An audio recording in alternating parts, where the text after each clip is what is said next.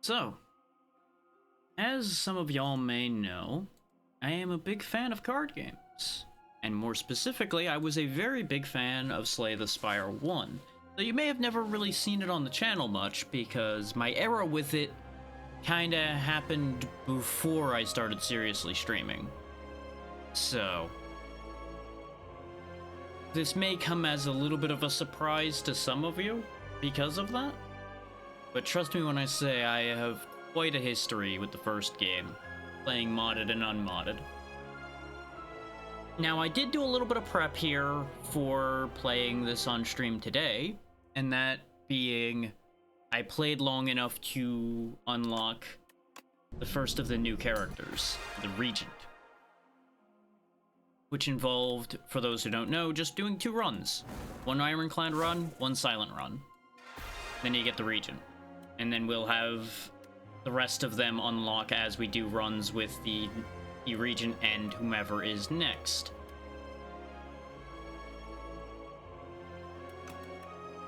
But before we get into that, I want to talk about a couple things. One, this timeline mechanic is really neat, is you unlock all of these little story beats and images as you go along, and this is also where you unlock new cards. So that's fun. I really do like that idea. A lot of them come from score, some of them come from doing various acts with various characters. More of these will appear as you unlock mechanics and characters in the game as well. Like, since we don't have the other characters, you'll only see the ones for Silent, Ironclad, and Regent right now. My Silent run was also incredibly sloppy because I was rushing to not have it interfere with when we were starting. So, I did not unlock even half of the things I did with the Ironclad run. Which, I'm gonna say this even though it's gonna curse me.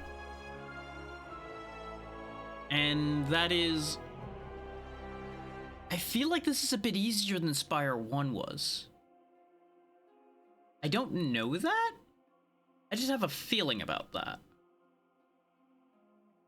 Because literally first run ever with Ironclad, we flew straight to Act 3, and if I hadn't been being very lazy, it probably would have been like a winning run right off the top. And I recall Spire 1 being a little harder, even without Ascensions. But at the same time, perhaps I just was worse then. Who knows? But, all that rambling aside, let's get this going, shall we? Divine Right, start a combat, get 3 stars. I'm gonna assume that's the energy symbol for Regent, which is interesting. Heir to the Throne of Stars, wield cosmic powers, but his minions do the work.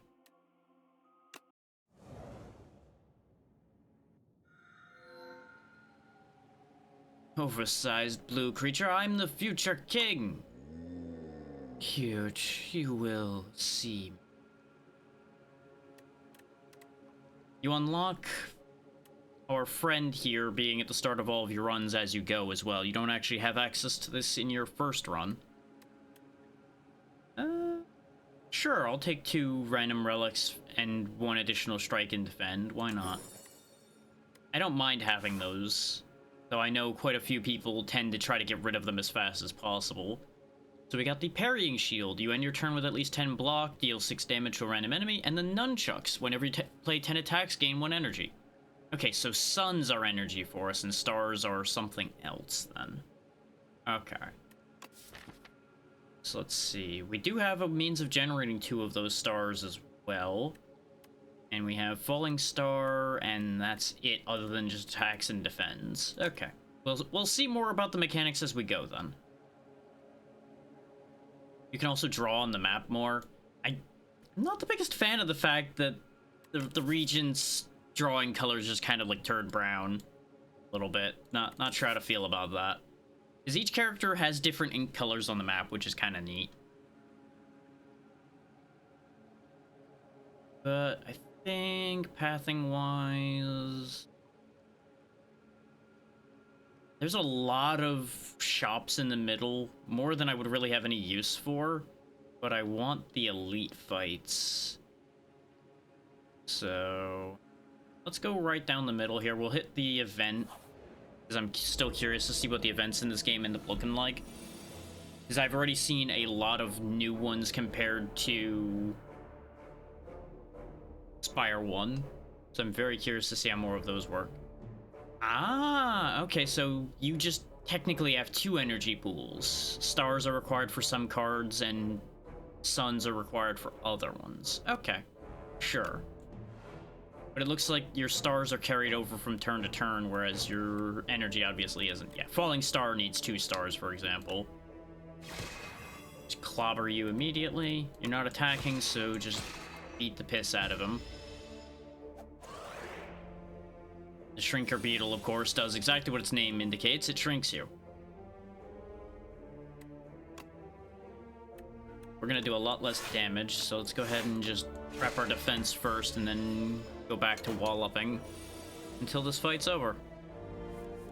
Nothing complicated here. It's early on yet. Grab the gold and the free skill potion. Skill potions give you 1 out of 3 random skills, and it is free to use, so it'll be very handy in an emergency. Vertical Wall, gain 9 block, return this card to your hand. It only costs 2 stars, and it's 0 cost otherwise, so that's very good. Glitter Stream takes 2 suns, gain 11 block and 4 blocks in the next turn. And Solar Strike, 1 cost, deal 8 damage, gain 1 star. I do like the idea of cycling resources like that. And you know me, I'm aggressive, so give me that Solar Strike. I was very tempted by the free block that gets put back in your hand, though. The Birdana's Nest. You spot an enormous shambling beast chase off an injured green bird. In the alcove the bird fled from, a single unguarded egg lies abandoned. Your stomach gurgles. So we can either eat the egg and gain 7 health, or take the egg and add the Birdana's egg to our deck. Birdana's egg is an unplayable card that can be hatched at a rest site to do something. We have 75 health. We'll take the egg. You gently scoop up the egg and stow it, thinking it may hatch into something useful later. The shop is a little different compared to before. Like, you actually have a little bit more to look at in here, for example. And then the carpet of sales here is mostly the same. Card removal service button is a little more obvious. Let's see, so we got Crush Under, which costs 1, deal 7 damage to everything, and take away 1 strength from all targets. Hegemony, deal 15 damage, gain 2 sun energy for 2. Glow, which costs 1 sun, gives 1 star, draw 2 cards. Cloak of Stars takes 1 star, no suns, gain 7 block. For 2 suns, Spectrum Shift. At the start of your turn, add 1 colorless card into your hand. Dramatic Entrance, same as the first game. Name colorless, 0 cost. Innate, deal 11 damage to all enemies, and it's gone from the deck for the rest of that fight. And Secret Weapon, colorless, 0. Put an attack from your draw pile into your hand, and it's gone for the rest of the combat. Not gonna worry about these artifacts right now because we can't afford them. For fun, I'm gonna take Spectrum Shift because I'm curious to see some more of the colorless cards. And we'll grab Crush Under because knocking some strength down on our enemies will be useful. We could hit a huge chain of events here, but I want the elite fights, so we'll go ahead and head on down the left. Based on our current setup in our hand here, we can go ahead and use Spectrum Shift, because we can make him weak, and we'll only take a modicum of damage. A whole 4 is nothing really to worry about. Panic Button gives 30 block for 0, can't gain block from cards for 2 turns. Not really something I was hoping to get right now. I'll be honest with you. Knock his strength down again. That 1 block will take care of that. Continue walloping.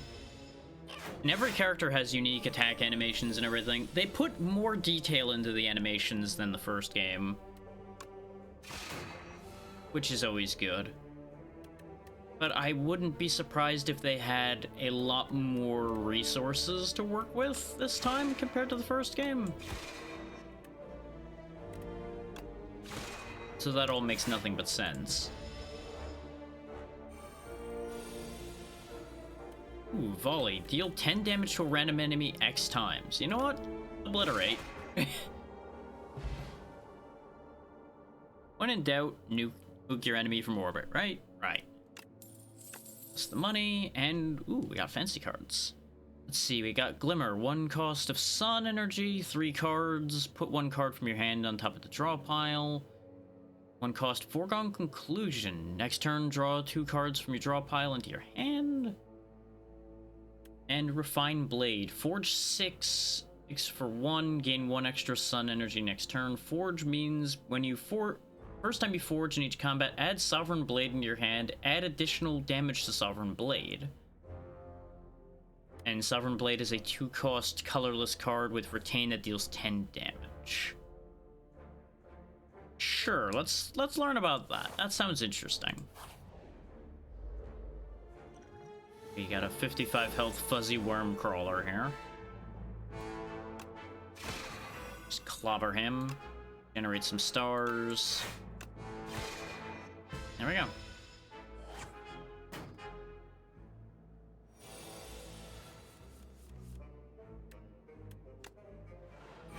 There's the Sovereign Blade. You'll notice since we forged it for 6, it immediately gained that 6 damage, so it's 16 instead of the 10.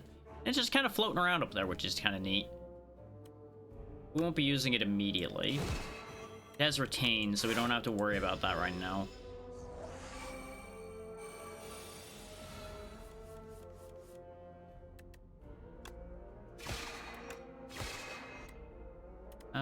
We can't kill this turn. In hindsight, if I had swung the Sovereign Blade last turn, we probably could have killed this turn. It is what it is. It is nice that it actually animates the blade flying forward when you use it.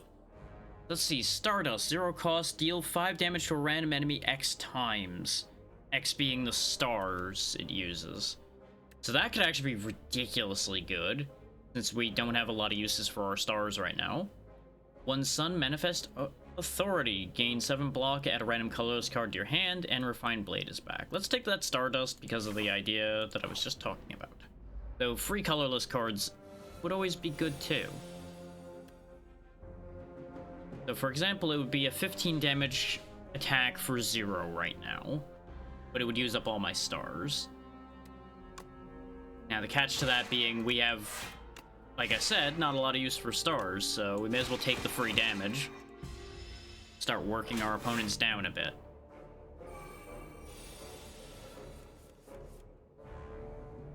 Considering the damage coming in, I do have to avoid Spectrum Shift this time, unfortunately. As much as I would like to have it, I need to mitigate some of that damage coming in. Yeah, we could just get 2 of our stars back. We can also get 1 back from Solar Strike, so... not really a big issue there, but I think... no, actually, 2 defends... and then Solar Strike, the one that has less health. Because we can't just let them keep stockpiling and attacking. It's just gonna end poorly if I screw around too much. Rush under to knock that strength back down. Knock 1 of them out of the fight. Oh right, I don't have any stars. I'm so used to being able to just play Falling Star all the time, forgetting completely that I've ruined my ability to use that for this fight without spending more. And there we go, Sovereign Blade takes care of business. Let's see, we got Kingly Kick, which I'm not going to use at all, probably, because it is 4 Sun, but deal 24 damage whenever you draw this card, reduce its cost by 1. So it has to sit there and cycle through your hand to become usable. That's a choice. Convergence, 1 cost, next turn gain 1 sun, 1 moon, 1 star, retain your hand this turn. So it's a stalling tactic in case you need to build up to something. Quasar, 0 sun, uncost, 2 star cost, choose 1 out of 3 random colorless cards to add to your hand. Let's go ahead and take Quasar because I'm still intrigued by this idea of just a bunch of random colorless cards to mess around with. Got the Frog Parasite. 61 health, summons something when it dies. It's giving me a bunch of status effects. So we can get away with using our power here because it's not going to hurt me. Well, directly. The fact that the borders of those infestation cards wriggle upsets me. There's plenty to be interested in here, yes. Quasar for... So we got Prolong, which costs 0. Next turn, your gain block equal to current block. Production gives you 2 energy. And Bolas, deal 3 damage at the start of your next turn, return it to your hand. That has potential just because it's free damage. But based on our hand, I think I'm actually going to take Production. Because we couldn't quite afford our whole hand, but with Production, we can. And Omni Slice is a cost 0, deal 8 damage. Damage all enemies equal to the damage dealt. I used this to great effect with the Ironclad run I was talking about before. Which is why I wanted to be able to play out the whole hand. Because it would deal quite a bit extra. Stratagem, 1 cost colorless. Whenever you shuffle your draw pile, choose a card from it to put in your hand. It currently goes. Not a lot has happened yet because we've only just started. But Region is proving interesting so far. How are things going for you, Callista?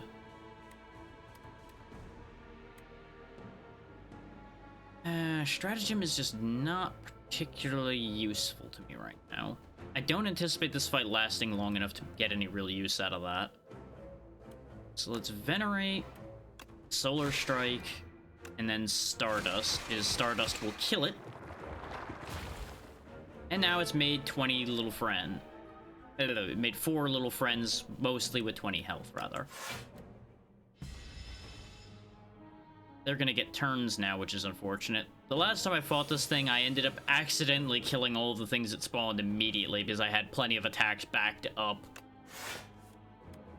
Oh joy, I got Stratagem back. That's clearly what I needed right now. I don't think they're threatening enough to bother with the skill potion. Let's just refine a blade. I'm not gonna be able to kill any of them this turn, no matter how I math this. So I have to, at the very least, block.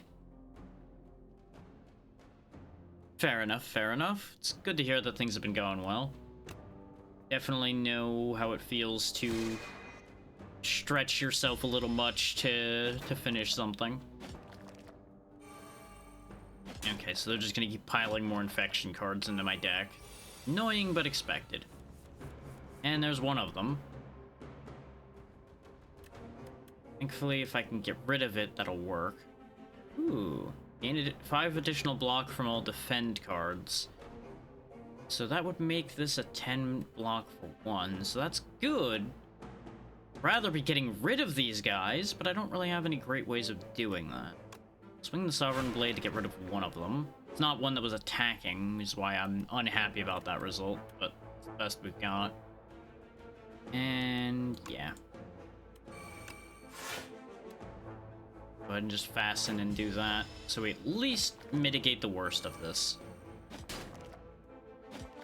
This is just not really off to a fantastic start. Secret Technique, give me a defend. This is the only skill left in the draw pile. I don't have any stars for Quasar. At least we can knock their strength down a bit. And we can kill at least one of them. So we have 14 in hand. Let's kill the one that's attacking then. There we go. Means I don't need to use this defend at all, but I have no reason not to either. So it'll at least deflect the infection.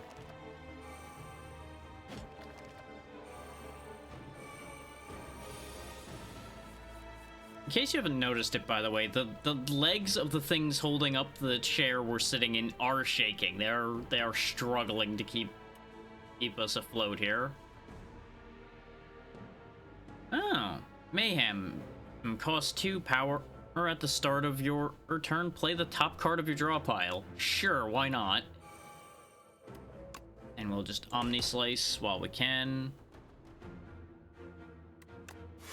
Nice.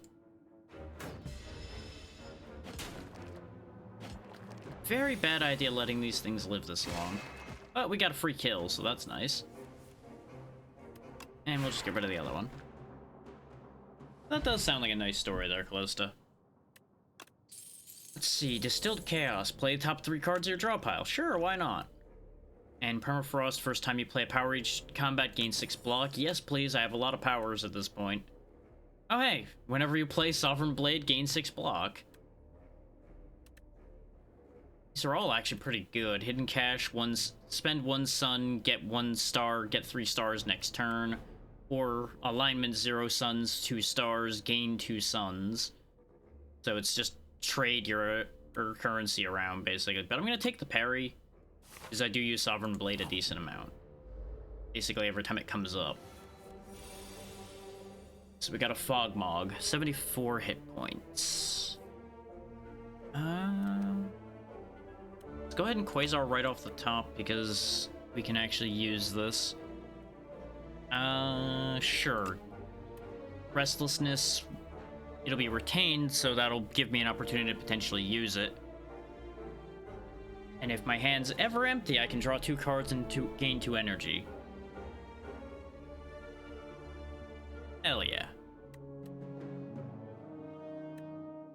You'll love it when a happy ending happens.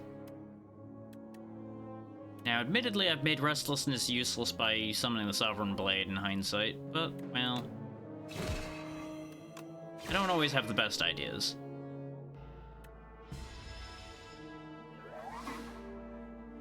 Ah, it summoned an eye with teeth. And every time it dies, it'll come back next turn.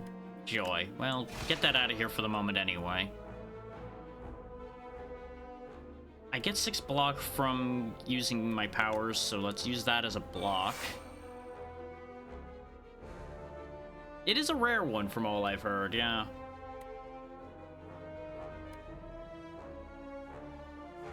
Yeah, actually we can just use that as another power to get more block. Oh right, but it's only the first one. It's fine. It'll still be useful for later in the fight, potentially.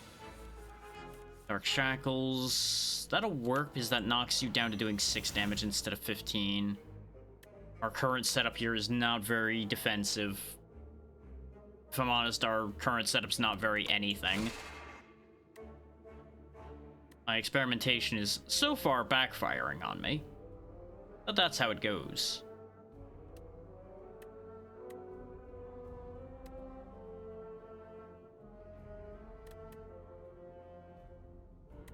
Doing math in my head, don't mind me.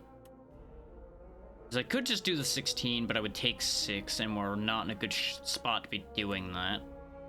But our only real defensive option here only gives us 5.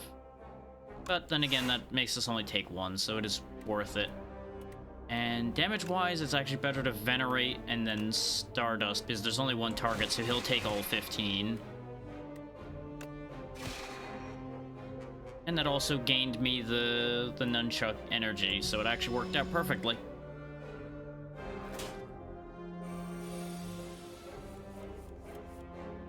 Random card in your draw pile gains replay 2. That's great and all, but don't really know how helpful that's gonna be right now, game. Thanks for that, though, I suppose.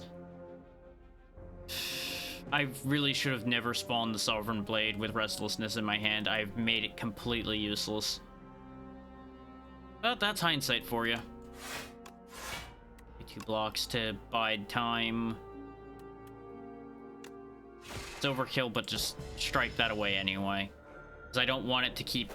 I'm trying to keep it from doing anything, because the status cards are going to make a big problem worse. Ooh, Salvo. 12 damage, retain your hand this turn. That could be huge, if I had a hand I cared about.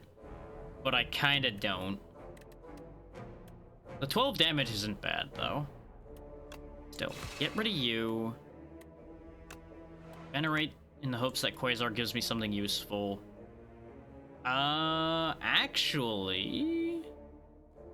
that almost worked. That almost worked. The problem is... production gets me almost able to use Restlessness. but only almost. It's still the best choice we have in that set right now. But the problem is, you'll notice we're still one short of being able to get rid of this hand. And since the Birdonis egg is unplayable, we still wouldn't be able to have our hand be empty. But we can get a lot of work done here.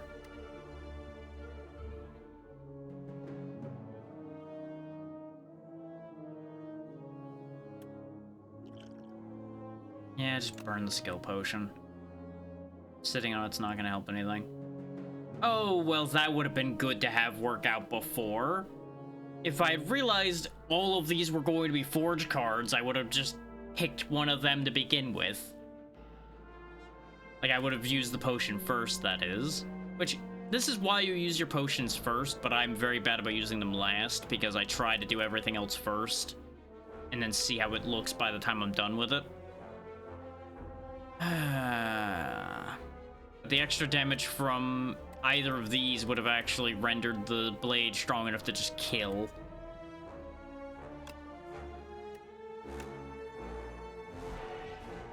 That puts the blade back in my hand. We're just gonna have to tank that hit because we don't have a choice at the minute.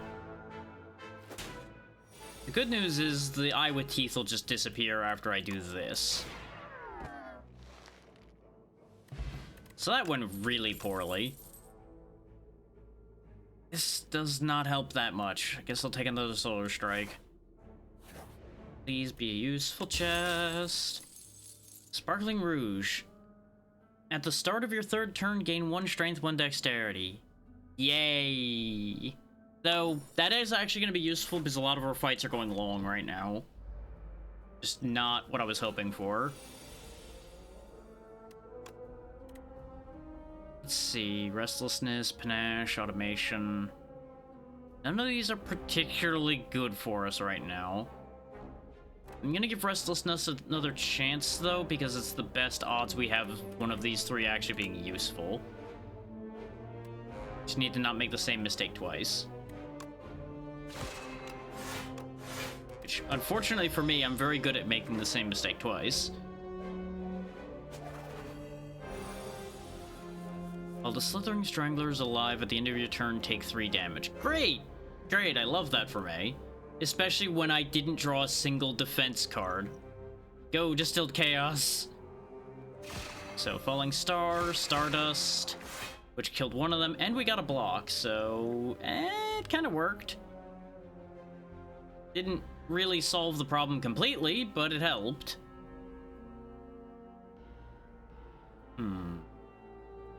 Yeah, there's not really anything else I can do to do anything meaningful here, because the Dexterity Potion won't help anything.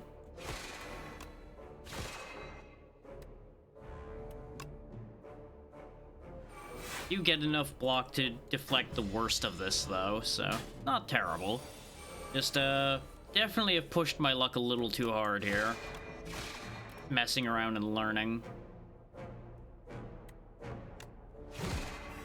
Next turn we'll win, but we are in very bad shape. And the fact that we're in very bad shape is what I'm concerned about. I may have been a little too greedy with my path choice here. Well, 1 buffer's nice, because that'll deflect 1 attack completely.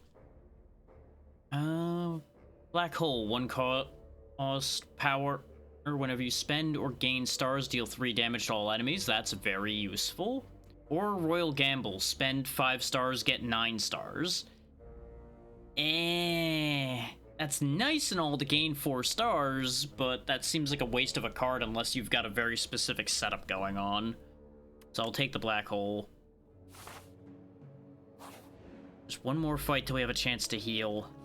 Snapping Jackfruit and a Flyconoid, huh? And they're both attacking right off the top, so that's a shame. Just gonna drink all my potions right away then, because we are in a bad spot. That's still only 6 defense. And we have 13. So yeah, the buffer is gonna be necessary, which is what I thought. Would the buffer have been better for deflecting a heavier hit at some point in the future? Yes. But if you don't live to see that heavier hit, it wouldn't matter. Too many mistakes have been made before this. We'll take Dramatic Entrance, because at least that does something in our current situation. And we're already blocking the only attack, and we don't have any attacks of our own, so Spectrum Shift's probably our best choice. Give us more actions we could possibly do in a turn. Potentially turn things around. Especially when you draw something like Mind Blast, which is the exact amount I needed to kill one of my enemies. I've got very bad news otherwise, though, because I drew none of what I need to live. Is with us... Actually, no, because this is already accounting for vulnerable. So we will live through that, just barely.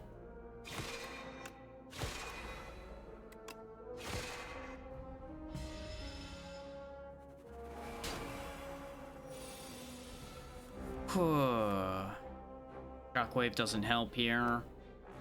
I can, however, just kill him so we can get out of this situation. And that's why it was necessary to burn all my potions there. Yeah, I think Cosmic Indifference is the play here. 1 cost, gain 6 block, put a card from your discard pile on top of your draw pile.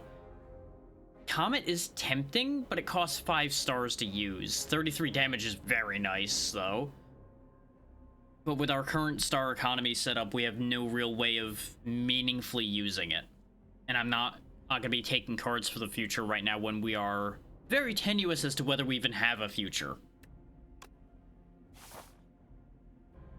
And I would really have loved to get that elite fight and that shop, but I need the healing from the campfire. There's just no other choice. It also means I can't hatch the egg right now. But that's just the way this is. Regent just might not be the deck for me, too. That's entirely possible. It is a unique and interesting one, but it is a little goofy. And that's usually exactly what I like. But I'm still adapting. So a little goofy doesn't always work out. We'll take Fisticuffs out of these choices, given our current situation. We'll Refine Blade for next turn. Hit him.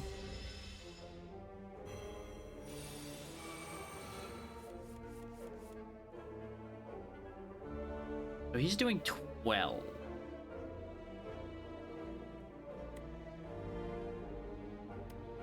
It's Cosmic Indifference. Put Fisticuffs on top of the deck. Defend 1, that takes care of all the damage coming in. And we're gonna Spectrum Shift. Actually, I should have Spectrum Shifted and not used the 1 defend. I could have then Venerated instead. I keep not accounting for my own ability to gain extra defense when I use a power.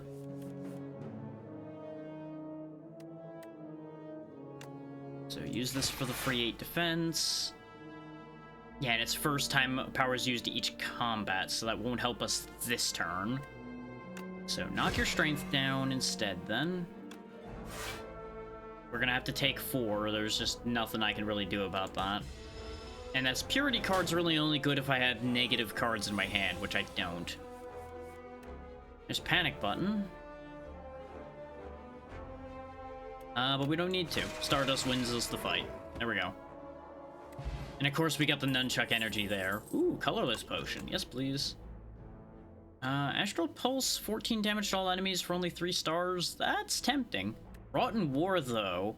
Forge 5, deal 7 damage for 1. I'm taking that. Is it something I can guarantee to use instead of, if I draw it at the wrong time, having taken another action, I can't use it? Our block up. I'm tempted to just burn the Colorless Potion straight away, because we do have 4 enemies in front of us here. And this hand is less than impressive, so sure. I was hoping for something that would give me a healing ability, but we're taking Rolling Boulder. At the start of your turn, deal 5 damage to all enemies and increase this damage by 5. So basically, in a couple turns, this fight will end itself. I think that's our best call in a situation like this.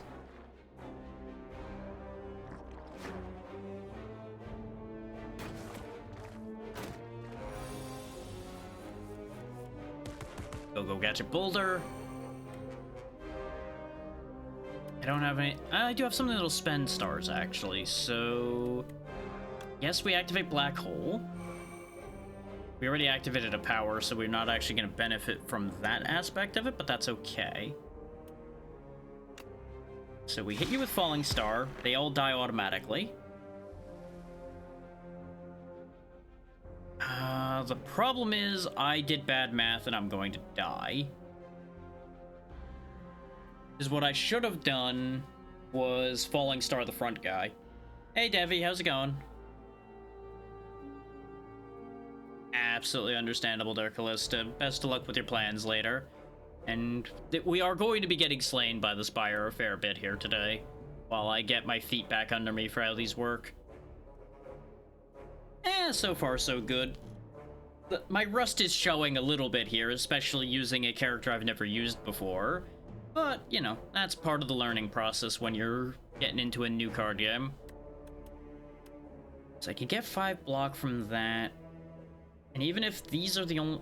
actually, no, if these are the only 2 left, that is 19. So if I block for 5, that's 14. I have 3 left. So I can live this, it's just not going to be good.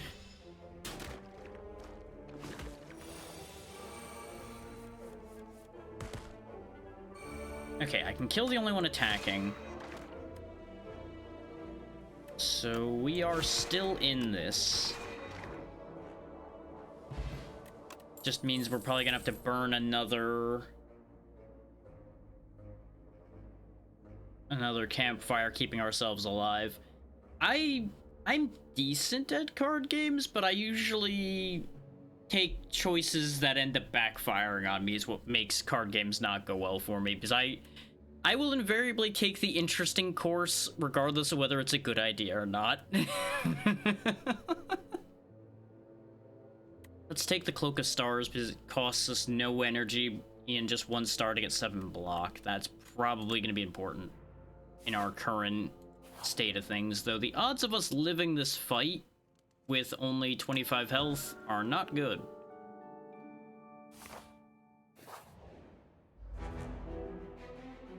So we got the Kin Priest and 2 Kin Followers. The Followers both have 59 and 58 health, and the Priest has 190.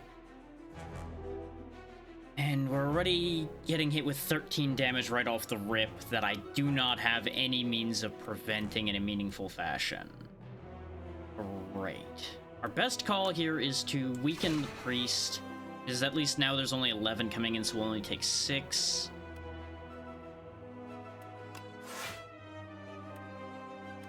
And we're gonna refine Blade so we have the energy for next turn. Otherwise, the idea would be to attack twice. I'm a little worried about what the Followers can do, so I'm probably going to clear them first, even though it would be wiser for me to just focus the Priest down, because they would leave after the Priest is taken out. Okay, there's the Cloak of Stars. Oh, my me. So you know how I said the run was over earlier? It might be over now. I need to do some math. And don't bother venerating. And my defense only going to do 3. That's 8. That gives us 27 health. It's 15, 19. We live this turn. But not well. Go ahead and hit him with the blade straight away. Hit him with some more damage. And we just gotta hope that they don't go wild a second turn in a row.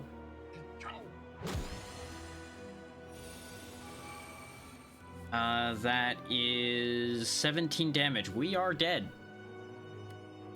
Unless Quasar would give a... Well, yeah, I can't even use Quasar, so it doesn't matter. Yep, this is just so over. I'm not even gonna bother spending the turn time. That definitely was my worst run of this game ever since I booted this up in the first place. But that's not a shock, considering streamer debuff and new character.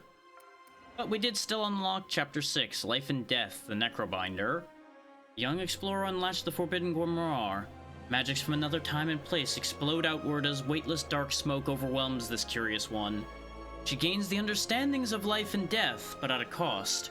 Her skin, hair, and organs rapidly rot away as her soul is forcibly bound in the locket in her pocket. The grimoire whispers, "If you die, I die, and if I die, you die." And there we go, we now have the Necrobinder. So we will carry on seeing new content.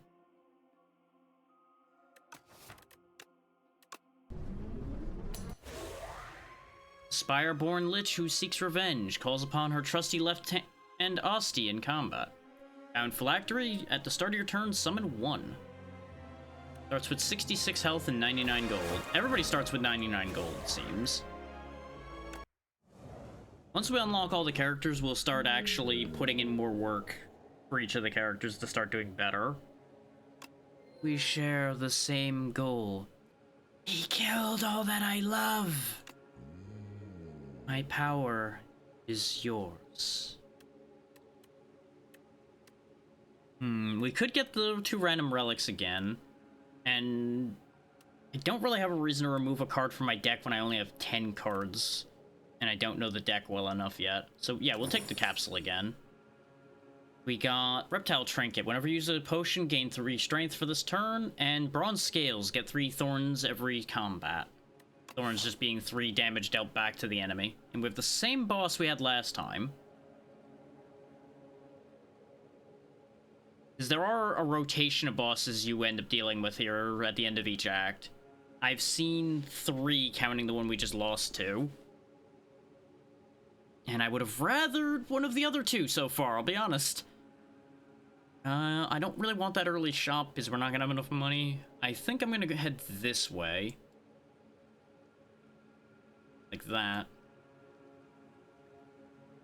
I'm sure the map drawing is probably more useful for multiplayer, but it's also good to illustrate my thoughts for all of you. We are going to be missing out on a lot of the elite fights with the route I'm taking, but at the rate I'm playing today, elites aren't going to be a priority, it seems. Okay, Asti absorbs all unblocked attack damage. So that's good to know.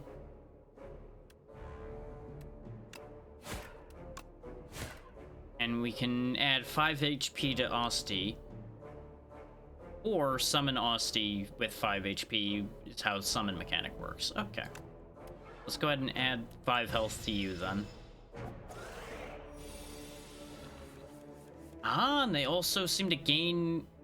Right, because of the Phylactery being summoned 1 every turn. That makes sense. Okay. Ooh, Unleash. 1 cost. Asti deals 13 damage. Deal additional damage equal to Asti's current HP. For 1 cost, that's actually really strong. Like, unless Asti's dead, basically. Though even without that, 13 damage is pretty good for 1 cost. So we're definitely using that.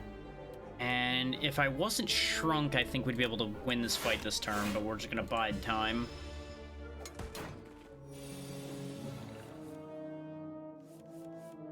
Yep, there's Unleash again, so just give him the big bone fist. Feature the Cure-All, 1 energy, draw 2 cards. It's very good in the form of a potion.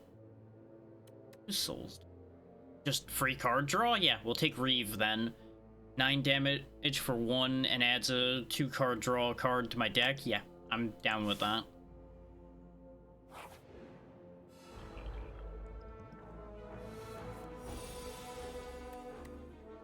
Yeah, a big part of why I voice all my thoughts along the way, other than just so it's not dead air all the time, is so that for those who may not be as familiar with card games, I roll out the whole logic for y'all. So it may hopefully help people learn.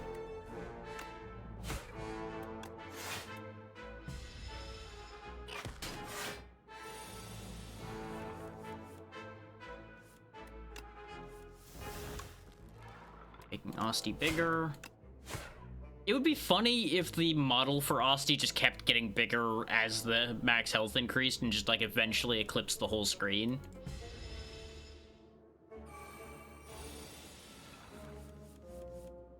I'm willing to bet somebody will make a mod for that if the modding ends up being anything like the first game. So let's see, we got negative pulse. Pulse 1 cost, gain 5 block, apply 7 doom to all enemies. At the end of the enemy's turn, if it has at least as much doom as HP, it dies. And so, 1 cost, retain, deal 8 damage to all enemies, and Wisp, 0 cost, gain 1 energy, exhaust. I'm kind of down with negative pulse. Because part of my logic with negative pulse is any enemies that are just like real weenie type enemies will just die immediately from it. Weenie types being things that are like sub 10 hit point enemies.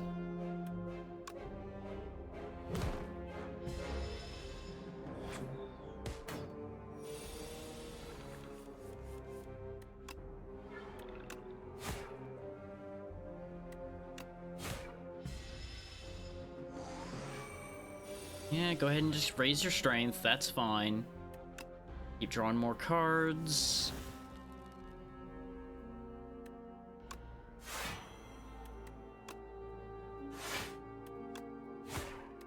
How long does it... Seems like the Doom never goes away, too. It's just like a constant thing that they have now. So as soon as they hit 7 health, they're just gonna die at the end of their turn.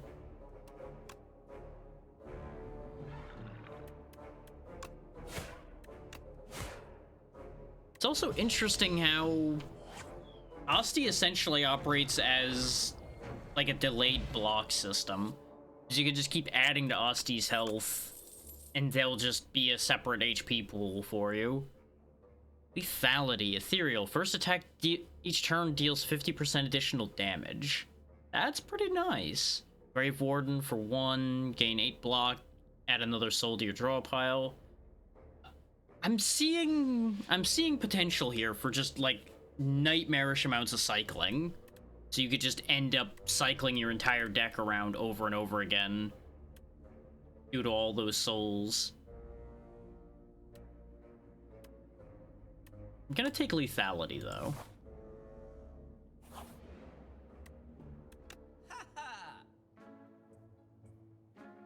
Right hand. Asti deals 4 damage. Whenever you play a card that costs 2 or more, return this to your hand and from the discard pile, but only if it's discarded currently. So that's useful to a point. His right hand has to be used before the benefit kicks in, other than just the 4 damage. So I don't think I'm going to worry about that right now. Debilitate for 1, deal 7 damage. Vulnerable and weak are twice as effective against the enemy for the next 3 turns. We don't have enough of either of those to make that particularly viable. Dredge, 1 cost. Put 3 cards from your discard pile into your hand. Exhaust. That has potential. Wisp, we've seen. Page Storm. Whenever you draw an ethereal card, draw a card. I'm taking that. Because again, it matches with the cycling idea I was talking about, where you could just run through the whole deck repeatedly.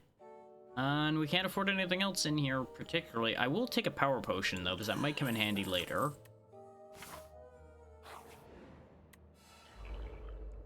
What the? Cubex Construct. It's just a pillar of stone jammed in the floor. Okay. Go ahead and get that put down. So we have lethality available. I'm not gonna negative pulse because I don't need to block, and it'll... Actually, we may as well burn their artifact, actually. Because that'll allow us to hit them with a different debuff later, in hindsight. Oh, it's open, it's hungry, and it's angry. And I drew no defense cards of any kind this time. So it's gonna end up blasting me. There's not a lot I can do about that.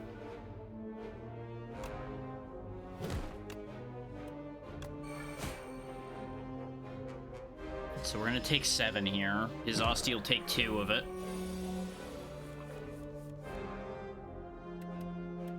Now I get all my defense. Okay.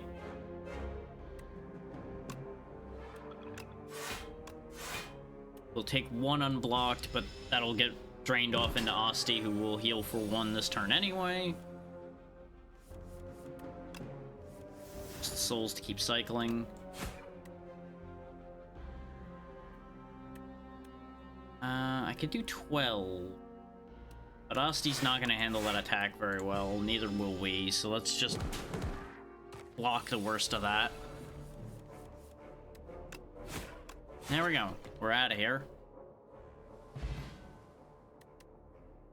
Explosive Ampule for 10 damage to all enemies? Sure. Let's see. We got Defy. It's an ethereal card, so it would work with Page Storm, but it's at 1 cost, 6 block, apply 1 weak, or no escape. Apply 10 Doom plus 5 additional Doom for every 10 Doom already on this enemy. Doom, doom, doom, doom, doom.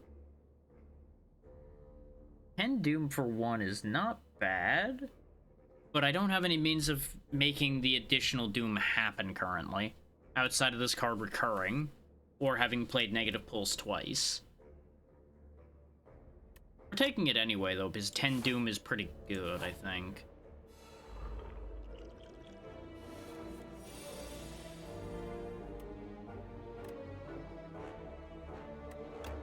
And 1, Reeve, and Unleash. If Asti gets knocked out this turn, which is fine, because he pops right back up again. Up Asti, because we're not going to have any means of blocking all of this.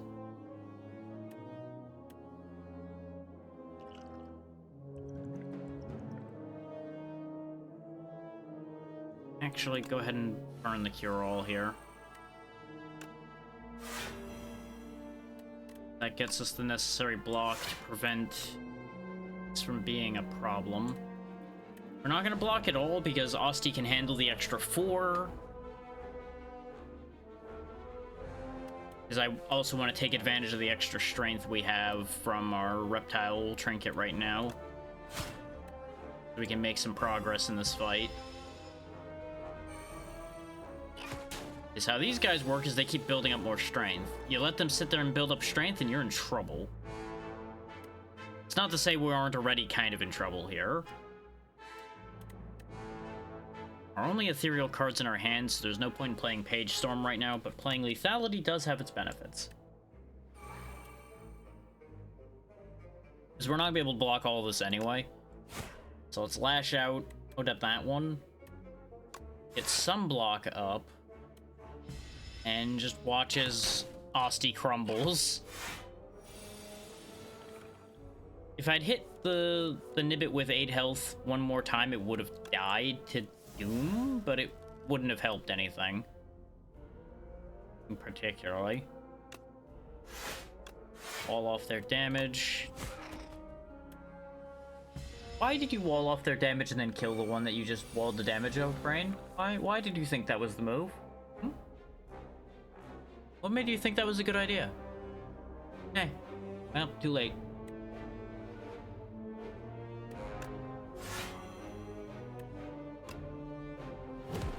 Definitely slam you for extra damage. Asti's gonna go down again.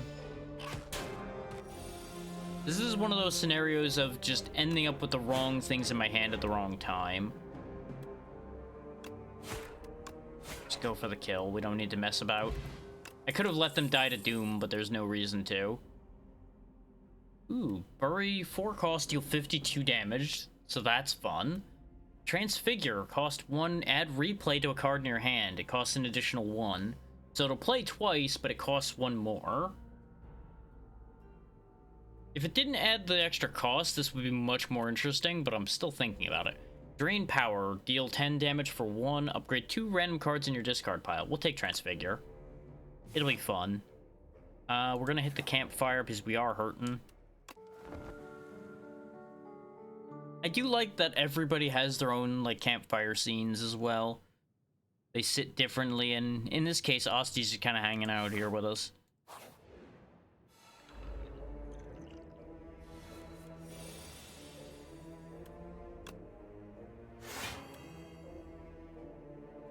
Yeah, go ahead and just stack up the Doom. We're gonna take 3 so Asti hits the floor, but Asti will get right back up. You know, I'm getting debuffed this turn, so I'm gonna do an experiment. What if I add replay to lethality?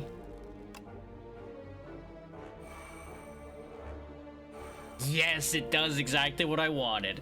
First attack each turn deals 100% extra damage now, so it does stack. I wasn't sure if it was going to stack as in making the attack hit harder, or if it was going to be the first 2 attacks deal 50. It could have been either. So it was a worthwhile experiment. We're going to take 6. Actually, no, we're going to take 11 unblocked.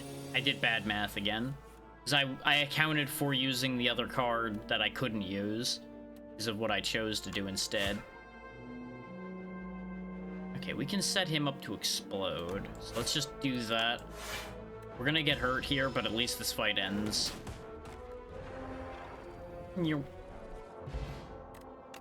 Weak potion gives 3 weak to a target.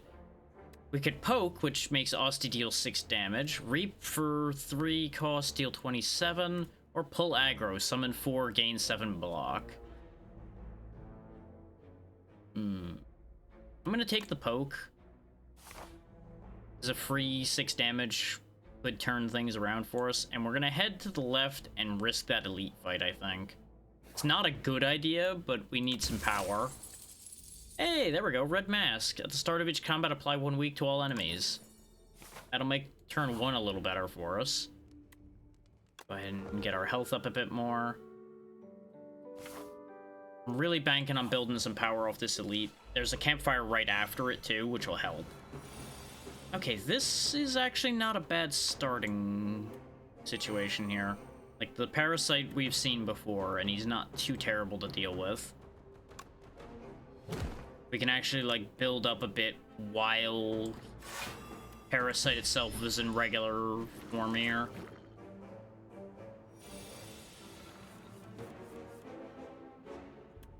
You know, unless I draw nothing but attack cards on the turn it's attack endgame. Hitting it with weak here is not actually going to do that much. Let's try the power potion.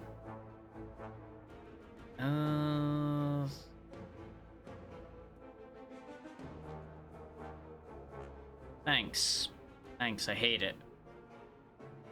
Let's take Slate of Flesh, because I think that'll be more useful to me when the pile-up happens later.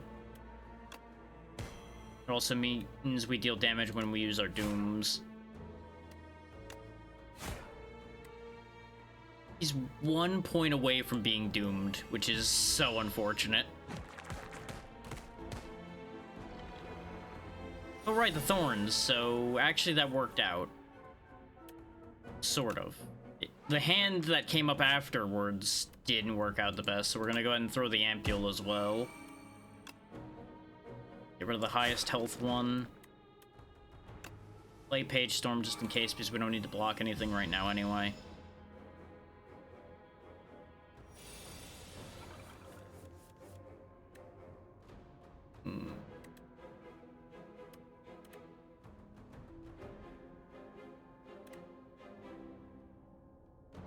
I have a funny idea, and I need to see if it'll work. What if we give Poke replay? That's what I was afraid of, is it pokes the same target, but the target's already dead, so it doesn't work. There was a 50-50 on that, whether it would retarget or not, in my brain, and, well, we lost the 50-50. This way Asti survives. Yeah. These hands, though, man. There we go.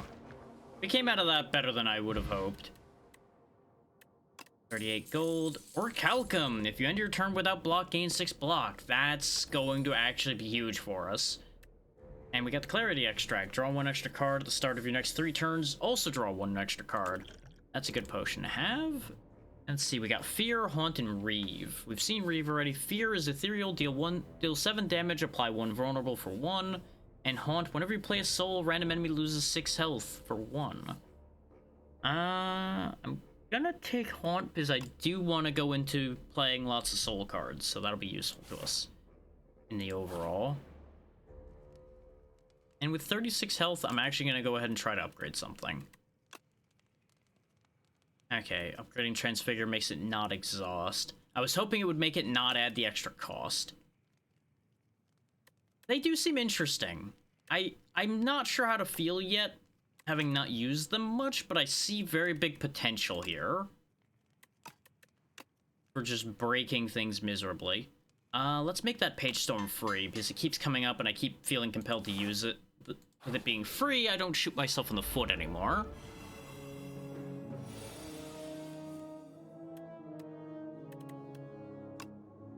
Personality. Oh yeah, I may as well talk about that since it just popped up. There is another 50% off discount running on all commissions right now, so if you have anything you need, now is the time to get it. We can just have Asti just obliterate one of you. So we'll take the one that has the higher health.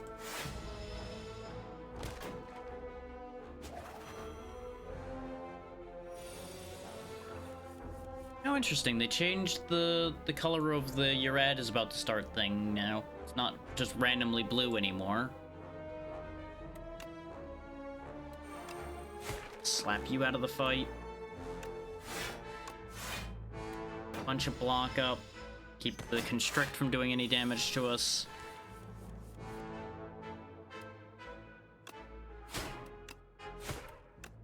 We can let the Orichalcum handle the Constrict this turn. We can still let it handle that, though this attack that's coming in is a concern.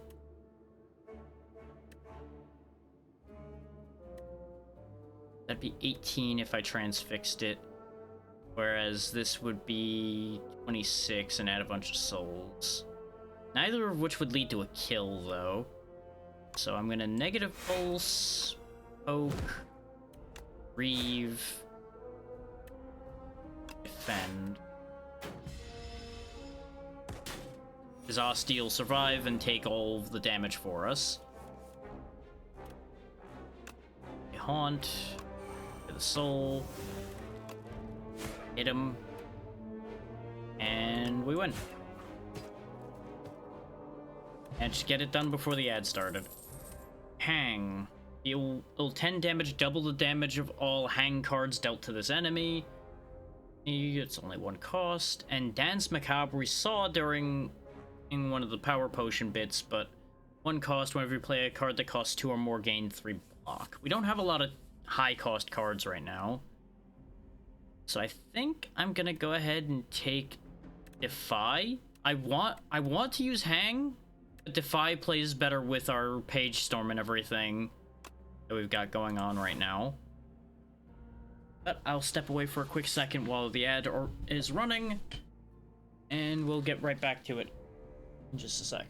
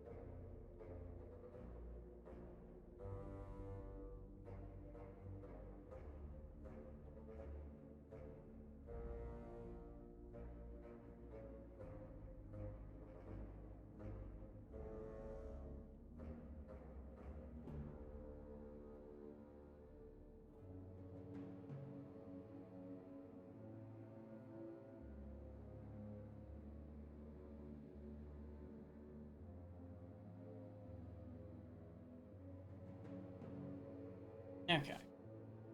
Well, the ad's running would be a good time to strategize pathing, but what do you know? I've only got a straight line left in front of me, so May as well just carry forward. This is an annoying set to have to deal with, but negative pulse is this is the exact fight I was thinking about when I was taking negative pulse. It applies doom to all of them, which means a light tap will kill both the ones in the back. Or in this case, we can just add some more doom to this one, so he'll die. Strike this one, he'll die. And the Orichalcum takes care of the damage that's coming in, so we take care of the back rank first turn without really spending too much.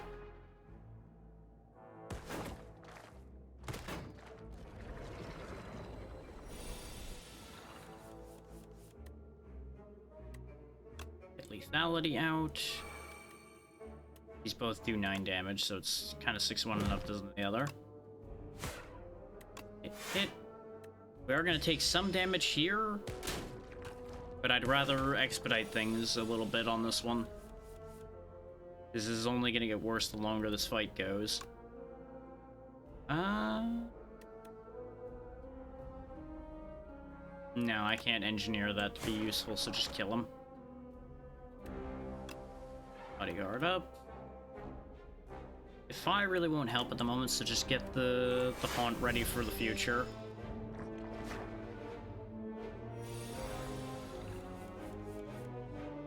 And this is why we buffed him up, is I figured Unleash was coming up at some point. And there we go. Welcome back from the ads, you didn't miss much. Ooh, Invoke. Next turn, summon 2, gain 2 energy. That is huge. We could put 3 Doom on ourselves and gain 1 energy for free, though, which is tempting. Just means we need to make sure never to go down to 3 hit points, otherwise we just lose. Yeah, you know what? Borrowed time is probably going to be worth it, actually. What does that upgrade to?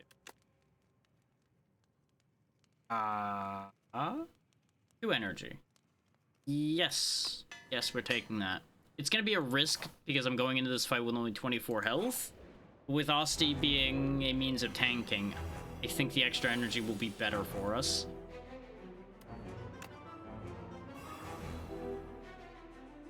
Why'd I use that? I just reflexively went, I have energy source in my hand, use energy source. And then realized afterwards that maybe that wasn't my best idea. But we can deflect all this damage, so it'll be fine. I'm gonna see about just killing the priest straight off. This fight seems like a case of the faster you get out of this fight, the better off you are. Okay. This turn's the one that's going to be sketchy. Let's apply the 1 week to you. I would love to get lethality out, but I think that's just not in the cards this turn. In fact, this hand really shafted me for dealing with the damage turn here. Get the weak potion on you too. As it stands, this is just bad news for us. This is like the worst possible hand we could have drawn for this turn.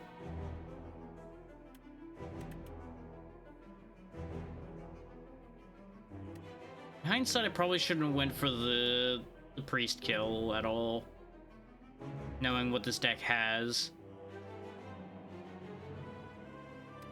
But, well, no point in worrying about it now. We're in for it.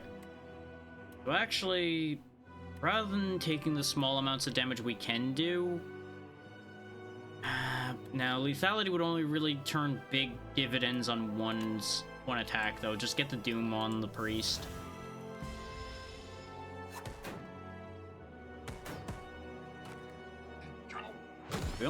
We did only take 6, so it could have been a lot worse.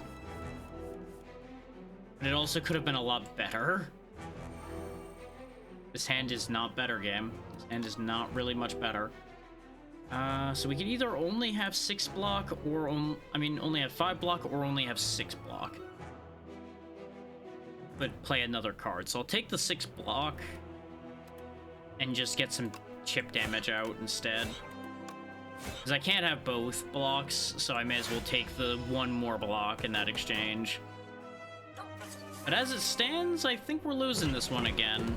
Because I was greedy right off the start and got a bad draw, so I think everything's just gone horribly wrong for us.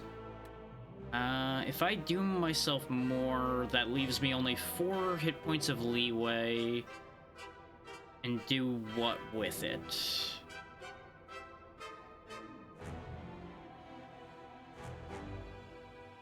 Actually, yes, I do that. This is a bad idea, but it's the only idea I've got left. Play Transfigure.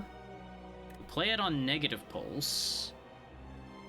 Actually, if I play it on negative pulse, that puts 14 doom on everything. Or I play it on Reeve and get 2 souls that'll help me later. I'm gonna risk the souls for later. And we're actually gonna start working down the minions instead. I'm bailing out of the kill the priest plan.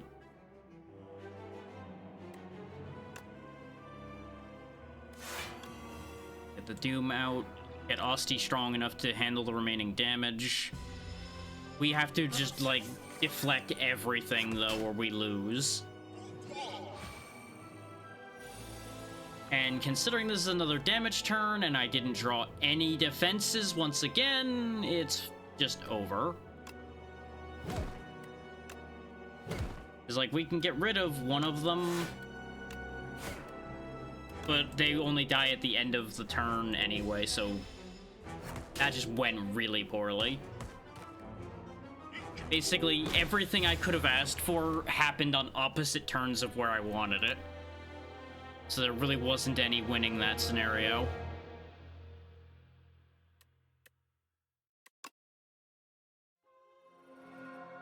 Even if I had went for the kin first, I don't think it would have mattered in that scenario. But Chapter 4, the reopening. The clouds turn maliciously as the capital trembles beneath a storm so violent that none dare to leave their homes. 12 days later, the rain stops. The clouds remain, but the flame has gone out. The Spire opens its doors once more. And that got us Beetlejuice, Mazzelith's Gift, and the Droplet of Precognition. I love, by the way, that in the 2 test runs I did before stream, I got at least to Act 2 both times, and now I've not even been able to leave Act 1. Incredible. And of course, Chapter 5, Booting Up. The defect reboots, surrounded by a wreckage of molten metal, ash, and thousands of dead bugs. Data log corrupt. Its core barely held together, limbs barely responsive. The defect scavenges broken panels and pieces from other constructs to patch itself together. That's right. The defect is ready. Unlock defect as a playable character, so the defect is back as well. All 3 of the main playable characters from the first game are here. And once we unlock all of them, we get the ability to play random. Welcome to your doom. It's already been plenty of doom there, Natra. Learning the new characters have not been going well. But I can bring back classic defect, it seems, so let's go break things with defect. Construct, what have you And we can transform our one of our strikes and one of our defense and lose max health, get 2 colorless cards, or just get a random relic. Let's take the random relic. We got the Captain's Wheel, 18 block on our 3rd turn. Hooray. Why do you keep giving me this goddamn boss fight game? I swear it knows I don't like the kin priest fight, so it just keeps giving it to me over and over again now.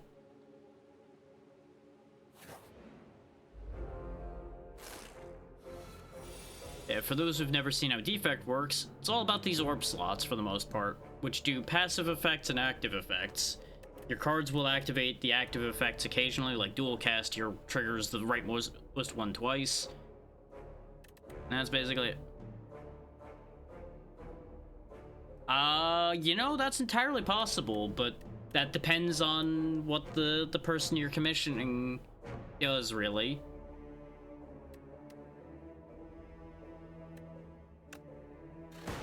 Like, depending on how far or fucked it is, you might be able to fix it, is the point.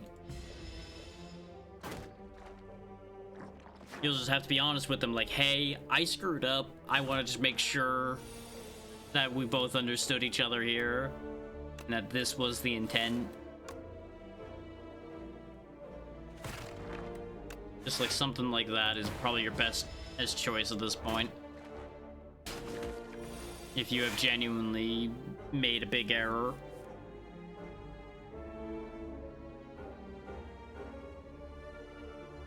Oh yeah, I wasn't even like considering it from the angle of having to pay more because I don't know about what the situation here is. I assumed you just like gave them incorrect information. Okay, I think I see the issue you're talking about now.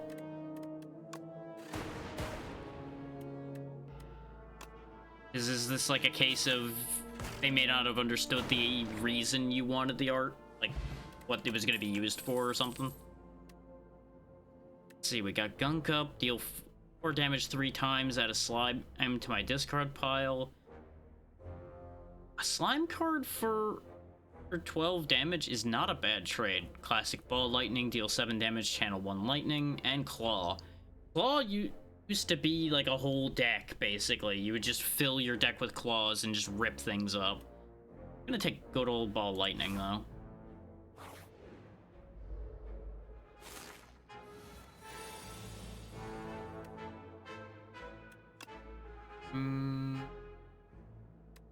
Channel the lightning. I would take damage.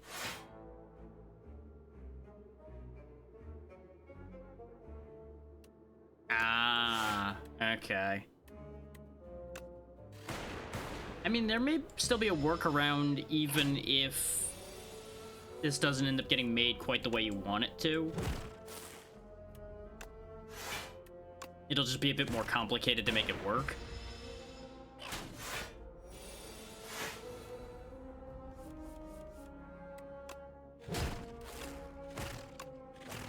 So, like, no matter how you look at it, all's not lost. Let's see. Skim, draw 3 cards. Charge battery, gain 7 block, gain 1 energy next turn. Yeah, exactly. Where there's a will, there's a way. It just... some ways are gonna have more scuff than others. Let's see. I'm gonna go ahead and take the Skim. His card draw will be useful for us later. Based on this layout, we'll go this way. 2 fights and then in the shop. There's that shrinker bug again. If he doesn't attack, we'll go ahead and set up the extra orb. Cycling my deck won't really help anything here, so just put a wasteful block down instead. Oh no, I'm tiny. Joke's on you. I don't have to do the damage. My orbs will do it all for me.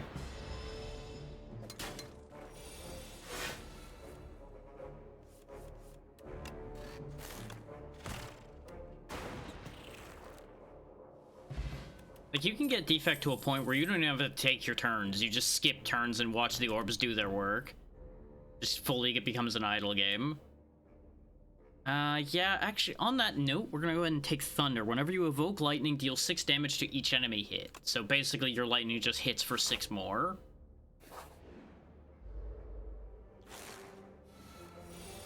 Dealing with you bunch right now is not exactly what I want to see, but we can make it work. Kill off the only one attacking. Now these defends are useless, but that's fine.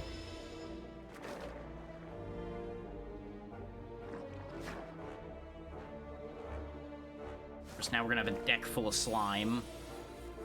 But that's fine. Our third orb up. And let's get Thunder up. We're gonna take a bunch of damage here because I was lazy about defending, but that's okay. I could have used my block potion as well.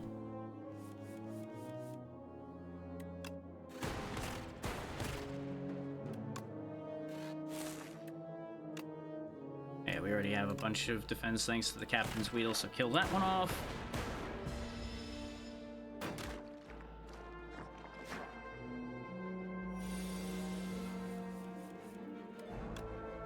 Now, something else y'all may not know is every time you end up adding an orb without room for more orbs, the rightmost orb will be used automatically.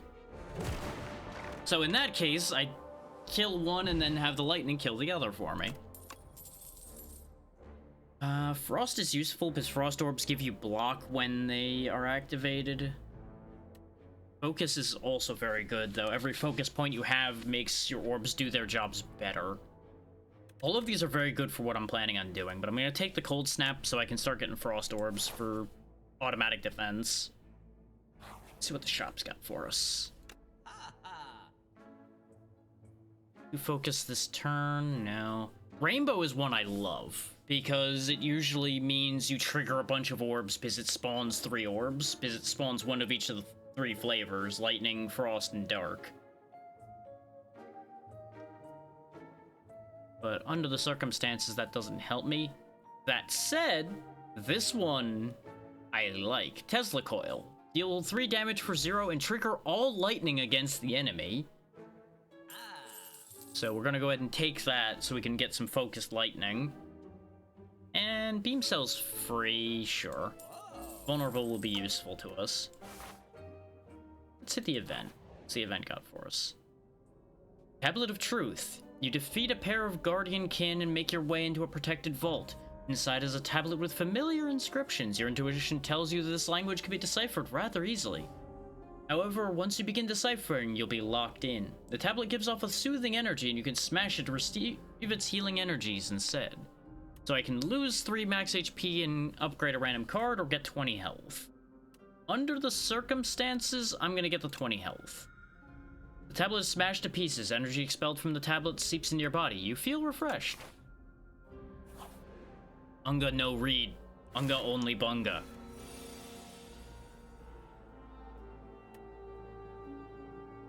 So it's YouTube bugs this time. Okay. Well, we can take care of all the damage with 1 block. Let's preemptively set up Thunder and then just start working the Shrinker Beetle over, because I want him gone more than the other one. His being shrunk is going to be a grand inconvenience to me with 2 enemies. Hit both of our lightnings channeled. I should have hit him with the vulnerable first, but brain went, oh yeah, there's gonna be a block in your hand somewhere. There wasn't. Let's just go and use our block potion. Elbow drop him. Get used to the sound of thunder, because it's gonna be happening a lot.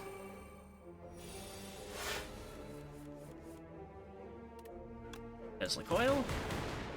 As you can see, it just strikes them with every lightning orb immediately, which is always convenient. Because we're shrunk, we're not quite gonna be able to get the kill this turn, which is annoying. But thankfully the lightning does the job. But as you can see, Frost Orb. Orbs give you 2 passive block at the end of turns, and if you evoke it, it gives you 5 block immediately. So it's the same as a defend, essentially, when you evoke it.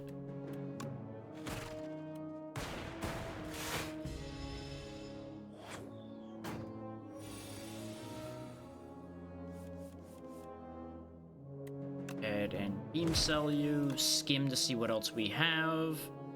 That's perfect, actually. We ball lightning to do a bunch of damage, and then we dual cast to kill. Nice and easy. Gigantification Potion. The next attack you play deals triple damage. Yes, please.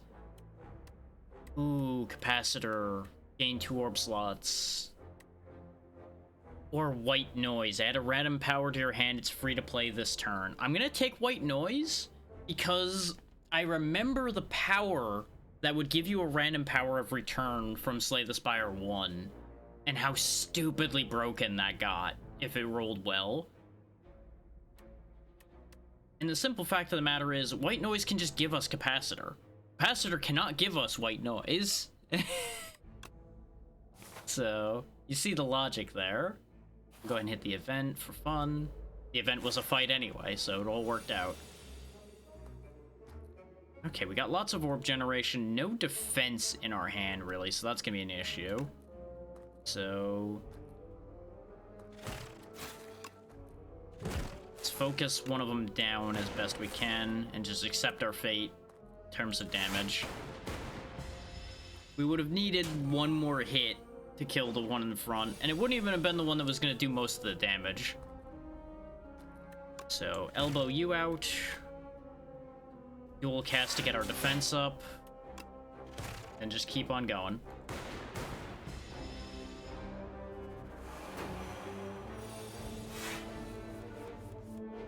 There's Thunder. Which actually will work, is I think it works with Tesla Coil.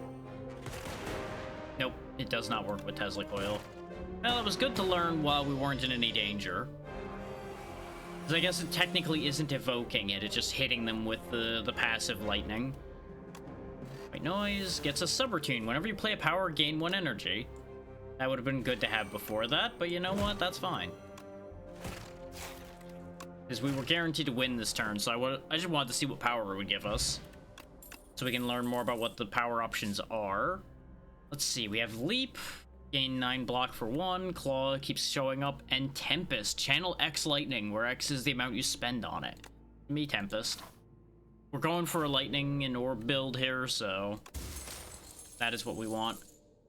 Mercury Hourglass. At the start of your turn, deal 3 damage to all enemies. We are all about our passive damage here, so sure.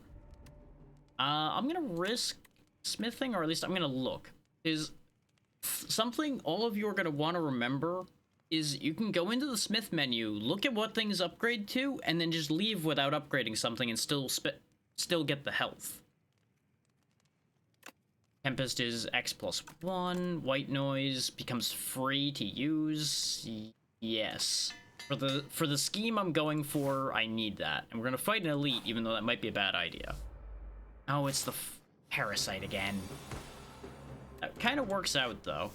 Spinner. At the start of your turn, channel 1 glass. Deals damage to all enemies, decrease damage every turn. Interesting. Sure. Go, Glass Orb. And we're gonna go ahead and Ball Lightning and Cold Snap. Since it doesn't attack on the first turn, it lets me set up my orbs like this immediately. And we'll be getting automatic evocations with the Spinner going on here. So at the start of every turn, our rightmost orb's gonna be ejected, basically. Okay, so passive 4 damage to all enemies, reduce its value. Evoke for 8 damage. Okay. Sure. With the Beam Cell. Now we dual cast. Zap. And just get our defenses up. At the end of the turn, he dies, spawns all of his boys.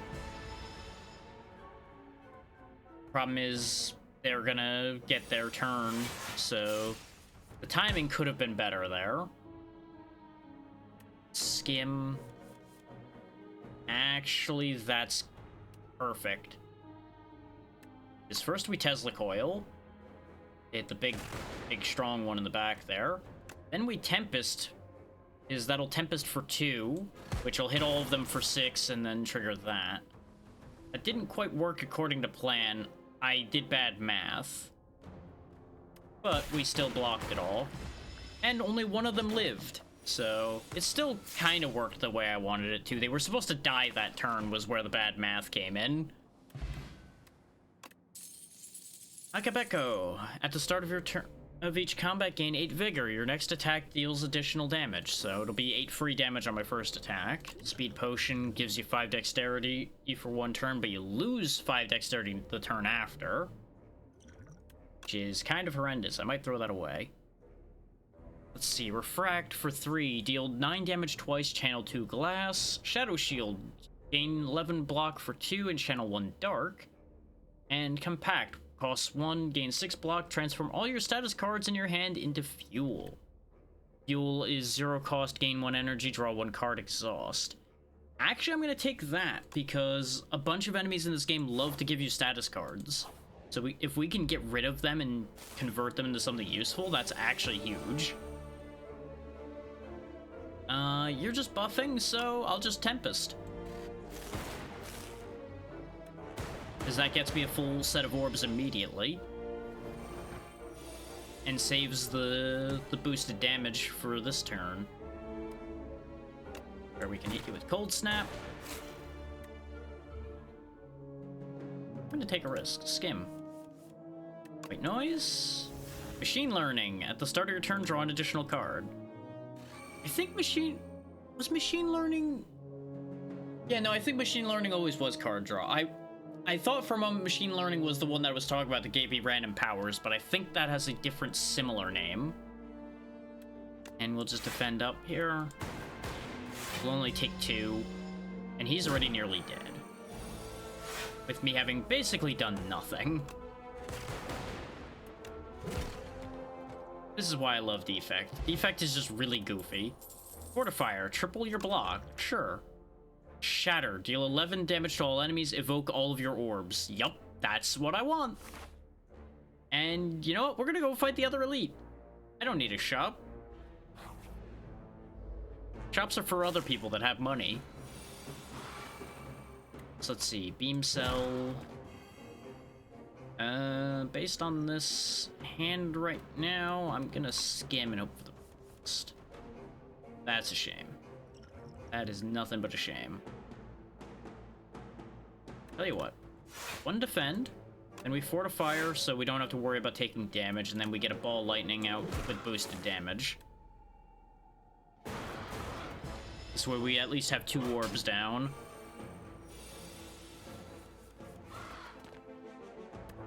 White noise gets us Feral. The first time you play a zero-cost attack each turn, return it to your hand.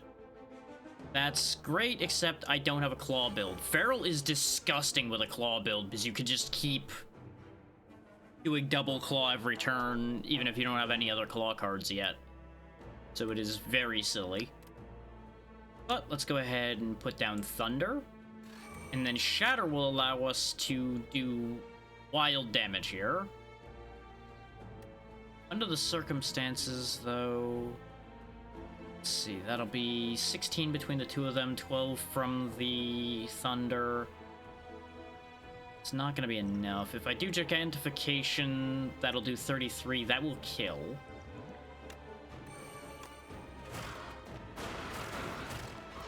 Let's just get that out of here. Not another speed potion.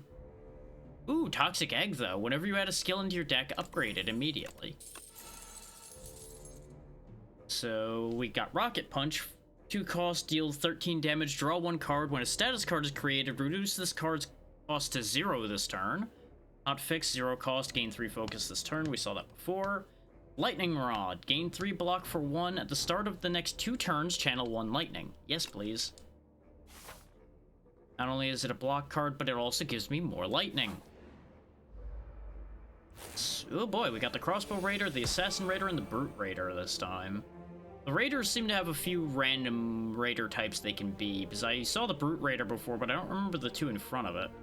I want to say there were different ones in a previous encounter I had had. Hey, there's the Capacitor. I now have 5 orb slots. That's not as helpful as I would have liked it to be right now, actually. But we can get rid of the Assassin straight off, so we're actually fine. Because the Brute can't hurt me thanks to the ice.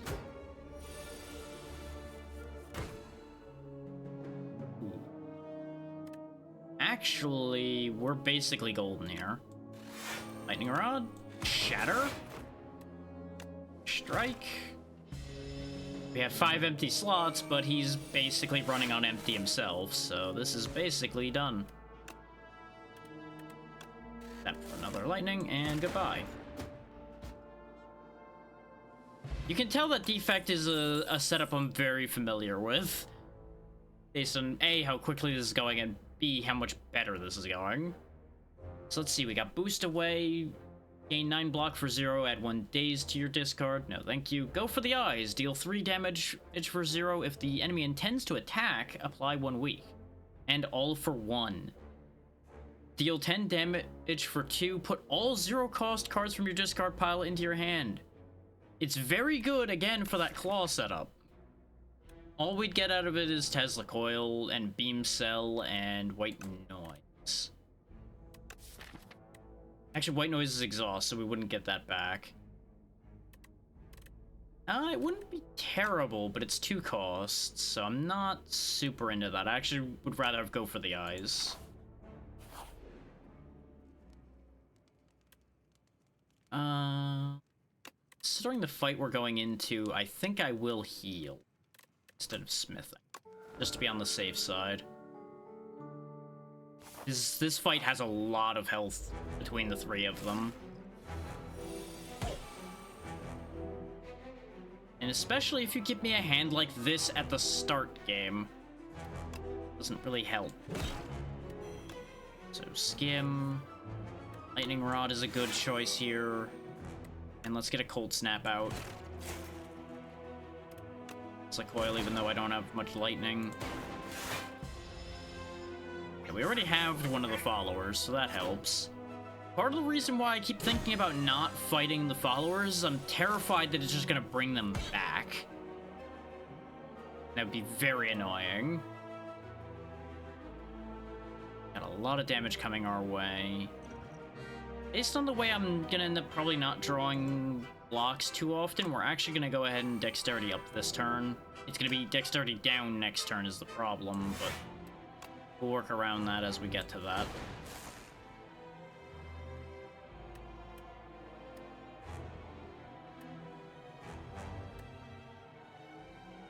I fucked up a little bit, but it's okay. The big problem is going to be the fact that the lightning is random. He's going to bite me in the ass a bit here. Lightning Rod wore off. White Noise, what do you got for me? Buffer. Prevent the next time you would lose HP. Sure. So first we ball lightning. That evokes one. Now we shatter, which will evoke a bunch. And that gets rid of at least one of them for us. We are still going to take a bunch of damage, but that's okay this time. Because it's 9, 17... Actually, no, we're fine.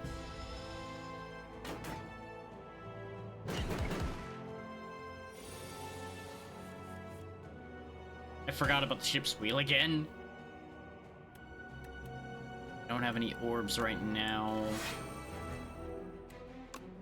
If I had any orbs, we'd actually been done with this kin follower already, but it is what it is.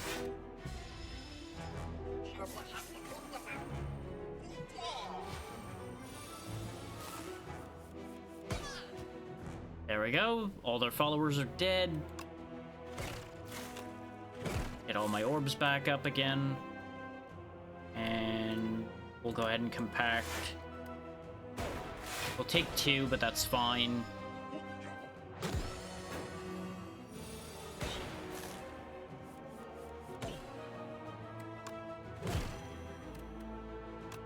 There we go. Let's get Thunder up. Get Zap out there. Just keep auto-lightninging as much as we can. This is actually a very good turn here. First we Tesla Coil. Then we Shatter. Then we Tempest. We're gonna take 15 here, but they have taken a lot more than that.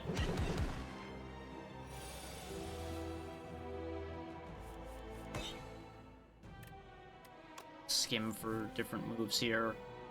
Well, we go for the eyes for free. Lightning Rod just to get more orbs.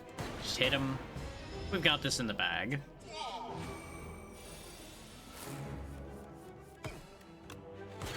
There we go. We finally got revenge on the damn Kin Priest. Invulnerable Potion. And we get a nice card. Meteor Strike. 5 cost, deal 24 damage, channel 3 Plasma. Plasma gives you energy, so Plasma is actually very, very good to have.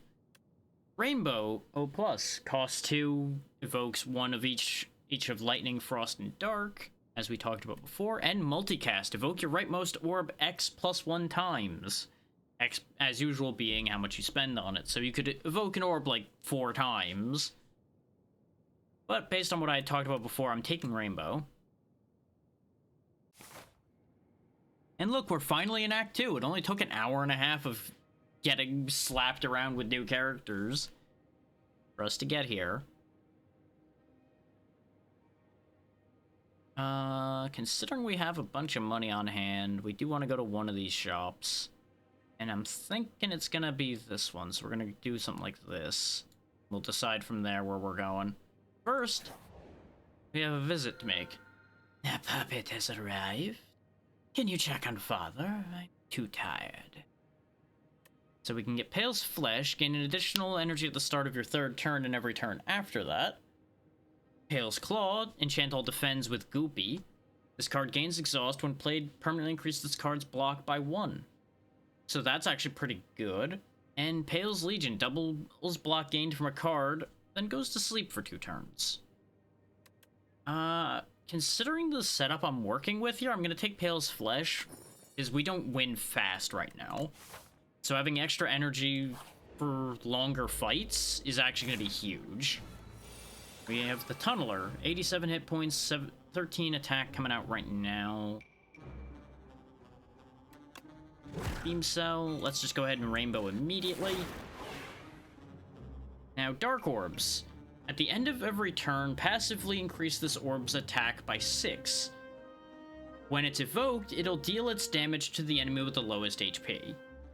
So, it can do some very nasty things if you use it properly. Right now, I'm just going to use Compact so I don't take as much damage. I could have Tempested, but it would Tempest for 0, which wouldn't do anything. You need Tempest upgraded if you want to use it for 0 and have it do anything. But there's Shatter, so let's just hit him with everything we've got. And immediately bring it down to 16 health. That's the Tunneler's ability, though. It burrows and gains a ton of block, and still attacks, which is the upsetting part of all of that. So you gotta dig through its defense in order to be able to do anything to it. Thankfully, we can block that much.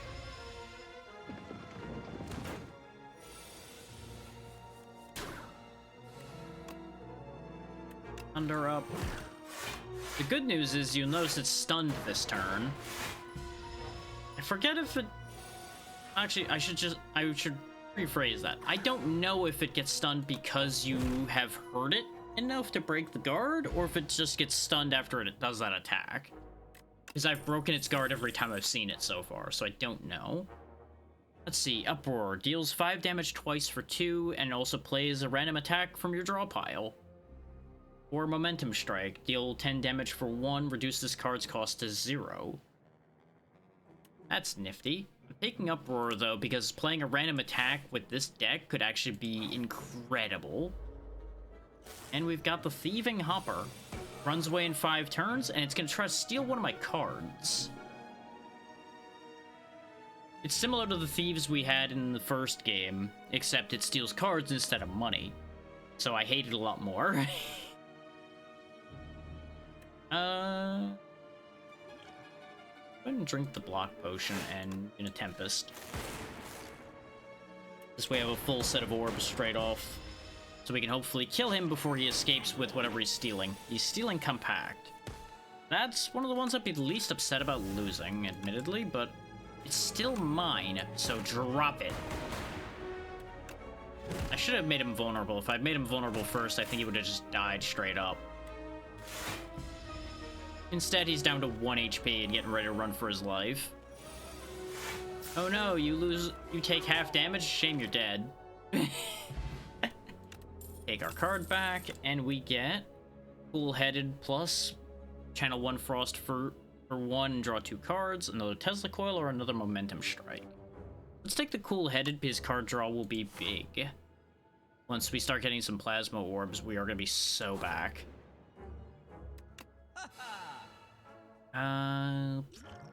Compile Driver, or deal 7 damage, draw 1 card for each unique orb for 1. That is useful. We also got the Shuriken. Every time you play 3 attacks in a single turn, gain 1 strength. The Zuzu Bracelet. Regular enemy combats are no longer encountered in event rooms. Or the Sling of Courage. Start each elite combat with 2 strength. I think I'm going to go more for the cards than for these. I'm not really enthused by most of these. So let's see, we got FTL. 0 cost, deal 5 damage. If you've played fewer than 3 cards this turn, draw a card. So that'll be useful for us. Glassworks. 1 cost, gate in 8 block, channel 1 glass. Take that. And yeah, we'll take compile driver. And I guess we're saving the rest of our money because I don't really want the rest of this too badly. Actually, I'll take the regen potion too. That'll be handy. I don't usually buy potions, but now and then they're a good idea to buy. The crystal sphere. Predicted you'd enter. Raspy voice calls as you enter a mystic hut. Your destiny has brought you here. We must uncover your future and fortune so you can save us all. Okay, here are the options for the crystal sphere reading. Be sure to sign this waiver as well, she says while bringing out pen and parchment. So we can pay 68 gold and divine 3 times, or we can take a debt, where at the end of our turn, or if it's in our hand, we lose 10 gold, and divine 6 times. I'm actually going to take the debt, because when I divined 3 times before, I didn't get anything. Look at the sphere and quell all that you fear. So you can divine big or divine small. Basically, you have to reveal things in this space here within the orb to get rewards. And some items are dangerous, apparently. We got a box. What's in the box? Sweet fortunes bestow you. It's just got a coin under it, so I don't know what it does yet. Yep, we got something. But we didn't actually get it. Ooh, actually, we came out of that pretty good. 40 gold, so we got most of the money we would have spent back. The bag of preparation, which gives us 2 extra cards on the first turn of combat, and a card.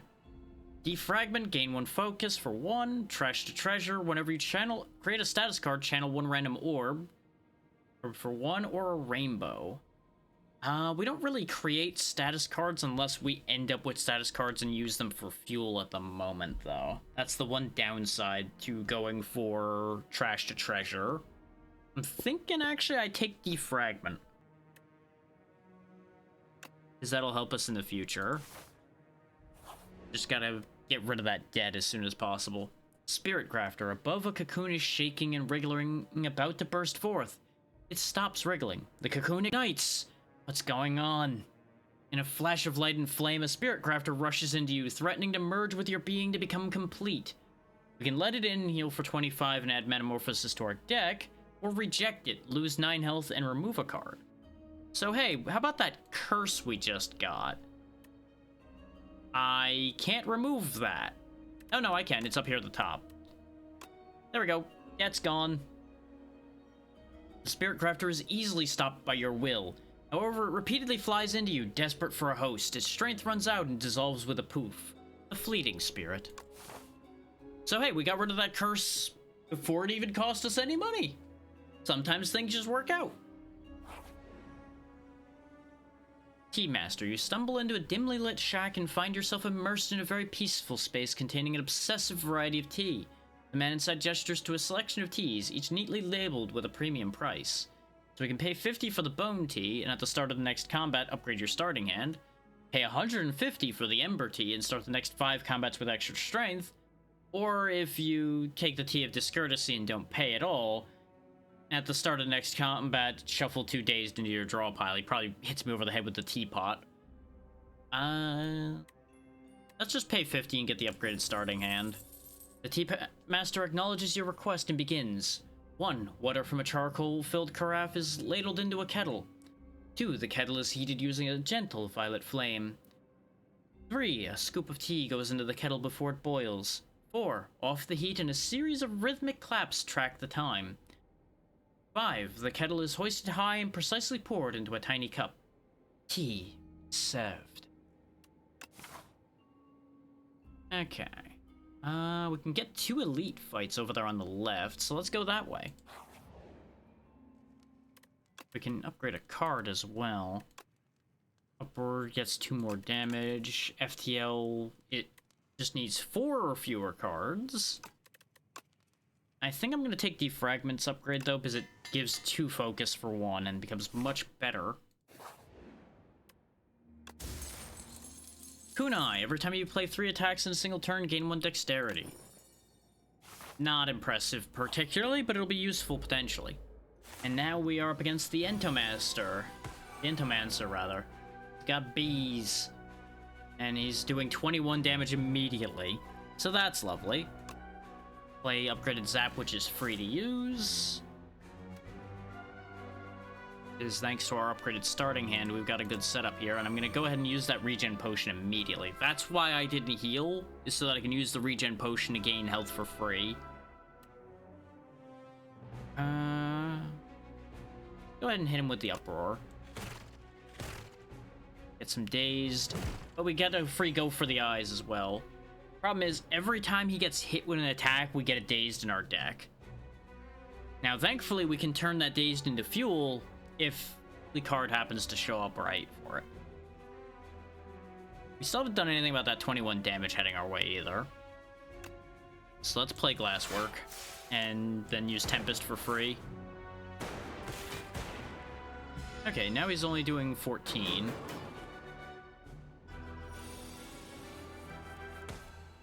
So we came out of that pretty much scot-free. And play FTL first. There's one of those dazed. Lightning Rod. Beam Cell. Dual Cast. See, the kicker is, as well is things like the Orb Evocations don't count as attacks. So I can actually avoid getting extra dazes that way. Defragment. So now all of our orbs will be better, like the Evoke on the glass does 8 instead of 4 now, for example. 10 damage from the lightnings, you know, useful things like that. For example, if I shatter everything, just nuke him. Skim in case I get 0 costs. Nope. Got rid of lots of the days that way, though, so it worked out.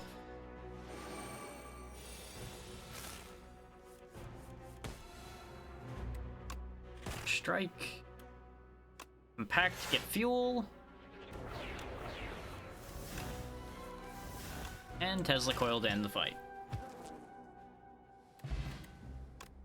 Weak Potion. Strawberry. Upon pickup, raise your max HP by 7. Also heals you for 7, too. These are some familiar cards. Hologram Plus. Costs 1, gain 5 block. Put a card from your discard pile into your hand. Upgraded Skim draws 4 cards instead of 3, and Boost Away we've seen before as well. I'm gonna take the Hologram. Because there are shenanigans we can do with that. And we got Chompers, little automatons that want to bite you. Go ahead and go for his eyes. Use White Noise to get Storm. Whenever you play a power, channel 1 lightning. It's a shame I don't have any other powers in my hand, but that'll be useful as this fight proceeds, potentially.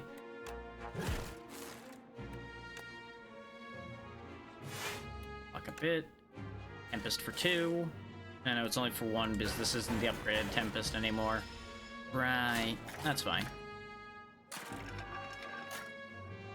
They dazed me a bit, but that's also fine. Defragment. Beam Cell. Uproar. Which does Compile Driver, which gets us FTL. We topped that all off with a Tesla Coil to kill that one. He wasn't the one attacking, so it wasn't my best idea to kill him, but it also keeps us from getting dazed to hell and gone, and it was probably not going to be possible to kill the other one. Let's see. Hologram. Give us back Tesla Coil. And just pummel him into the abyss. There we go. Shatter his core. Yeah, we're gonna take Subroutine because it's free, and whenever I play a power, I get energy. Let's see. Hidden Gem could be hilarious. A random card in your draw pile gains replay 3. I do think I'm taking Production, though, since it's 0 cost 2 energy. And our biggest problem right now is not having enough energy for our shenanigans. And we'll take Iteration.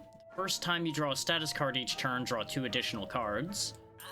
It's also more powers to get more energy from. And we'll finally take Focus Strike to get the damage and focus, I think. So charge battery... No, charge battery is the better choice, I think, actually. 10 block, gain an extra energy the next turn. I'm going to be playing kind of defensively and letting the orbs do the work most of the time, after all. This thing, the Decimillipede, it's a 3-section enemy, and each segment, if it dies before the other two, will come back in 2 turns. So basically you gotta kill all 3 of them relatively close together or you're in trouble. Defragment, charge battery, and zap.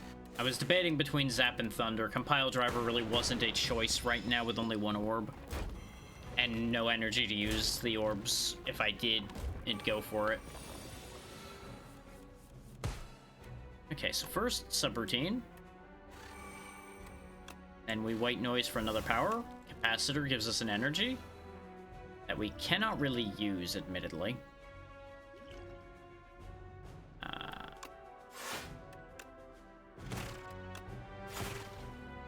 We are in a little bit of trouble here. Weaken that one. Right now, that is 10, 18, 24. It's more than we have. Or more than we had. Now that I've put a little bit of defense up, we'll be okay. Just not great. This is where it's all suddenly coming apart.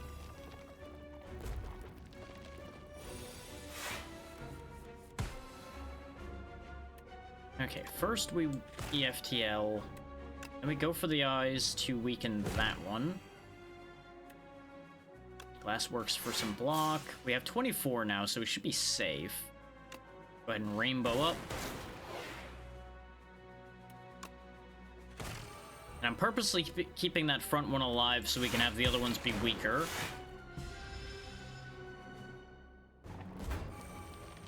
Because the idea, as mentioned, is making sure to kill these all close together so that they don't come back. Production is unnecessary. Actually, no, I have skim, so go ahead and use production. Get a bunch of cards. Kill that, and we win. Because I just use shatter and everything gets eviscerated with piles of orb. Some money, Gambler's Brew. Discard any number of cards and draw that many. Lucky Fish. Whenever you add a card to your deck, gain 15 gold. Good thing I picked that up before we added this card. Boot Sequence. Cost 0, it's innate. Gain 13 block exhaust. And Reboot. 0 cost skill. Shuffle all of your cards into your draw pile. Draw 6 cards. Basically, it's a hand reset, so we'll actually take that. Because it helps remove opportunities for us to end up with a just terrible draw ruining the run. The event was a shop. Okay. We don't have a lot of money for this, but maybe we'll get something I want. Sunder's always glorious as well. 3 cost, deal 24 damage. If it kills an enemy, get the 3 energy back. So it's very, very handy. But tricky to use because it does cost 3. Thing... Actually... Discard the Dexterity Potion and grab this Swift Potion. And that's all I'm buying. We're gonna heal here, because we don't really have a choice, and hope that 31 health's enough for the Knowledge Demon, which I have not fought. Okay, so it's gonna debuff me this turn. So I'm free and clear to just spam this turn, is what I'm hearing. And we have production to spam better with. So, white noise for free power. Coolant. At the start of your turn, gain 2 block for each unique orb you have. Yes, please.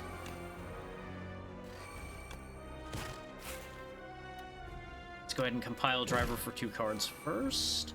And didn't get what I was hoping for, so we'll Tempest.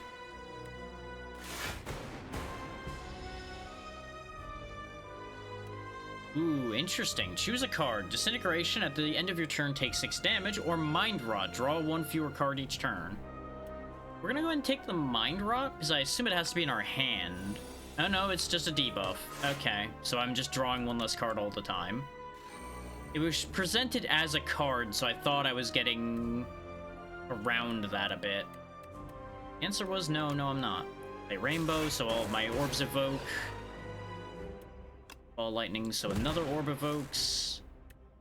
And we'll come out of that with only taking 2 damage, so that's perfectly fine.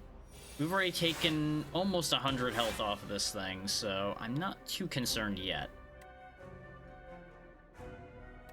This is inconvenient, though.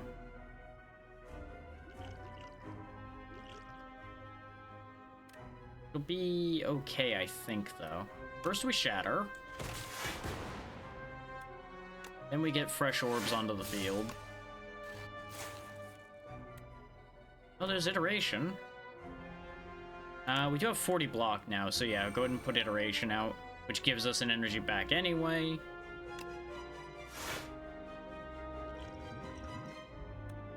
I mean, it'll deal 3 damage, so just so I don't end up with a situation where I'm 3 damage short, let's just go ahead and do that. Look at you with your fancy text in front of you there. You're gonna heal, buff, and attack this turn. Disgusting. Absolutely disgusting. Things that are not okay. This. Enjoy the taste of glass, you ass. Get weakened, get vulnerable. Charge battery.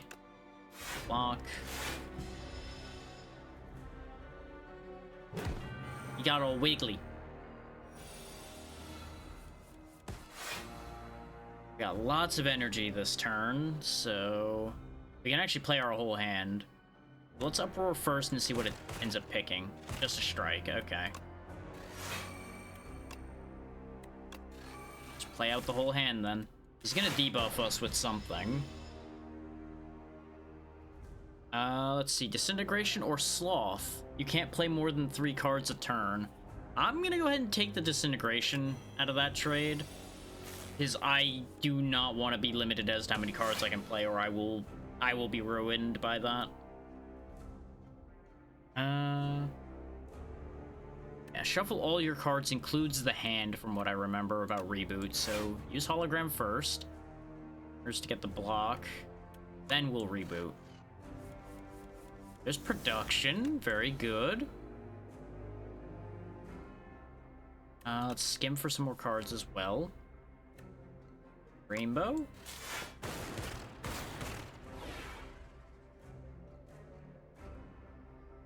We already have 17 block, but we are going to take extra damage from the passive we gave ourselves here. Let's compile driver. Not what I was hoping for. We'll head in case anything that comes up is 0 cost. There's the go for the eyes to weaken him again. Perfect. And we will block everything. Just look at the laundry list I have stacked under my character now. This is what Defect does best, in my opinion, is just stacking a ton of effects and just going, hey, I'm gonna play 1 card and I'll come back to you in 5 minutes when all my effects are done going off.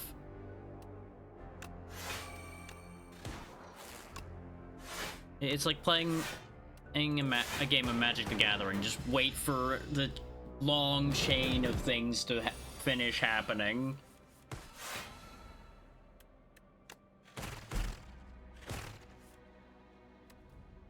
Card draw from FTL.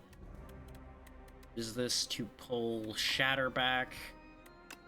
Hit him with the Shatter.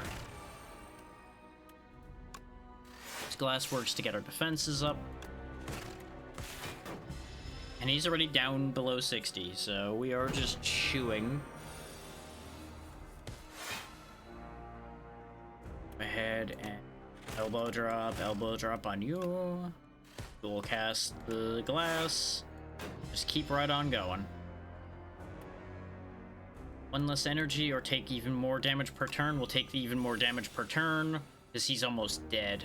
But if I lowered my energy too much, the odds would have been that we would have not been able to hold together anymore. Potion goes into effect now. Hold snap.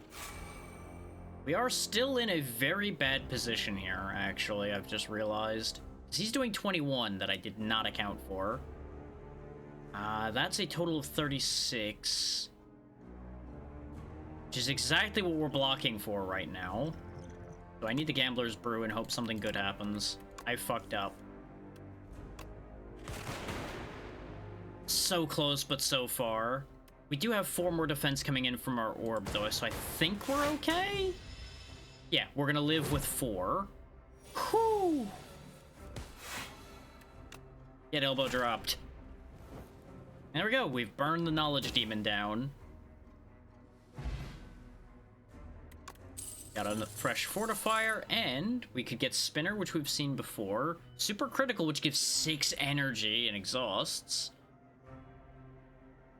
Or Signal Boost for 0. The next power you play is played an additional time. I like the idea of Signal Boost. I can see some very silly things I can do with that idea.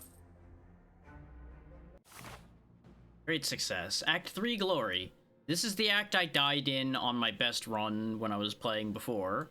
So let's see if we can outdo that, shall we, with our best character. Give yourself to me, and you'll be feared as much as I. So let's see. Fiddle. At the start of each turn, draw 2 additional cards. You may not draw cards during your turn.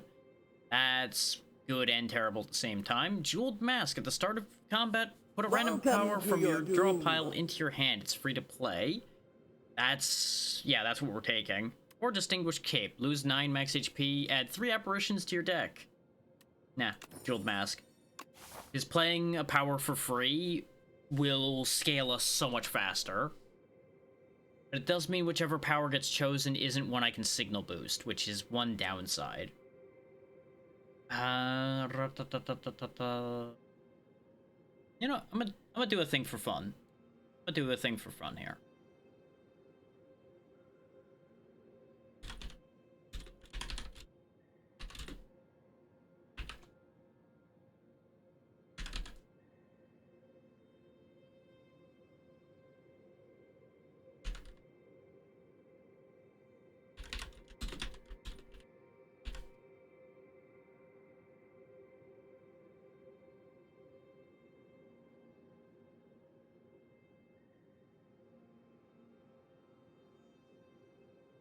You will have 2 minutes to predict.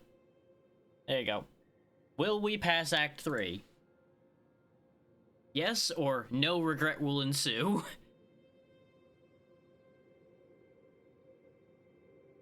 Let's go ahead and head down the middle here. That shop might be useful. Ooh, Defragment is free. Perfect. White Noise to play another free power, which is Buffer in this case. Alright. Good God, Natra. Alright. I see the faith. You might be losing 40k today. We shall see what happens. Y'all have a solid amount of time to make your prediction, but don't wait too long, because that timer is ticking. FTL. Play the Ball Lightning, and we're actually going to go ahead and reboot this hand away. Pretty much, yeah. Unless somebody else decides to chime in. If somebody chimes in on the other side, I do believe you will have a chance to gain more. Yeah, we'll go ahead and Rainbow here. Cycle the whole hand around. Didn't actually get any block out of that, but that's okay. We have Buffer, so he can't hurt me anyway. And he's already lost, like, 2/3. That is true. They can make massive profit if he decides to go in on the other side. And realistically speaking, the other side has better odds. I'm gonna get Signal Boost out, because it'll last until the next power is played. And I think I still have a power left to play. Yeah, there it is, Subroutine. Now every power I play, I get 2 energy. Go ahead and Shatter, because that shatters him.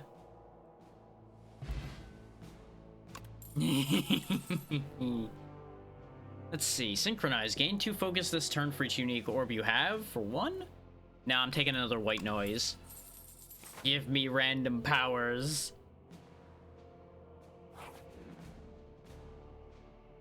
Potion courier. There's a sour smell in the air, and shortly after, you find a potion courier collapsed on the ground, unmoving, lifeless, dead? While their belongings have been ransacked, there's a batch of foul-smelling potions with a note. Recipient? Merchant. So we can get 3 foul potions, deal 12 damage to everyone, and be thrown at the merchant for 100 gold instead. Ransack. Cure 1 random uncommon potion. I'm actually gonna get rid of one of my potions and procure the 3 foul potions. Because we're going to a shop here in a moment, so I can just get 200 free gold. If I didn't like the fortifier so much, I would have taken the 3rd one as well. What could the merchant want with these potions? A merchant. Here you go. Oh, he likes it. There you go. Thank you for the money.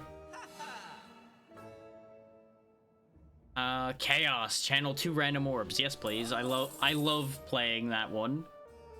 Let's see. Anchor. Start each combat with 10 block. Vambrace. First time you gain block from a card each combat, double the amount given. Or Screaming Flagon. If you end your turn with no cards in hand, deal 20 damage to all enemies.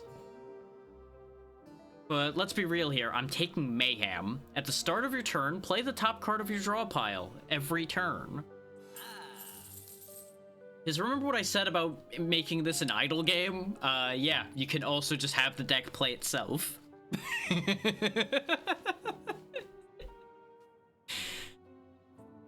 And we'll get another copy of Subroutine. So that one I have to actually use energy for, but that's okay.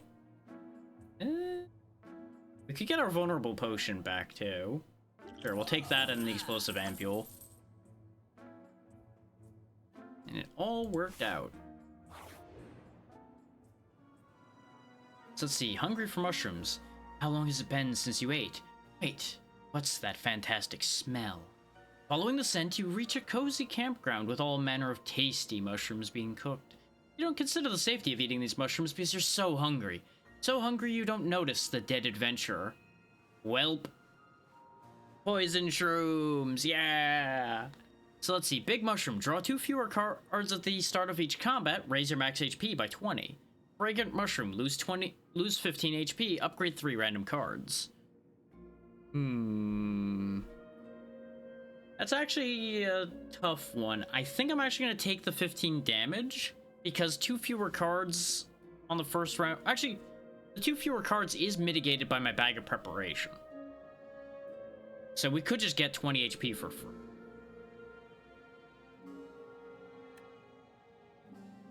Thing is, I think this is permanent, though. Because it doesn't say for X amount of combats. So it would permanently neutralize our Bag of Preparation. Now, I'll just take the damage. Iteration, Defend, and something else got upgraded. You sample the Fragrant one. A small woody mushroom with a delicate scent of shellfish. A burst of energy spurs you to run, jump, and vigorously train. Then a sudden stabbing pain hits you as the living fungi struggles within you during its brief final moments.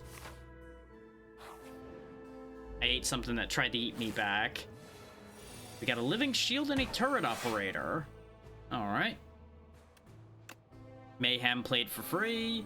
FTL. Go for the eyes.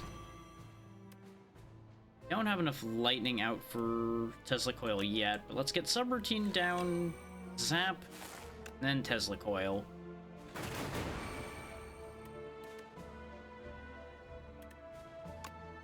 Slap him with our upgraded strike.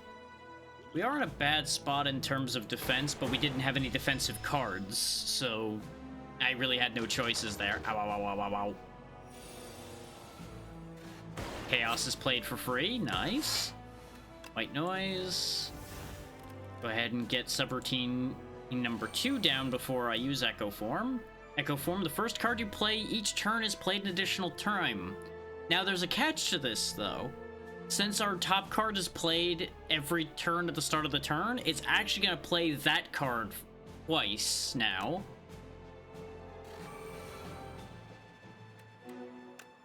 Uproar on you, which just gives him another elbow dropping. Thunder out. Iteration comes out. Notice how we just have, like, seemingly infinite energy now? This is what I'm talking about. This is how you break this. I can just play my whole hand every turn, more or less, and not need to worry about it as long as any powers show up now. Look at power. Okay, card from our discard pile. Now, the downside is most powers exhaust, so I can't actually break it completely by replaying the powers. But we can play some Chaos. And some Ball Lightning. And a reboot. So everything goes back into the deck, and we get some new stuff. Go ahead and skim to see what else I get. Signal Boost in case I have any powers left, but I'm fairly confident I don't. There goes the Shield Man.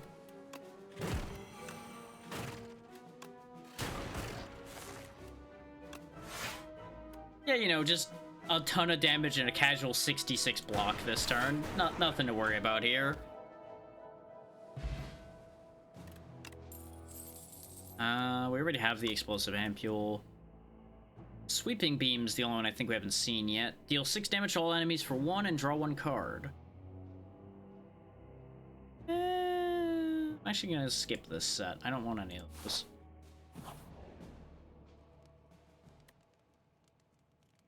Under the circumstances, we'll heal. Because I was below half, and I try to stay above half for the most part. What's in the box? Nunchucks. Every time you play 10 attacks, gain 1 energy. As if I needed more of that, but you know what? I'll take it. Now we've got the Frog Knight. Riding around on a beetle. Gel gets dual cast. Defragments our free card.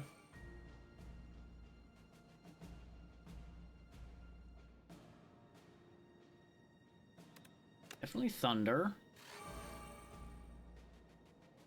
Main question is what my follow-up is. I think we play Cool-Headed and see what we... Okay, we'll just play Ball Lightning. I had all kinds of clever ideas in mind and realized none of them were actually going to work, so I just nixed all the clever thoughts all at once there.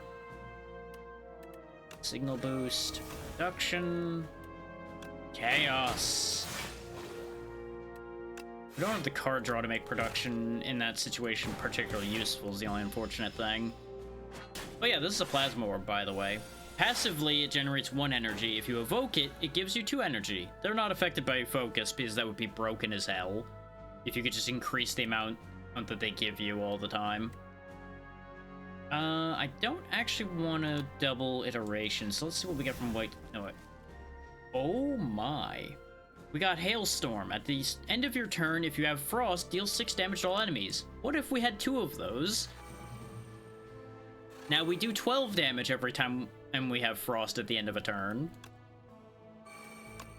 The Eyes, Tesla Coil, Compact, and just end turn.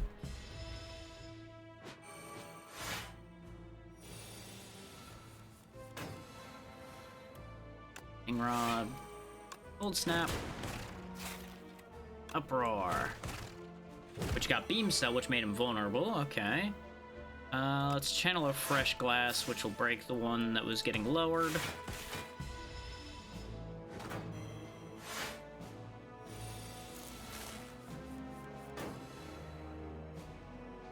Rainbow. Just throw everything we've got at him. Which, honestly, we may as well just quite literally do that. We'll take 1 whole damage at the end of this turn. He's only still alive because of all that plating he has. Both subroutines in one hand? Okay, sure. Subroutine. Subroutine. And White Noise to get us a free power. Feral isn't super useful to us, but I guess it's a thing we have now. Compile Driver for a bunch of cards. Play Mayhem, which gets us even more energy. Skim for more cards. Hologram to get Skim back to get more cards.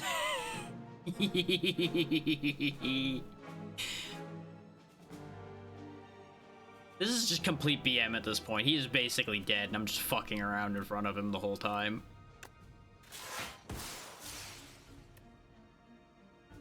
Let's actually just put him out of his misery, shall we? There we go.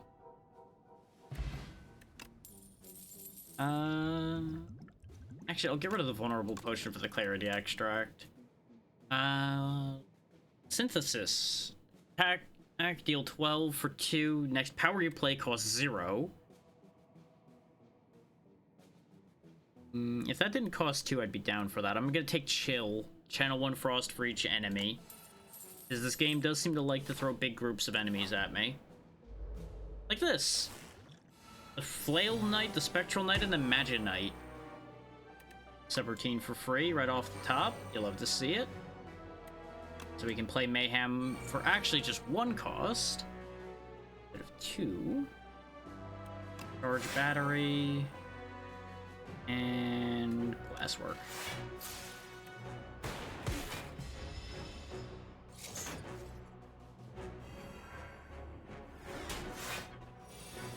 Now, the annoying thing is the Spectral Knight has made all of my cards ethereal, so they'll disappear when I use them.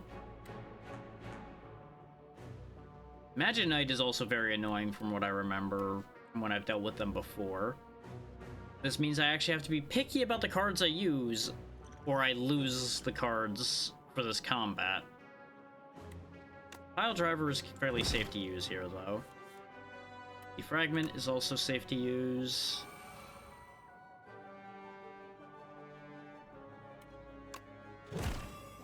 Trying to think of what I'm willing to lose permanently. Oh wait, no. Ethereal is if they're in my hand, they disappear.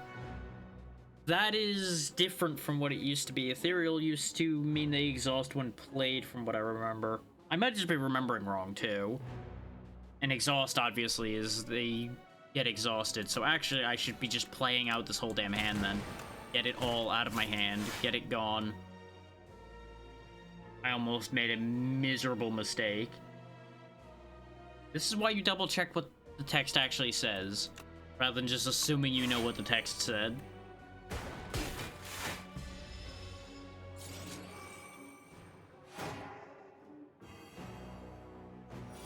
And that's what makes the Magic Knight annoying. He knocks out all your upgrades. So all of your cards go back to being their base forms instead of their upgraded forms. It's very sad.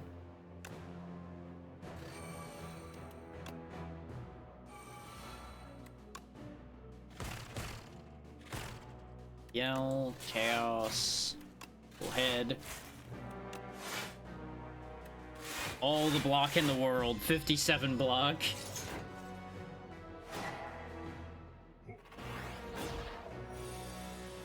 I do really love how unique all of these guys are, though. Because you got the guy dual-wielding flails, you got the ghost with some actual, like, skeletal body under the ghostly armor. And then you just got Boilerhead over here.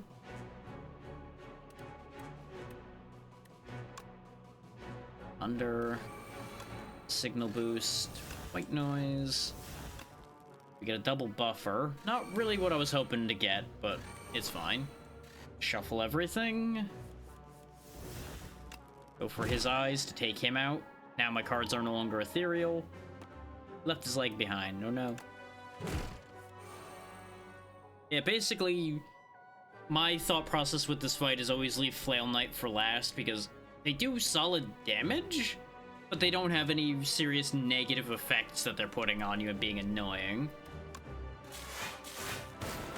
So they're the lesser of the evils in my mind. Of course, I only have so much control over what my attacks hit with the orb setup, so we just kind of make do.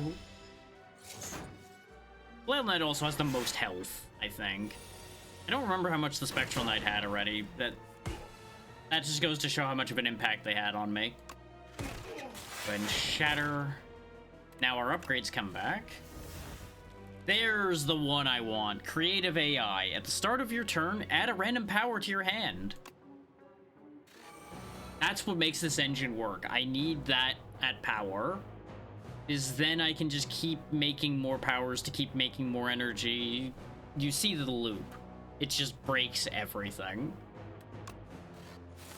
Go ahead and Tempest for 5 and obliterate him. Hey, the Venerable Tea set. Whenever you enter a rest site, start the next combat with an additional 2 energy. So basically, guaranteed every boss fight you have 2 extra energy. We'll take the upgraded Sunder. It does 32 damage. And now that we actually have a good energy engine, we can make use of that. Go ahead and rest is we were below half.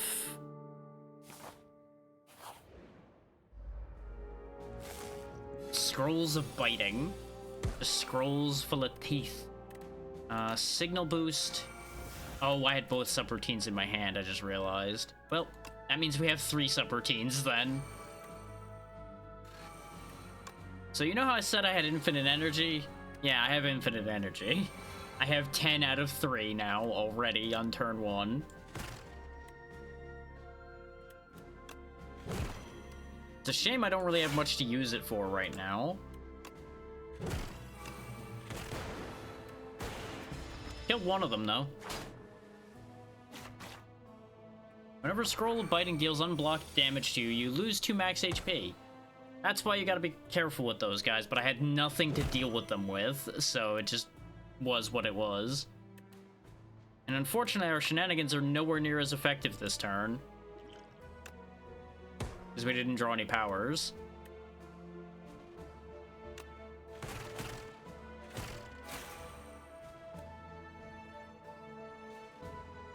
So actually, we have a little bit of an issue here. That one. Reboot in the hopes that some 0-drop cards show up that'll help. There's White Noise. And there's the energy coming back into play. Skim. I was hoping for production. This way we could have actually continued to push the loop along. Actually, what I know is I skimmed for Sunder. I was gonna say I should have played Sunder because that would have killed the attacker immediately.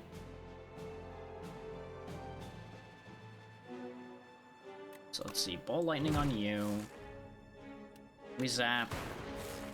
And we just hope one of those 2 lightning hit him. Perfect. We lost 4 max HP out of this encounter, but it could have been a lot worse. There we go.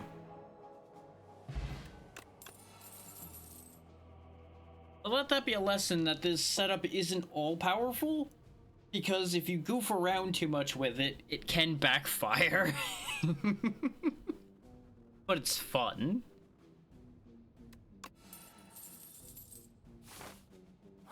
Now we get an elite fight against the Mecha Knight. Just a goblin riding around in a mech suit. Wow, this hand is ridiculous. So, production. Defragment. Mayhem. Go for the eyes. Bull-headed. Which gives me subroutine. It also reboot, and after I dual cast, I think I will reboot. See what I get from that. White Noise. Perfect. Hailstorm for free, which gives me more energy. Iteration for free because we get the energy back.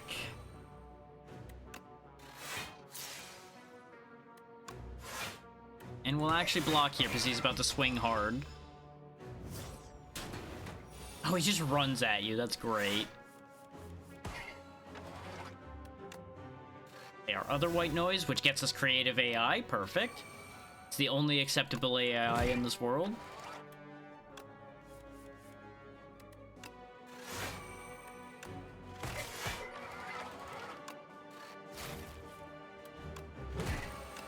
Keep hammering him with all of our free attacks. No, the burning. Uproar for free. Yeah, exactly. It itself is not bad. The use cases currently I very heavily disapprove of in a lot of cases. I don't have any means of cycling. I already extract. I have too many. Fuck! I should have played a card first. I forgot about hand size limits. Well, that's a shame. Signal boost. Double echo form.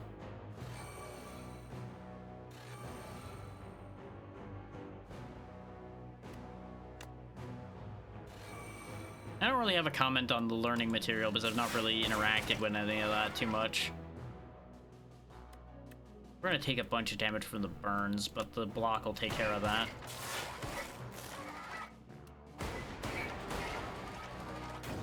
I was hoping to get compact with all those burns because it would have been just fuel constantly.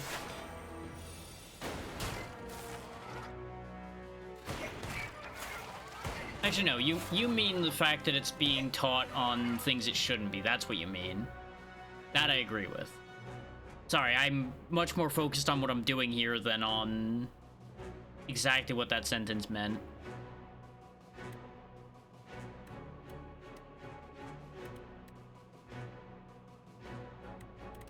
Brain is not all here. There's a lot of calculation happening that isn't registering verbally. Got 40 attack coming out, so I actually need to put in effort here so I don't have to burn my fortifier to not die. Place up routine, so that gets me 2 hits of that, which means Feral gives me a profit.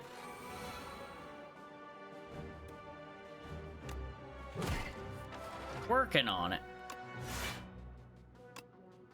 Grab Shatter. Like, the odds of us dying here are not very good, but they're never 0. There we go. We'll deflect that entire attack now.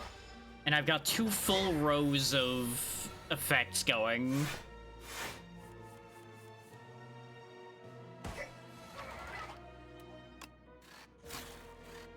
Go ahead and chill twice. Go for the eyes.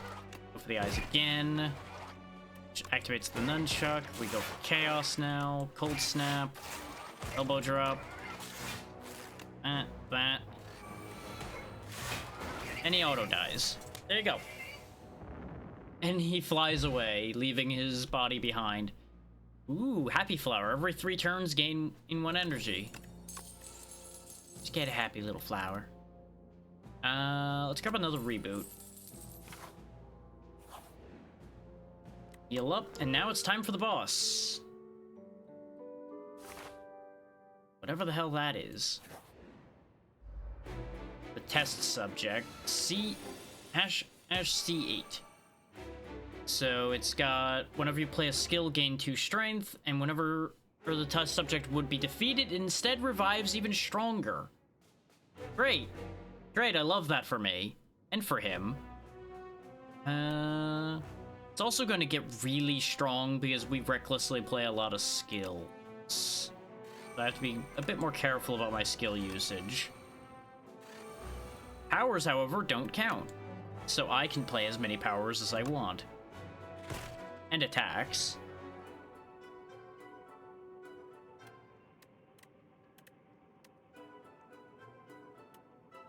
Gonna have to play some skills though, so that way, use the fortifier to block his entire attack, and we'll just leave production alone. So Natra, consider how funny it would be if you lost 40,000 right here at the end of this attempt.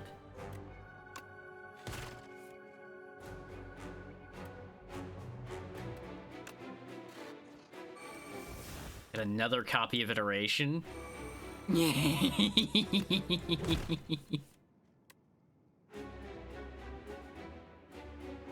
Exactly. What is gamble without risk? He has so much strength, though.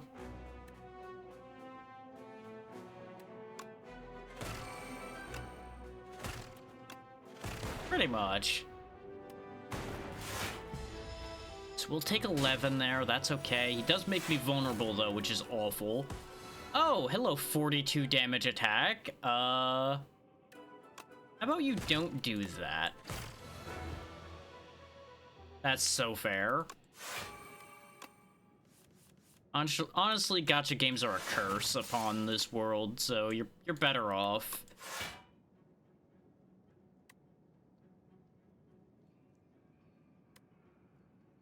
Only gonna have one left, so give me glasswork. He'll pop back up next round. Now he's got an extra head. Oh, I see.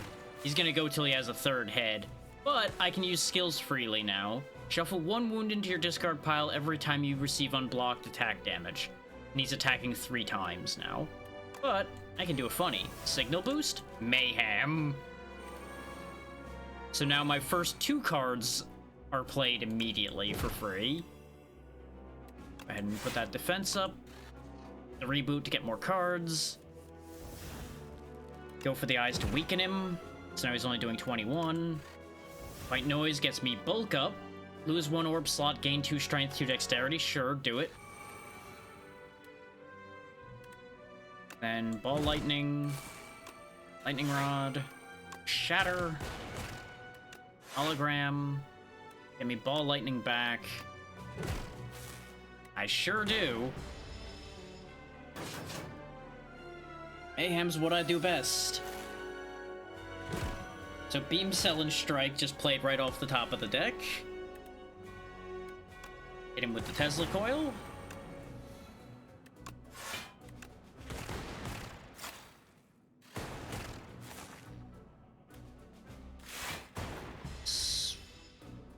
Let's not get cocky yet, because he's gonna have one more phase left.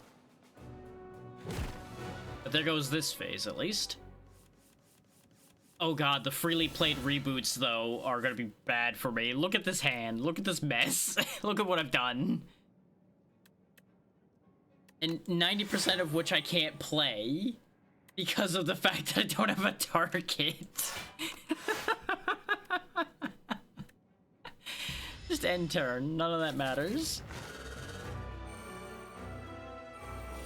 Okay, he now has Nemesis. Every other turn, gain intangible. So he only takes 1 damage every other turn. Disgusting.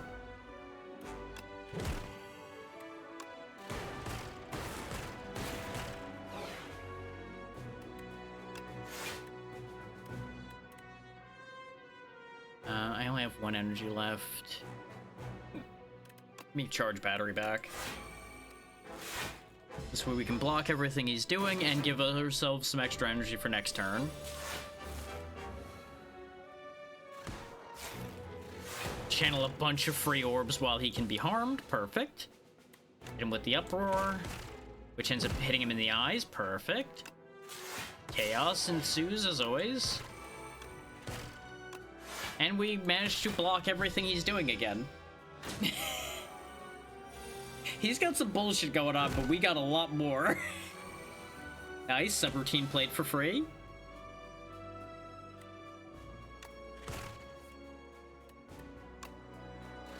Full-headed. Skim for more cards. Full-headed again. Production to keep the loop going. He thinks I'm scared of his debuffs. What can you do to me that I haven't already done to me? Look at my stat line. Do you think there's anything I haven't seen? You gave me burn cards. Congratulations. What am I doing? Oh, hologram. Okay. I was like, what the fuck does this card do? Grab compact in case the burns come up then. There's the wound. That'll be good to get rid of. Go for the eyes again. Fresh battery. Packed the add into a fuel. Thanks for the free energy, sucker.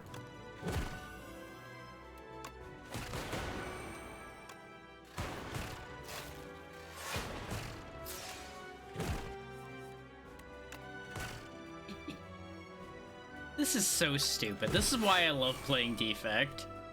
Ending my turn with 80 block. See, you might think that lowering the amount of orb slots I have would be a detriment. But the trick to that is the less orb slots you have, the more you can evoke them by activating new orbs over and over again. So it's actually stronger to have less orb slots, arguably. It's stupid, and I love it.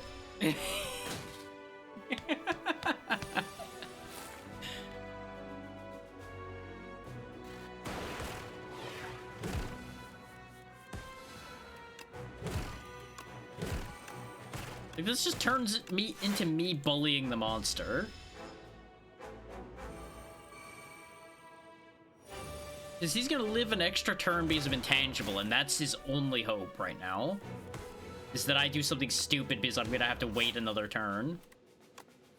Joke's on him, I'm gonna play this whole turn out, and I might just kill him 1 damage at a time.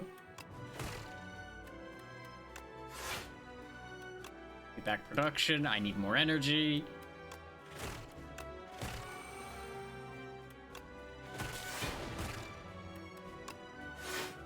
Block all of what he's doing.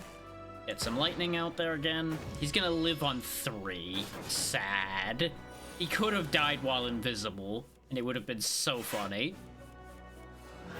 And he just dies to the hourglass instead. I was gonna sunder him for the flex, but you know, I guess him dying passively is fine. Alright. I'm gonna assume that's Act 3 done, but let's play this out just in case there's something that happens. What are you doing here?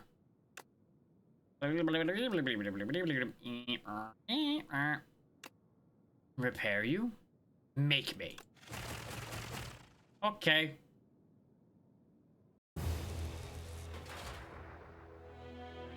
Okay, so this is the equivalent of the heart.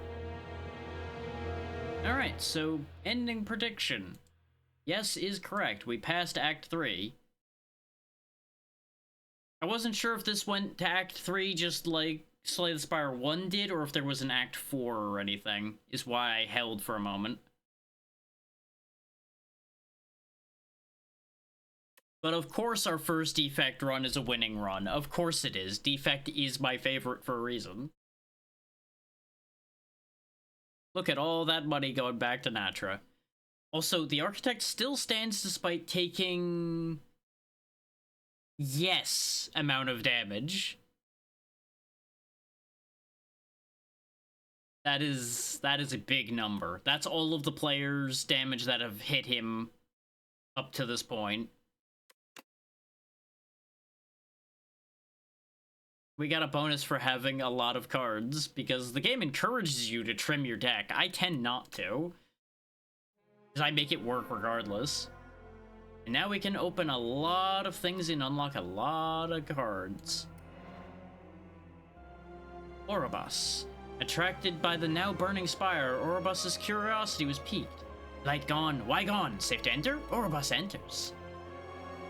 Unlocked to Ancient Oribus, Living Rainbow may be swimming around the second act. So there's new things to end up running into as well. Neat. Oh, hello. In the scrapyard, the Defect ponders its fate and purpose. Is being okay at a host of functions not desirable? Do we all need to excel at a distinct function? While processing these questions, hello pops out of the construct. Hello. Defect responds, my name is Flaw.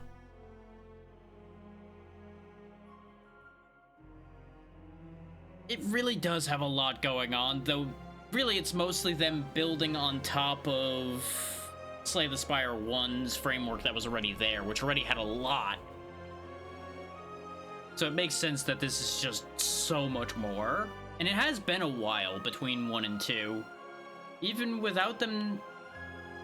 like, I forget when they stopped really putting major updates on 1, but it's been a few years. Modding really kept it more significant since then. Yeah, that is an interesting experience you might have there, Natra. Be careful. Because depending on the quality of that blade, things could go very horribly wrong. Ooh, the metronome. First time you channel 7 orbs each combat, deal 30 damage. Yes, please. 3 acts with the Defect. Defect and Flaw fast became friends and exited the scrapyard. It was sad there. They return to the Spire's mid-floors and are met with massive bug infestation. The pair get to work in an attempt to reduce the bugs to a reasonable level. may or may not have anything relating to the development of the game being hinted at there.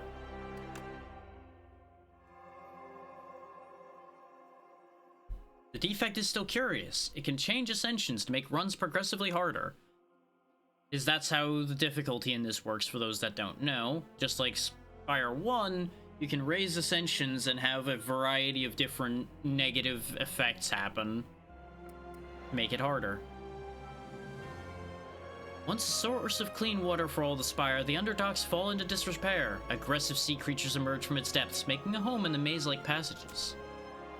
A fetid stench emanates from the grate leading to the Underdocks. The slimy waters call to you. I'm assuming that's another area we can end up going to now. Chapter 6, Tricked, the defect. Now resurrects the defective construct. No simple feat even for an ancient. Construct, what you lost. Your creator abandoned you. Hides at the top. The defect thanks Niao and heads for the top, seeking answers.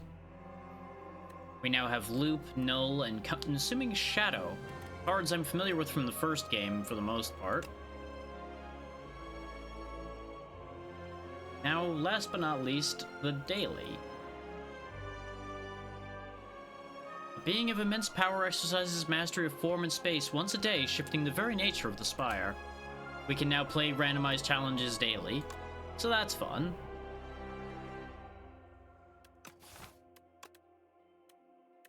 Is, you know, the daily challenges were already sitting here. We have to beat Act 3 3 times to get custom runs, and I'm interested to see those.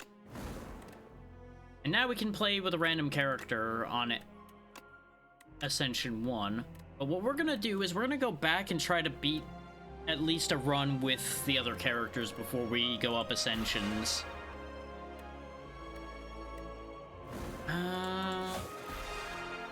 You know what, though? I don't know who I want to pick, so I'm actually going to let it pick for me. We're going to go ahead and go random. If it goes defect, I'm going to laugh. Nope, we got Regent, which was the one I was thinking about picking next, so that works out. Again? Yeah, that should be fine. As long as it doesn't have, like, any, like, manufacturing defects that'll show later. Let's see, colorless cards, extra HP, or greed in exchange for lots of gold. I like the idea of Regent, but I've only done one run with them so far, so we'll see whether I mesh with it or not as we go.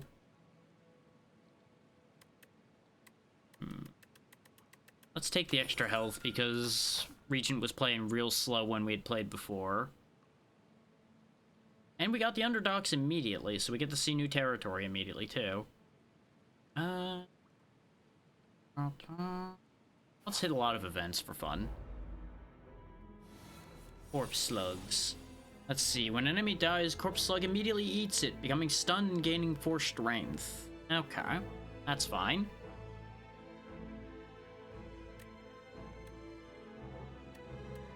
Go ahead and hit you with a Falling Star immediately. Not quite gonna be able to kill.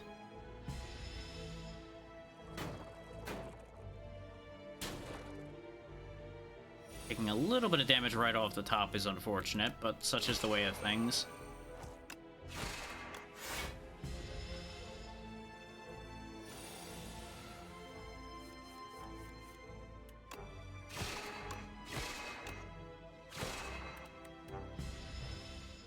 I could have venerated, but we don't really have any reason to venerate without any other cards. Except in this one specific turn, apparently, where I drew only Falling Star as an attack, so thanks game. Thanks for giving me the one thing I couldn't use, and the literal only reason I would have wanted to venerate in the previous turn. So let's see, we got Gather Light, 1 cost, gain 7 block, gain 1 star. Crescent Spear, 1 cost of each. Each a sun and a star, deal 6 damage and deal 2 additional damage for all of your cards that have a star cost. And the Kingly Kick we saw in the previous run. I'm gonna go ahead and grab Gather Light for the moment, because we need to get an economy for stars going before I start playing around with star costs. Sludge Spinner, 37 hit points, no special abilities that we can see.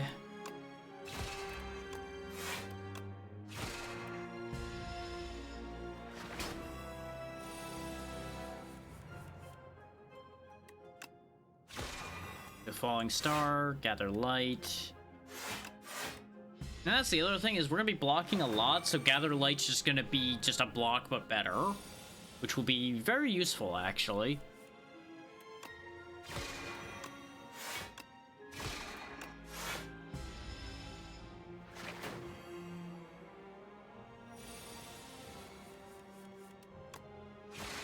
What's that? There it goes. Okay, the second to disappear for some reason. I did enjoy Spectrum Shift when we had it before. Cloak of Stars was also fairly useful, as was Crush Under. All of these are good. I think I'm going to take Crush Under, though, since it doesn't have a star cost and it will weaken my enemies a little bit. Speaking of weakening, just immediately go Crunch Crunch. I'll go ahead and take the 2 damage so I can just work him down further.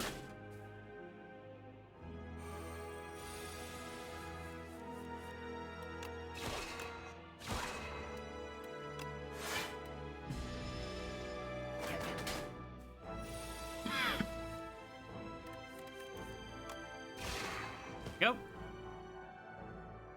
Already down 20 health. Know thy place. 0 cost. Apply 1 weak, 1 vulnerable. Exhaust. Collision Course. Deal 9 damage. Add 1 debris to your hand for 0. And Hidden Cache, which we've seen before.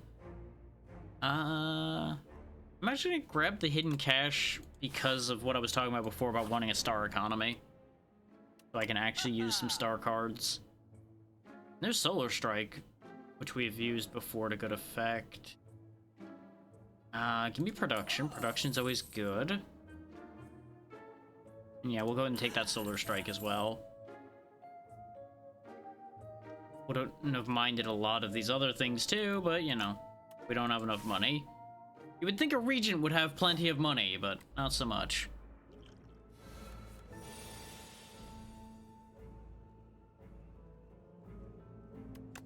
Go ahead and give you a bonk with that.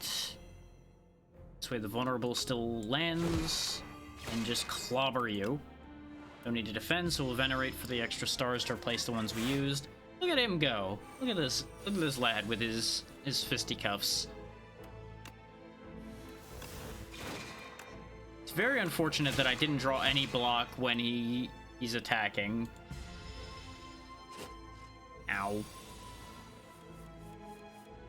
That's the way the ball bounces sometimes, though. Right on your head.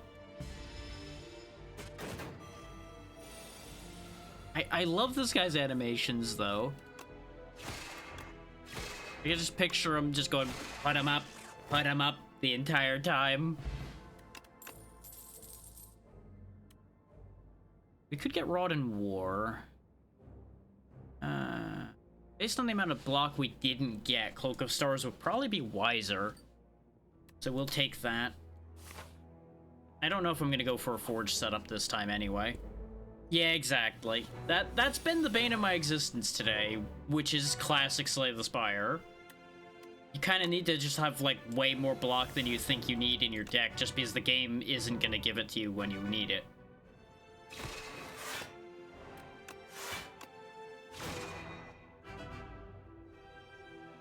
Interesting. First time it's hit each turn, it gains 6 block. It's also very funny just watching the little, like, feather wings on it just go... This is also gonna hurt a lot.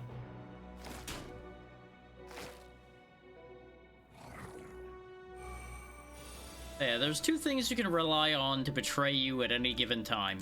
Land in Magic and block and Slay the Spire. Yeah, I can see how this would be bad, but I had the Ampule, which makes this a bit easier. Still gonna be bad, because there's still 3 of them. But thankfully, one of them's doing 0 damage. So it could be a lot worse. If I was playing most other characters, I'd have enough AoE to just rip through this. But I have no AoE to speak of on this setup right now. So it is depressing. Because we just basically have to slow play this.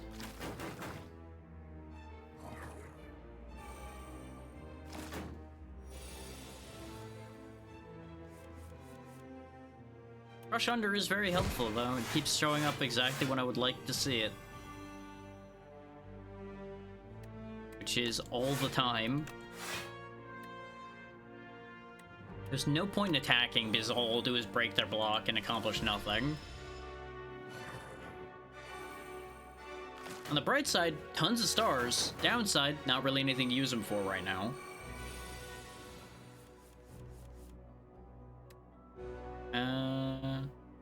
That's such a shame that it's 1 damage short of killing him.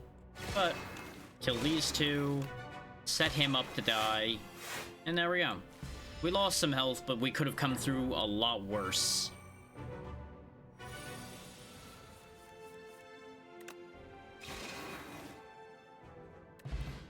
Considering how kind of scuffed this setup is. Ooh, aerobic acid. Add a random attack, skill, and power into your hand for free. Mm-hmm. Same case of mana screw, as usual. You either have all the mana or none of the mana. 2 health at the start of each combat will be huge for this. Photon Cut. 1 cost of sun, deal 10 damage, draw 1 card. Put 1 card from your hand on top of your draw pile. Which is just going to be the card I draw if I use that last. But it'll still be 10 damage for 1, so it's useful. We're a little too poor for that shop, so let's just go fighting. Sure. Hell yeah. Whenever a Fossil Stalker deals unblocked damage, it gains 3 strength. That's a yikes.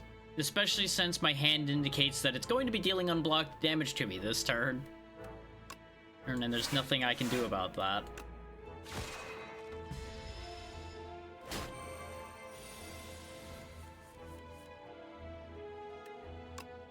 Weaken you. Now you're only doing 8. Block all your damage because fuck you. I actually could have saved one of those blocks. Because after I crush under, he was only going to do enough that the Gather Light would have blocked it. But it doesn't matter.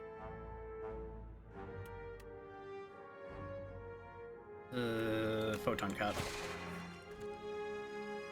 Put hidden cash on top.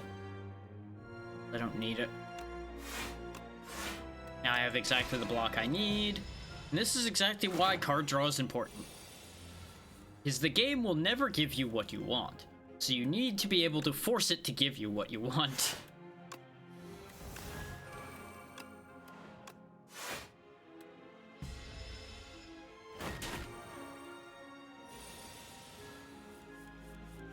Every successful full card player will tell you, you need to make your own luck. You cannot rely on luck alone.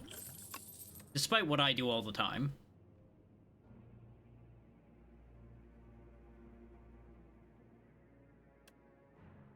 Melee Punch seems pretty good. Deal 8 damage for 1, and whenever I draw it again, it gains 3 more damage for that combat.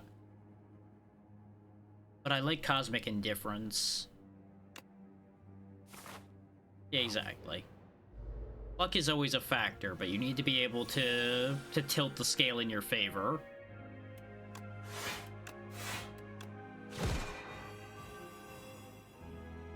Okay, so they're doing 11 now, so that's a non-issue. Within reason. If your victory's too scuffed, that means you're just gonna die later. And that doesn't necessarily help you at all.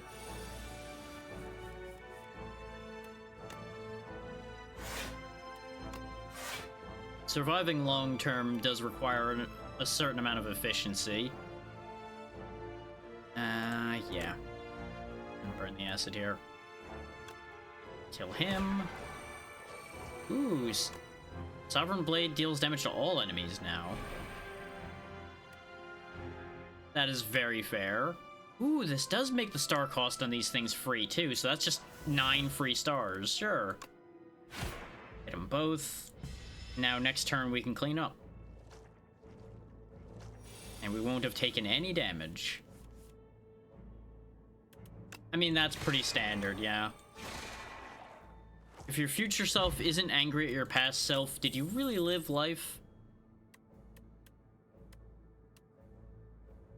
Ah, this is such a risk to take the smith, but I'm taking it because it'll be hilarious if it works.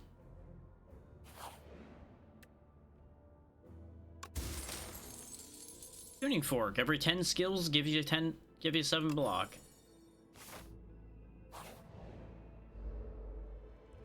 Potentially. Or you knew better already and you ignored it at the time. One of the two. Photon cut. Go ahead and put Venerate on top of the deck. Actually, I should have put the defend up there, actually. Because I might need it next turn. Oh well. And it's these guys again with their ritual moves. You gained so much strength and you're only doing 1 damage still? Oh wait, no, at the end of its turn, that's why. It hasn't gained the strength yet. I was about to say, like, wait, what? How do you only have 1 attack still? Progress, Natra, progress.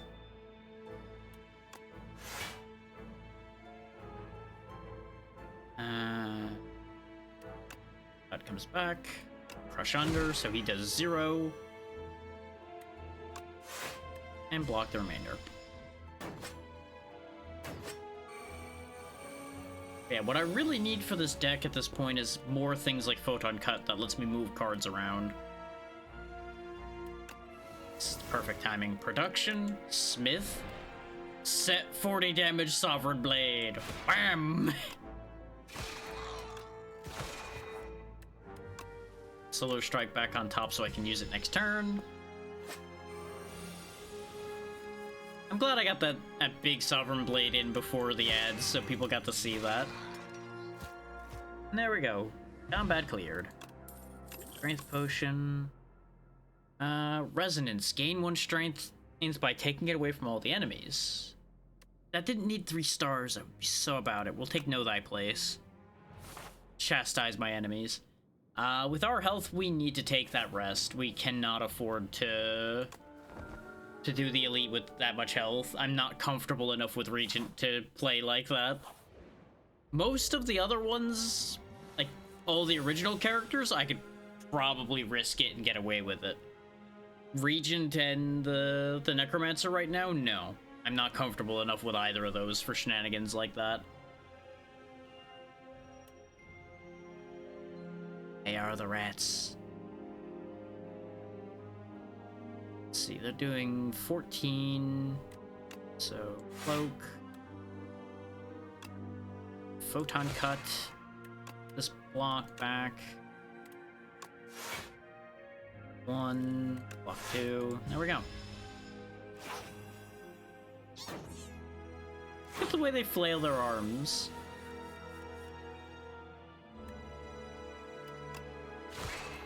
And just kill that one.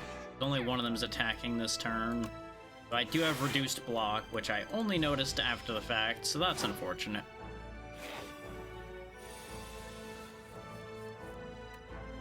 Know your place, worm. Gather light. Cosmic Indifference to put Photon Cut back.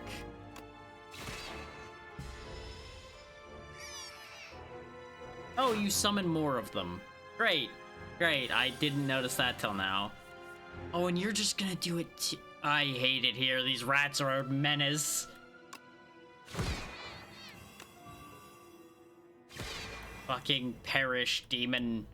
Athetos, say kill. Ooh. Yeah, still put that to the top of the deck. There was a potential thought there, but it still wouldn't have worked. I wouldn't have had enough to actually use that Sovereign Blade with production.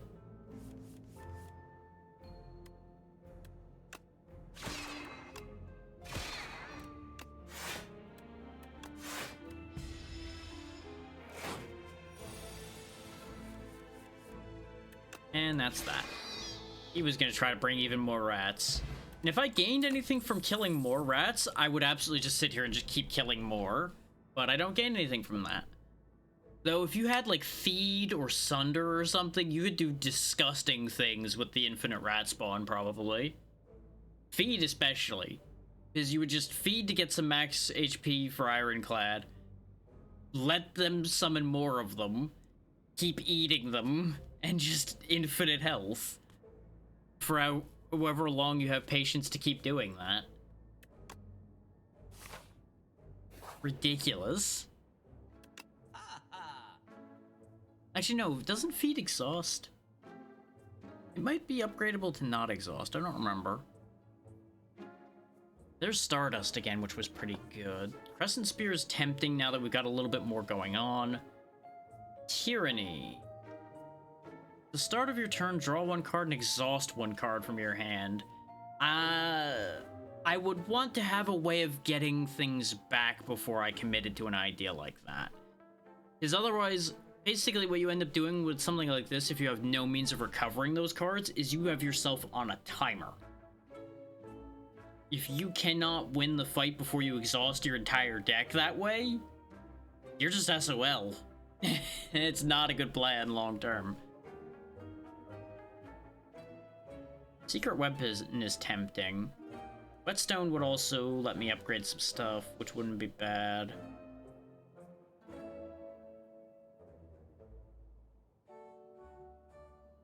Nah, we'll take Secret Weapon. It's free and gets me an attack back. Which could be the make or break. This or that. Arms suddenly jut out from a nearby hole, clutching a suspicious bag of riches and a clearly cursed relic. This or that, a scratched up voice whispers from below. If I take this, I lose 6 health and gain 42 gold.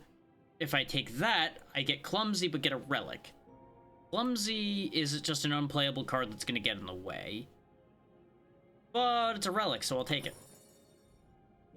That was worth it. The Candelabra. At the start of your second turn, gain 2 energy.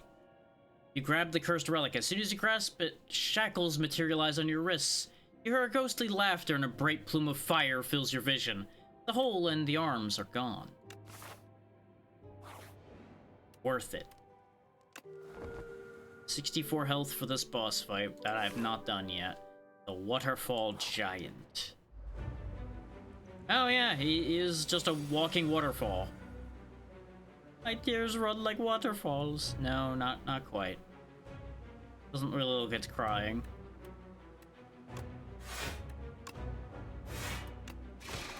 I don't really know why I bothered blocking, but it's not like I had anything else to do. Steam Eruption. When killed, deal 15 damage at the end of your next turn. Oh, that's... Oh no. Oh no. I think I see where this bit's going, and I don't like it. I'm gonna be the butt of a really bad joke, and I'm not a fan.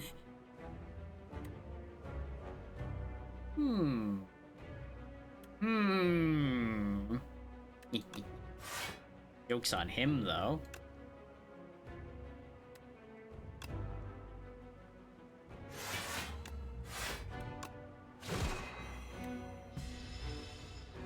If I get any means of generating enough stars next turn... Damn it. I was gonna try to go for a 60 power for Sovereign Blade. It was gonna be great. Oh well. Sometimes your memes are dreams.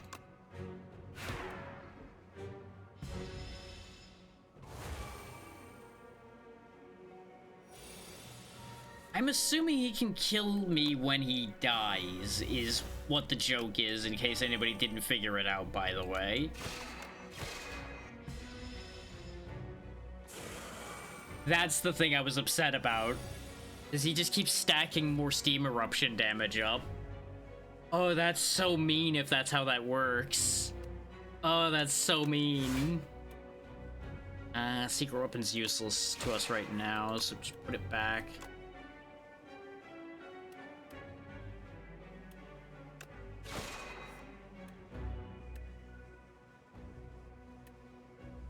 just said put it back. Put it back again. We're gonna take 13 here, which is unfortunate.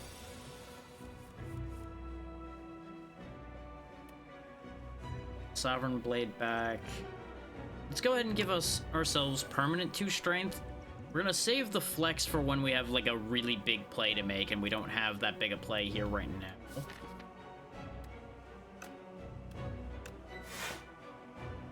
Because we have to burn a lot of things protecting ourselves right now. Secret weapon. Be back that falling star so I can weaken him down. In fact, just weaken him more right now. Because the Sovereign Blade will still be there next turn.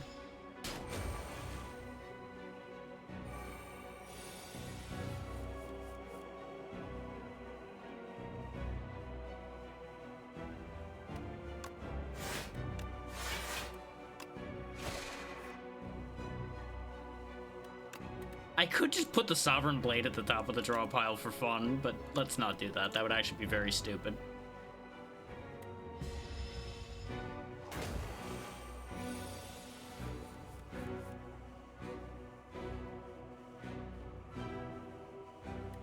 Venerate. It's the Cloak of Stars in 1 block will fix all that.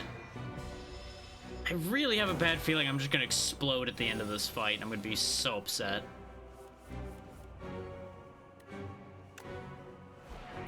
$72 damage now. Save that for next turn, though.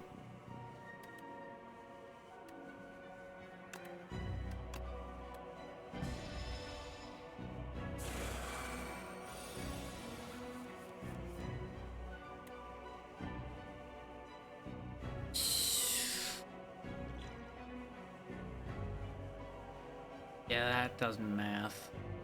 I might be in trouble. I'm gonna take 14 here, and I think I do exactly like I said and die to Steam Eruption. Which makes me so unhappy. Because as it stands, he's gonna keep chip damaging me. I'm gonna be able to kill him with Sovereign Blade, but I'm not gonna be able to have enough block to make sure I don't just get blown up, if I'm understanding the mechanic here correctly.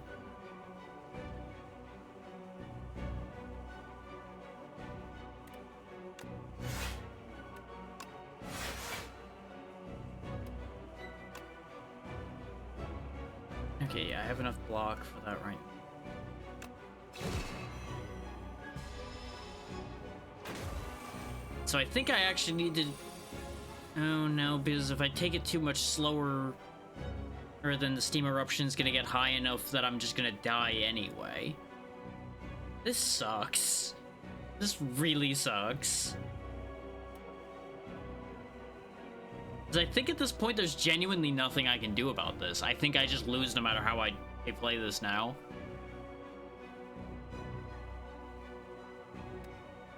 I needed to have killed him faster.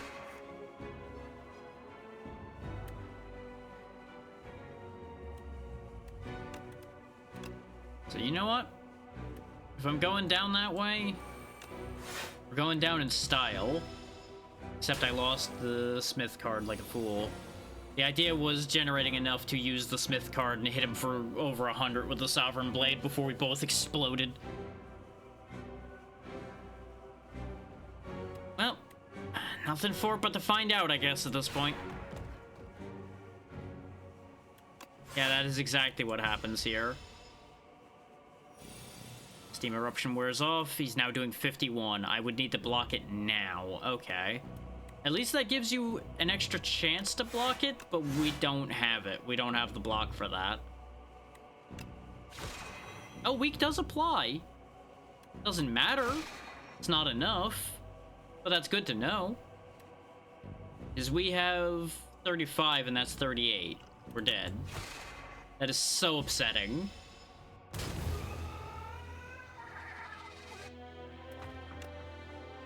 Like, there was basically nothing I could have done about that. Because of the way the mechanic worked, there was just, like, nothing.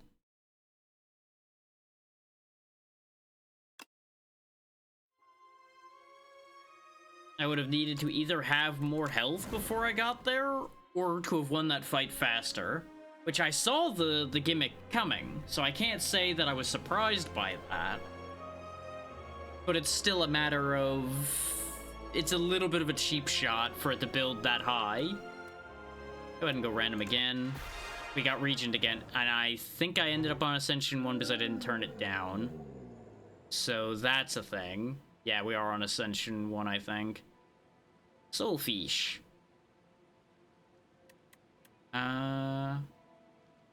First 3 cards you get are upgraded, but the first chest you open is empty. You know what? That's actually fine. Just means we need to beeline for a chest so that we get that out of the way early on. I would love... Actually, I can. I have an idea. I have a clever idea. I don't know if it's gonna work, but I have a clever idea.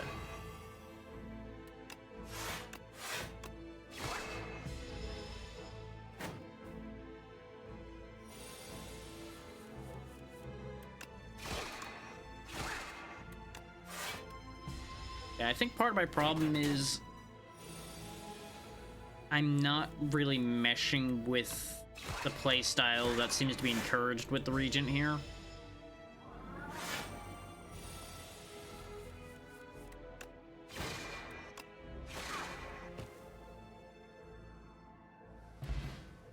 But it may also be that I just need the right things to show up. Monologue. Cost 0, retain. Whenever you play a card this turn, gain strength this turn. I like that. Pale blue dot plus. Cost 1. Whenever you play 5 or more cards this turn, draw 2 more cards at the start of your next turn, or an upgraded Cloak of Stars. Let's take Monologue. Not only is it funny, but it also is actually be really beneficial. Because that could literally be one of the things I really need.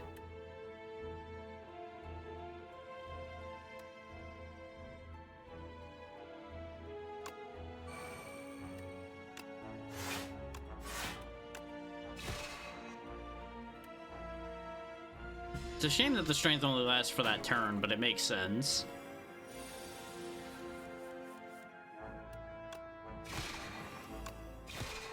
He'll get stunned, so this is fine. We will have to deal with him having increased strength, but it's a one-on-one now at least. Except I keep forgetting that they make me fucking vulnerable. God damn it. Or frail, rather, but you get the point. Monologue, Rolling Star, Strike, Strike, dead. Yeah, Monologue is already making a very nice difference for us. Let's see, Crescent Spear we've seen. Celestial Might, deal 8 damage 3 times for 2. That's not bad, but I'm thinking the Crescent Spear, as tempting as Kingly Kick is,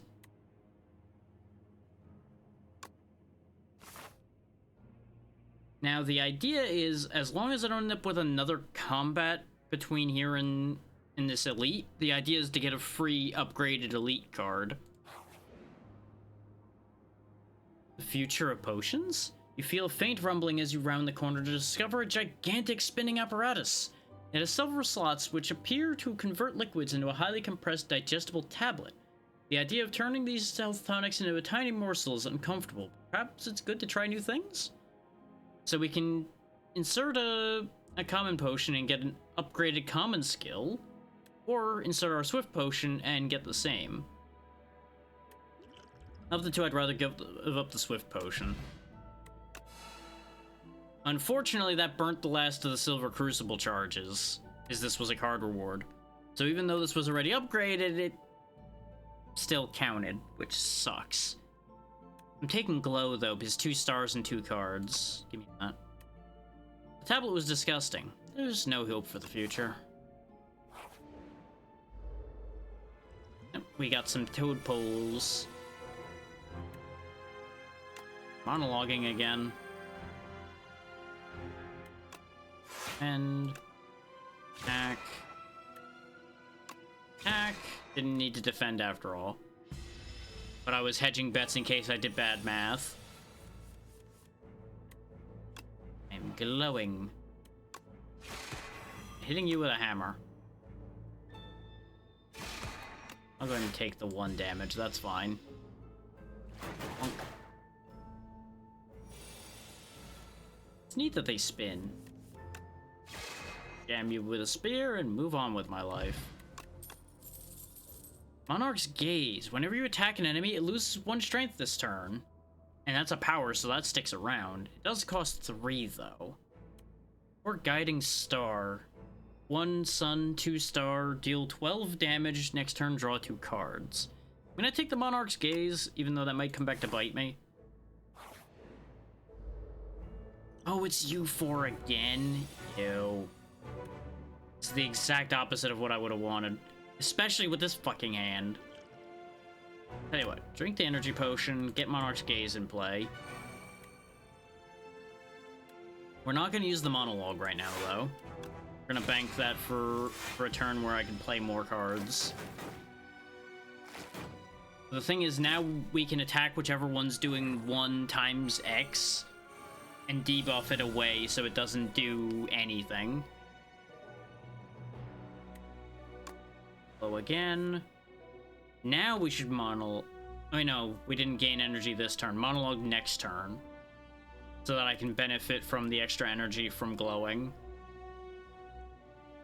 So I need to hit you. This way you don't do any damage. We'll block what we can. It's a shame to have all these cards and not be able to use them, but that's just how it goes sometimes. I dislike that the one in the front is so buffed right now. We need to make sure to kill it.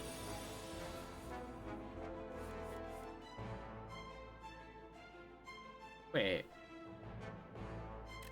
What? Oh, right, it's gained 2 stars, not energy. God damn it, brain. Well, it's fine. This is a better time to use it anyway because we have Falling Star. Unfortunately, I'm gonna have to spread my damage out because these guys get too much block for me to be able to really do a lot. But it's still better than nothing.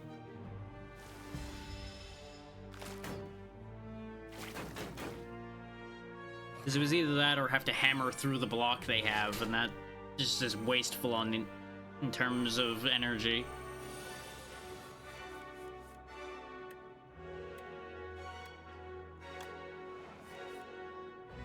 Well, that was a bad glow, but, you know, sometimes you gotta try. Right now we're taking 16, 25... Yeah. Which, that's unfortunate.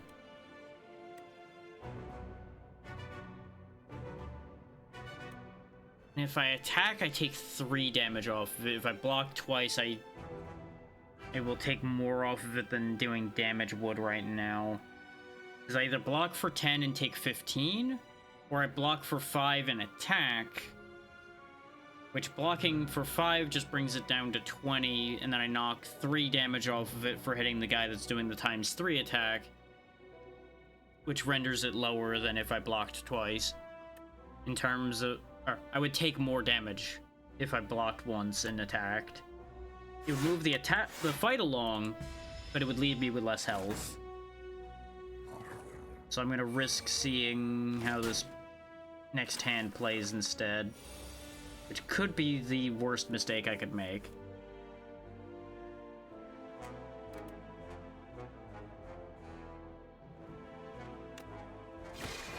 Nearly killed that one.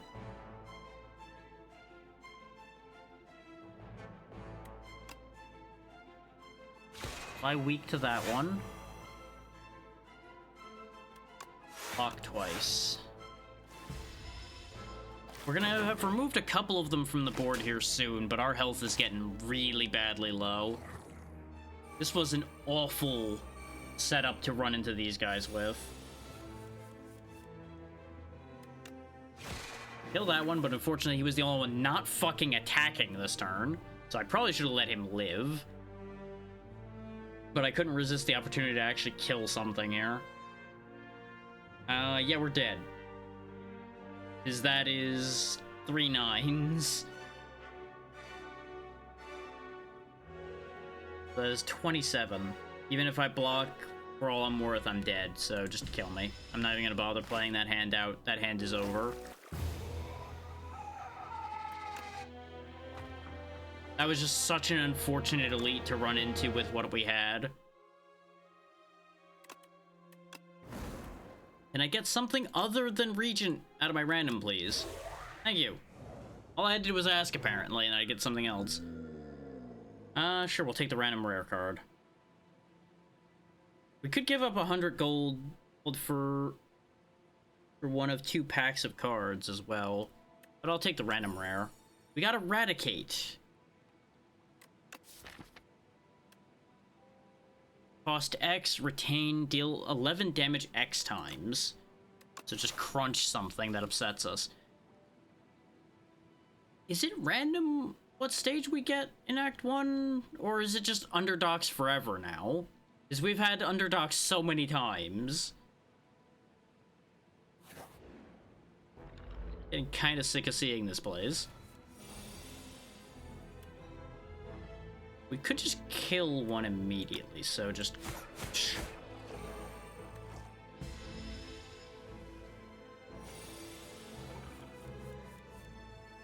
You're not attacking, so I can just beat you up.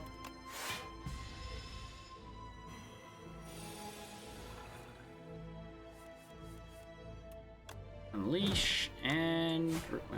I could have eradicated him too, which would have been actually kind of funny. Ooh, snap. Osty deals 7 damage. Add retain to a card in your hand. Interesting. Grave Blast. Deal 4 damage for 1. Put a card from your discard pile into your hand. Or Cleanse. Summon 3. Exhaust 1 card from your draw pile. Ooh. I'd take the Grave Blast. I'd rather get cards back rather than lose cards. Let's see. Flatten. Cost 2, Osty deals 12. This card costs 0 if Osty has attacked this turn. Okay. We can afford it, so I'm taking Invoke and Flatten. Well, aggro was also worth thinking about, but I want some attacking on my side here. And of course I draw it when I don't have any Osty attacks in hand. Lovely.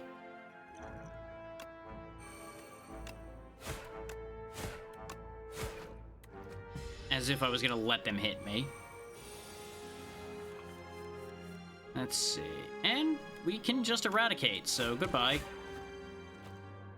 We took a little bit of damage from Thorns, but that's fine. Let's see. Drain Power, we've seen before. Defy, we've seen. Severance, I don't think we've seen. 2 cost, deal 13 damage, add a soul into your draw pile, hand, and discard pile. Actually, yeah. For 3 souls, I'll take that, sure. That could have interesting results. And there it is in my hand immediately. Sure.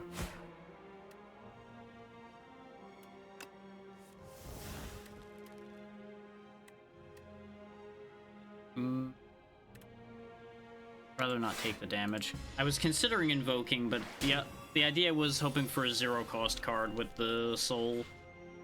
And eradicate. Oh, you lived. Just gonna pretend that didn't happen. Don't mind me. It was a waste of the fire potion, but we don't need to talk about it. Defile. 13 damage for 1, huh? I'm gonna take so, though, because if we end up with a crowd fight again, it'll be useful. The legends were true. Entering into a pitch-dark chamber, a sudden light pierces the darkness from above just as the door slams behind you. Illuminated before you appears to be a podium with a map on it. You feel compelled to take it. Suspicious. So we can nab the map and get the spoils map. Marks the site for 600 extra gold in the next act. Or we procure a random potion and lose health. I mean, we may as well take the map. What's the worst that could happen? As you grab the map, an opening appears before you on the other side of the room. It is an unplayable card that's going to get in the way, though, is the only unfortunate thing. Go ahead. Actually, no, so stays in my hand. So, Bodyguard and Severance instead. And we're gonna leave that soul alone. Because we have no reason to cycle right now. I could eradicate the one that's doing any real damage. Could die. I could also unleash and flatten. That wouldn't kill. No, actually, unleash, flatten, so. And then I have an extra point to spend on hitting that one. And Asti will take the 1 damage just fine. Need some more cards. Dang it. Eradicate won't kill. Let's invoke. And Asti could have actually taken the whole hit. Hindsight, but, you know. Pull a discarded card. Back to hand. No, for the fuck of it. Because that'll shuffle everything back into the deck. Oh, Eradicate has retain, right. Hey you, get 55 damage.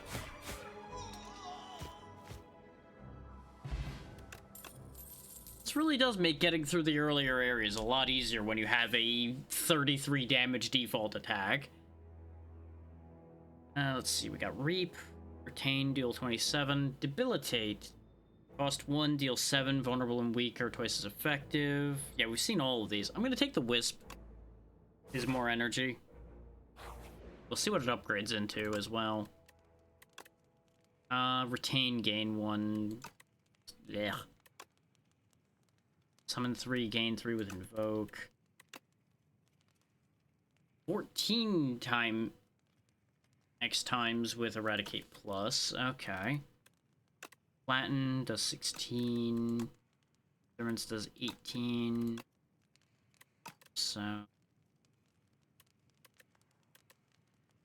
just upgrade Invoke. Better economy.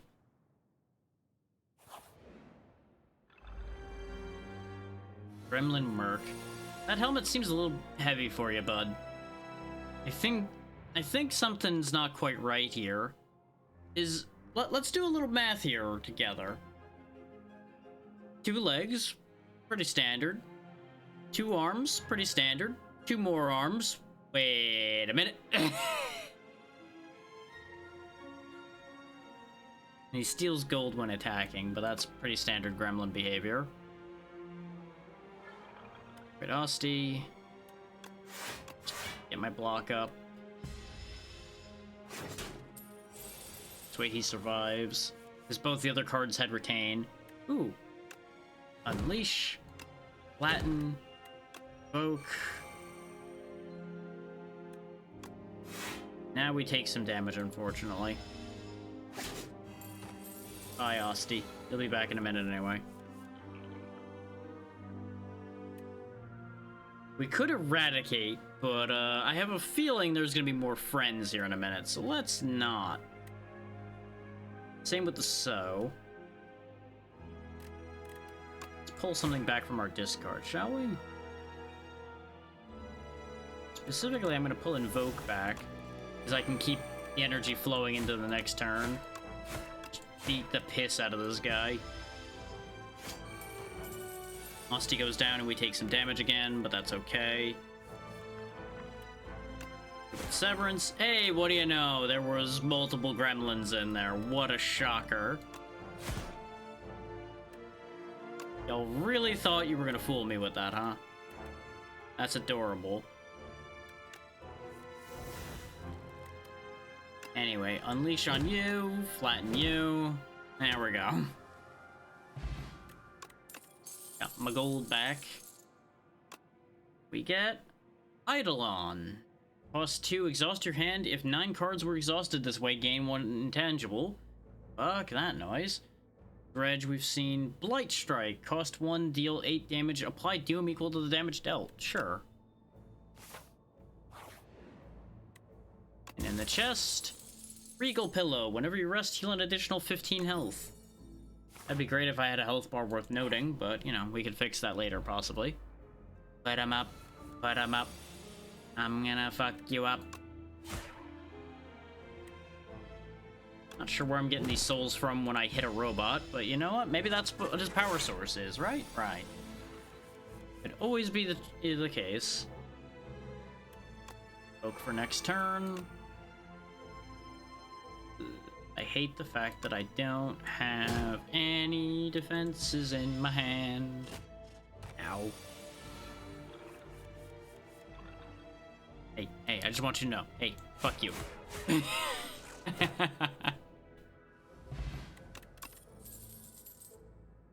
Whenever you apply Doom, gain 2 block. That would be very nice. If we had more than one Doom-causing card. But we can start fishing for more Doom cards now that we have that.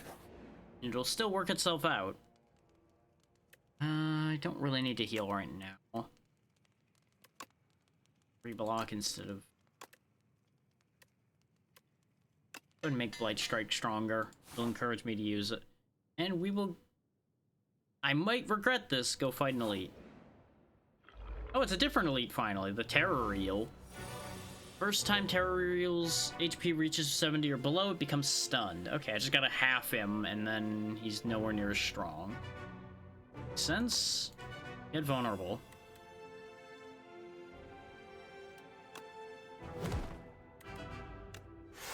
Fortunately, really bad attack to open with when I had no defenses.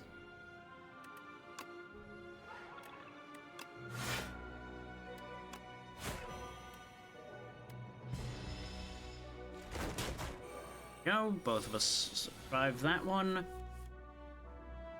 Poke for next turn. Unleash. Yeah, I'm not gonna be able to knock him down enough this turn, and this is gonna hurt. This hurts to me. Remember when I said this might be a bad idea? I just want you to keep that in your mind palace. Of this was in fact a bad idea. But on the bright side, I can stun him this turn.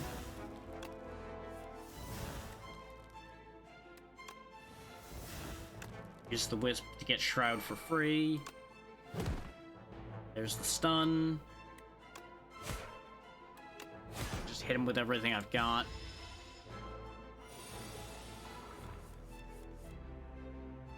Okay, he's gonna debuff me. Thankfully, we cycled enough that we have Invoke back.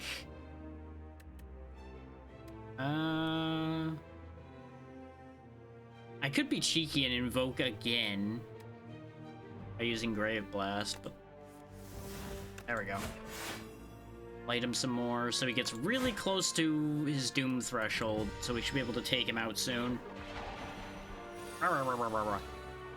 Vulnerable 99, huh? That's something I'm not happy to see. But I have 6 energy, so get eradicated, idiot.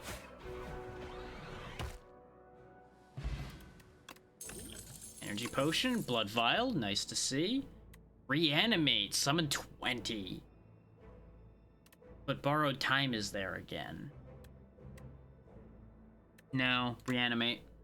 Since we have invoke, we could invoke one turn and then reanimate the next turn if it comes up without losing anything. And we're not going to the other elite.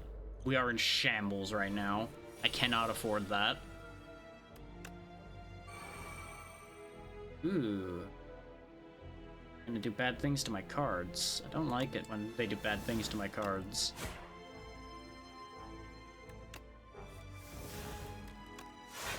There's my reanimate going to heaven already. Ow. Smoggy, you can only play 1 skill per turn. Lovely. It's a good thing I'm not as skill heavy as I could be. But it's very bad in terms of the fact that I don't really have a... Actually, no, this is fine. This is actually completely fine. Is we unleash, we flatten, and then we eradicate. Get fucked. Perish by the power of math. Let's see, gain in 1 energy, gain 1 additional energy for the start of your next 3 turns. Yes, please. This is why I like having Eradicate. Eradicate solves my problems. And combined with Invoke, I have a 66 damage threshold where anything I look at dies.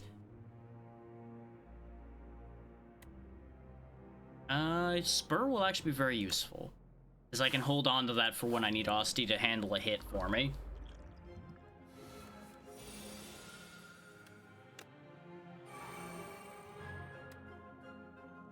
This, however, is very unfortunate, as I have lots of energy to pull from and no means of blocking. Hate that for me. Really, really hate that for me. This is the game saying, hey, you got way too lucky in the last fight. Fuck you. Go ahead and give Asti a ton of hit points, because he's gonna need it to protect me.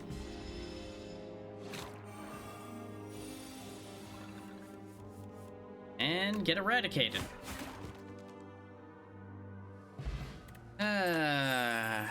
We're in danger.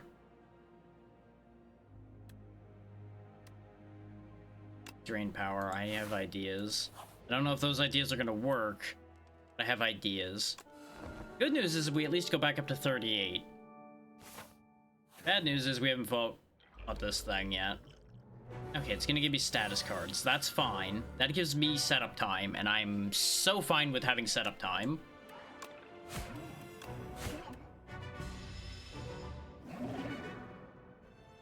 Oh, you are going to do beckoning. Okay, that's fine.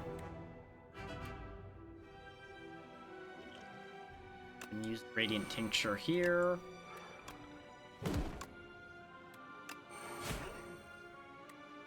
We're gonna take a bad hit.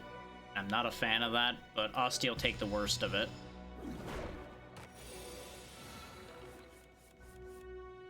The little shroud icon there is pretty great. I like that.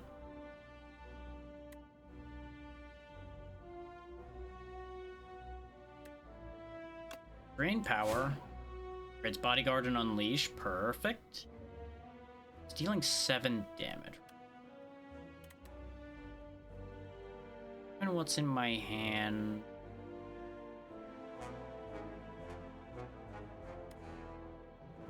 Yeah, get rid of that, because I'll take less damage by getting rid of that and flattening. Well, no, we'll mitigate damage completely here. We'll take 1.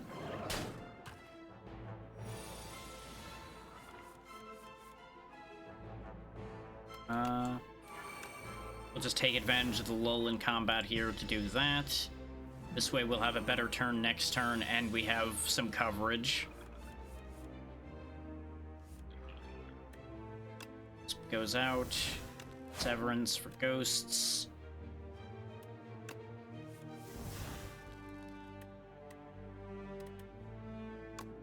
Since in holding on to... Why did that only do... Oh, he's fucking intangible. I should have looked more before I leaped. That's on me. Give me that so back. Actually, yeah, still give me that so back, because I can hold on to that in my hand. That was actually a really bad turn to have that boost on.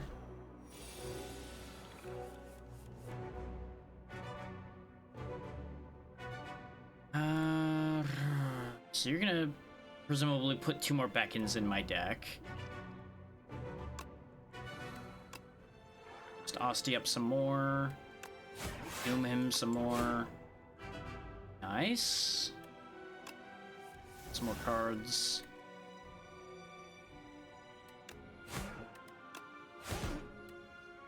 We have not done much damage, but we have a stable position here.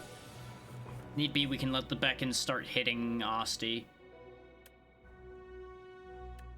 Poke again. Unleash into flatten. These are roughly the same, except Asti won't gain health from the spur, so we're gonna go ahead and get rid of the beacon. In this way, he tanks all the damage and we can heal him with spur.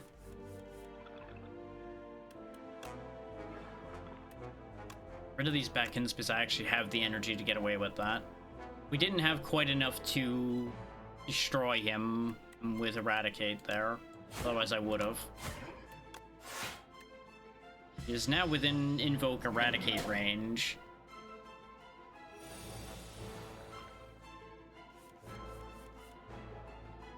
This hand blows. This is like the worst hand you could have given me. It's intangible, so eradicating won't work. Bodyguard, Spur, doom him some more.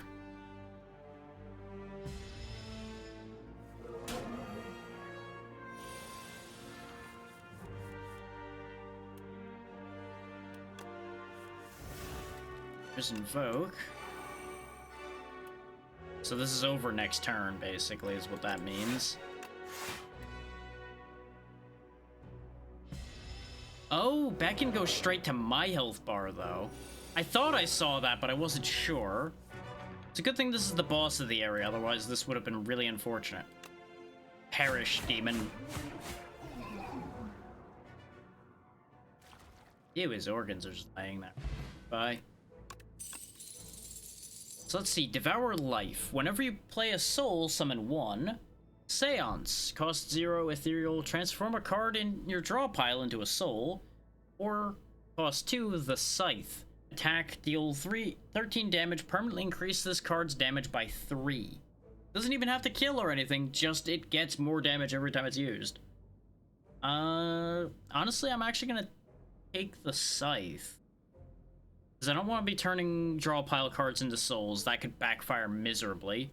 And I don't have enough soul generation still to really rely on Devour Life. I may regret not having Devour Life later, but I feel like the Scythe might save my life at some point. Such malice pains your heart. We would share the same paint if you knew what's befallen me. There's no peace on your path. Take a part of me to ease your burdens. Exactly. So let's see, 2 relax. Ew, that costs 3 now, fuck that. Remove 5 cards from your deck after each combat, randomly add 1 back upgraded, or double block gained from a card and go to sleep for 2 turns. Let's go ahead and delay 5 of my cards and have them come back better. Shroud can go away, Wisp can go away.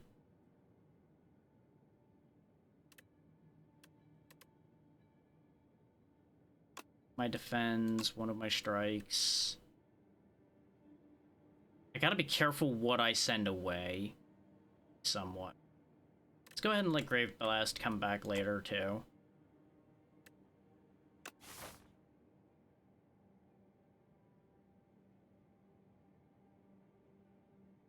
So I'm betting they come back in the order I put them there, so I might have actually wanted to be more careful what order I sent those off in. Actually, no, because it says randomly, so I'll get one of those 5. See, I could eradicate one of them and still play a card. So defend 1, eradicate you. Less damage than if I had done basically anything else out of those options. Bodyguard wouldn't help, his Osti just dies. But I can't kill him either. And I don't have the means to fully block his attack either. So I think it's Severance and Bodyguard. Unless the soul gives me something good. You know what? No, I'll take the full hit and Invoke instead. Because that'll mean I can guaranteed get rid of this thing next turn. Oh, maybe not get rid of it, but work around it properly. Oh, no, I can kill it. And we got the strike back. God damn it. It was either going to be the strike or the defend back first. I really just assumed that. Negative pulse is good, but I want poke, because poke is free damage. The shop will be my friend. Okay.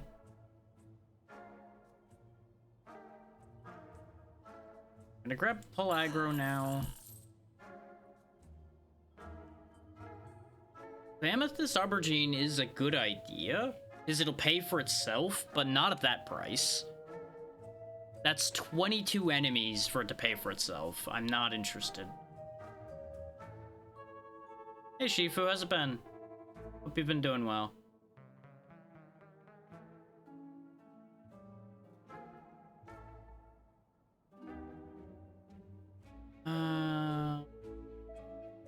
This... It's tempting to take Hidden Gem, because I could do hilarious things with that. Yeah, you know what? What's life without a little risk, right? And give me thinking ahead, actually. That will actually be useful to us, and I'll take the skill potion. Not quite what I wanted out of that, but I couldn't math out what else I wanted. You come upon a faintly glowing key and go to pick it up. Been looking all over for that key. Now, if you don't mind, this person looks like bad news, but maybe it's not good to be judgy. Nice, nice. Just holding things together as best I can, really. Nothing too remarkable. Tempted to fight for the key here, but in our current condition, that's probably a very bad idea. I don't know how strong you are. I'm just gonna poke you in the helmet till I decide what I want to do. Ting, ting, ting, ting, ting.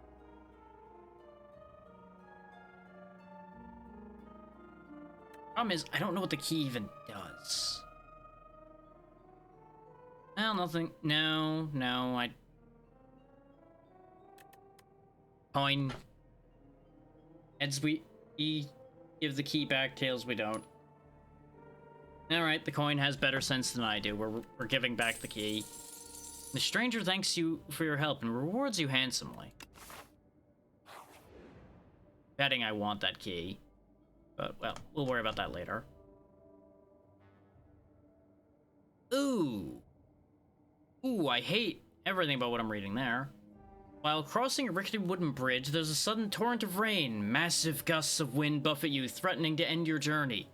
So we either lose Blight Strike, or we lose 3 health, and something else gets chosen at the top.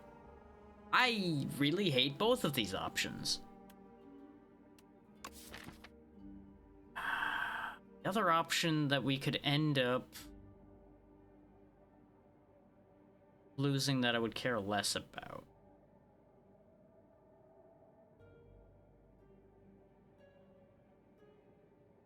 Is the thing is, if I lose Blight Strike, then Shroud has nothing to work off of.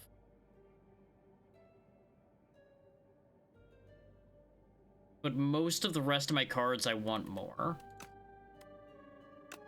I'll just accept it. I hate bridges. I agree. Just don't burn them. That goes even worse. Got the Infested Prism. Okay. 22 attack right off the bat, huh? That's a yikes. Anyway, skill potion. Seance, Eidolon, or Undeath.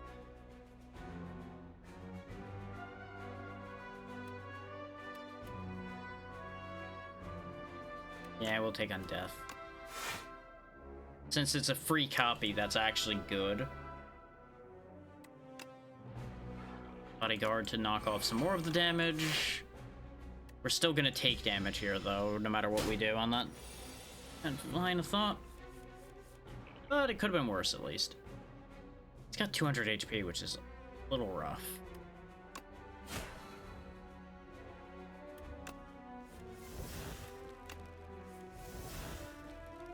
Eradicate ain't gonna save us here.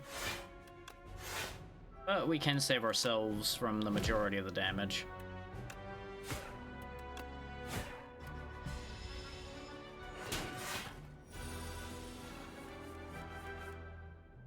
This is probably gonna be the last run of the night, though. My throat's getting a little grumpy from all the reading. Ooh. Scythe got replay. That's actually gonna be big. And so they're doing 18. Aggro essentially 11 block. The other idea would have been to use Reanimate, and that would have protected me from all the damage. Yeah, I think this is the only other play to make. Take a little bit of damage, and when the Scythe comes up, good things happen. Wasn't expecting it to come up quite so soon, though. But at least he's not attacking, so you know what? Whack, whack, whack. So did that end up buffing it? It buffed it every time. It has 22 attack already. Hell yeah. Spur you on.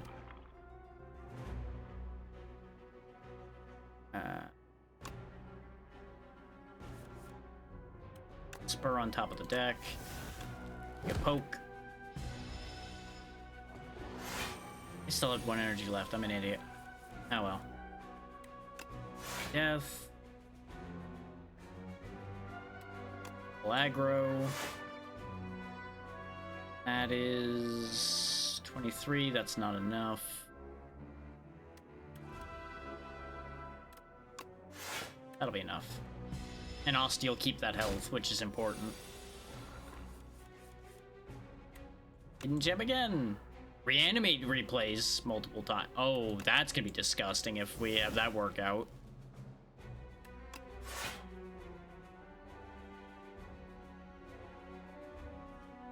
Let's see, right now we got 10 block. No way to kill. We now have 18 block. Still gonna lose Osti, but at least we can get some damage done before that happens.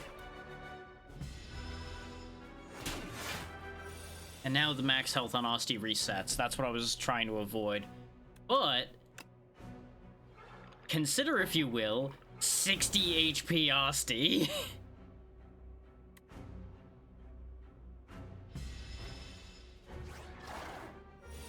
Lost most of that health in one hit, but you know what? That's fine.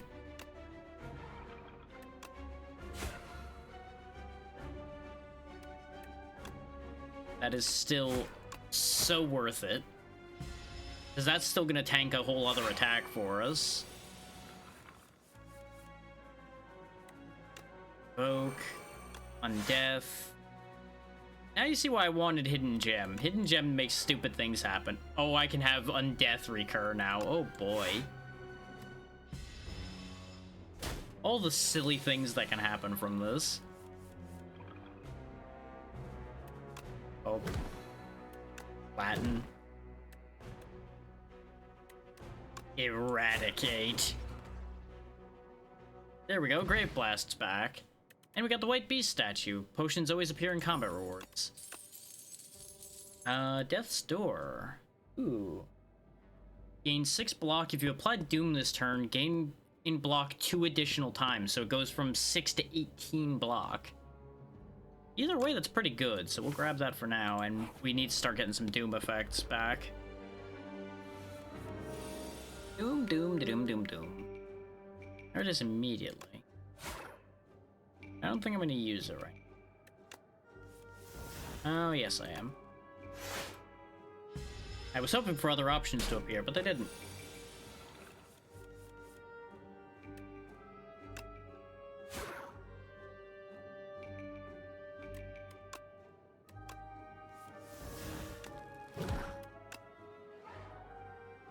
Okay, Spur recurs. That's useful. Those are good things to get upgraded as well.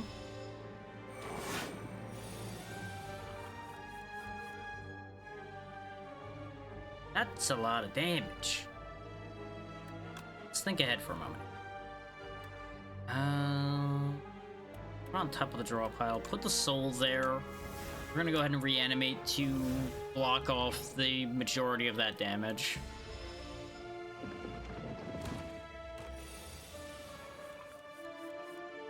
Now I have the soul in hand to shuffle for more. Not really what I was hoping for. He's also doing another big attack immediately. Osti's real weak now, so I can't actually just unleash and then scythe to break the guard. Okay, yeah, block. Stunned if all block is removed. Though... Actually, wait, hang on. Unleash. Flatten. Scythe. Get out of the hole.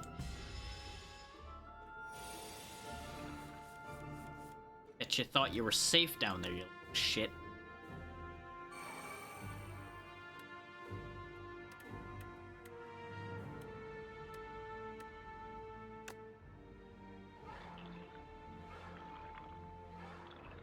Get Osty nice and buff.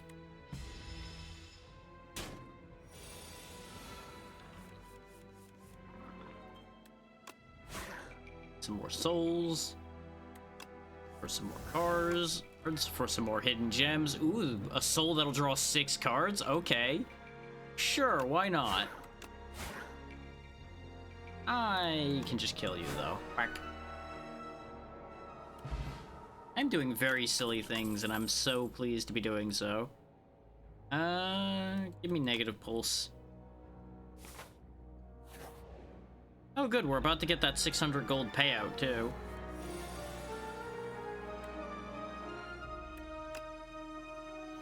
Oh. These guys are annoying, because that all damage is reduced to 9 on them, so you can't do more than 9.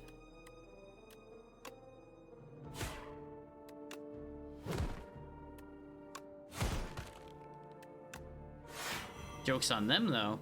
Doom still gets them anyway. Ow, ow,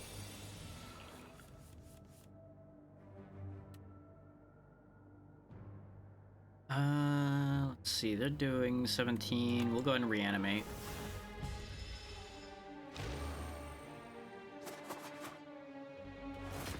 Because he'll still have health left over. That's what I was hoping for. Unleash shows up. So invoke. Unleash. He'll die. Oh no, he won't. Did bad math again.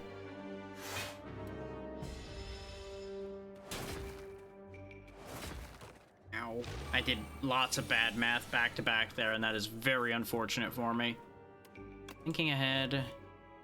And put the spoils map away.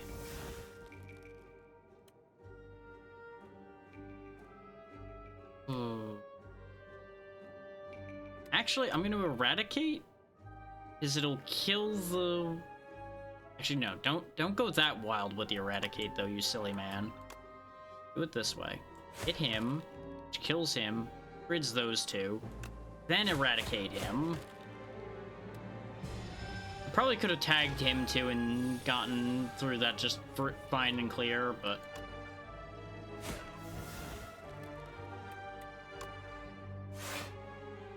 Osty will take 10, and I'll take the 5 on the block and be fine. Now away he goes. Now we got our Wisp back, and we just need to get Shroud back. I'm glad Shroud's the last thing we got back, because that's the one I needed the least. Now, big money, big prizes. And we get the meal ticket, so every shop we touch heals us.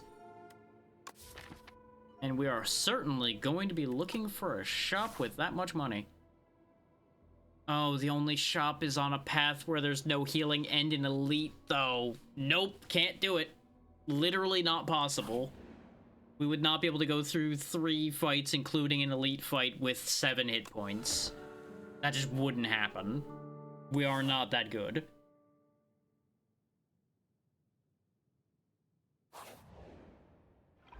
So we're just gonna have to save this money for the next act, which hurts so much. I just want y'all to know that that just hurts my soul.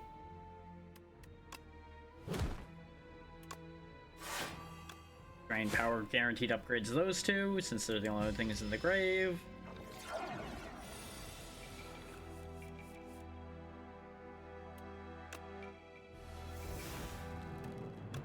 Store. You. Bunch of block. Still not gonna be enough between the two of them.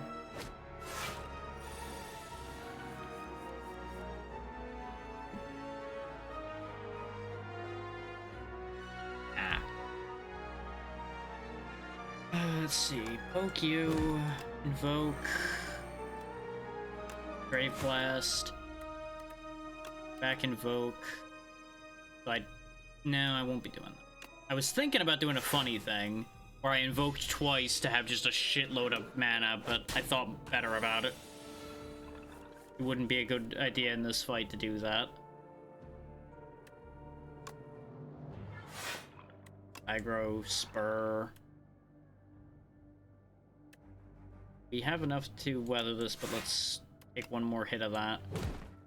I'm having trouble just getting through the Parafrite enough to do damage to the other one. I could just be damaging the Obscura, but I don't want the Parafrite to keep hitting me.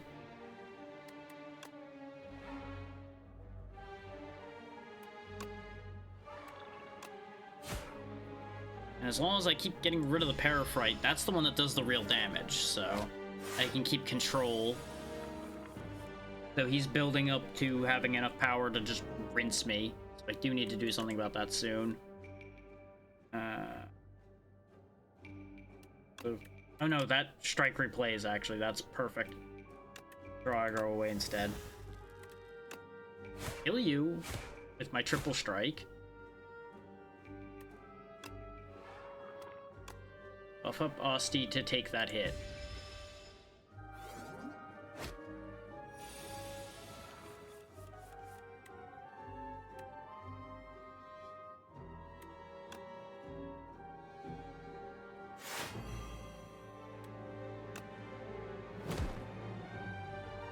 He gets doomed.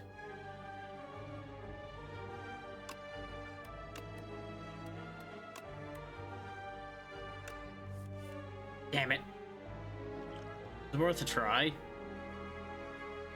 No, the speed potion would be a bad idea here. That does not leave me with enough defense for this to be any good for me, though.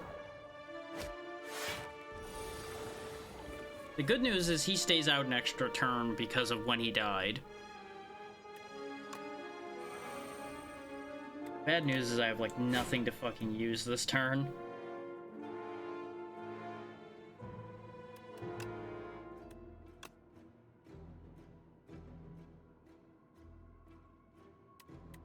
Yeah. I'll just take the hit.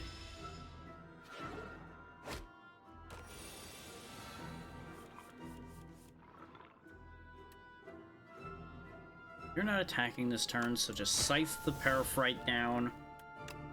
Severance against you to get souls and damage down. Poke, flatten, and eradicate.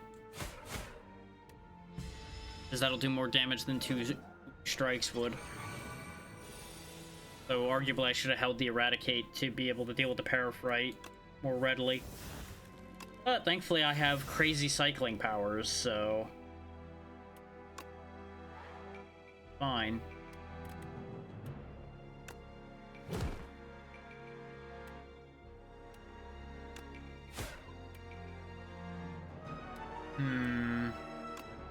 Do that to at least hurt both of them. I'm about to get my shit pushed in some more, though.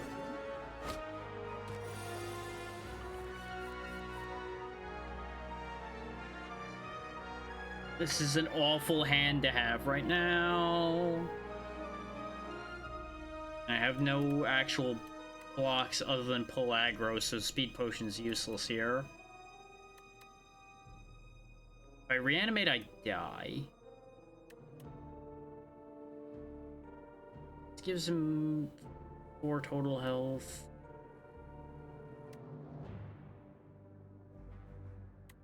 I think I die anyway. I think I fucked up. I think the speed potion might still have to be part of the play. Because if I use this, I get 12 block and 4 summons, so that's 16.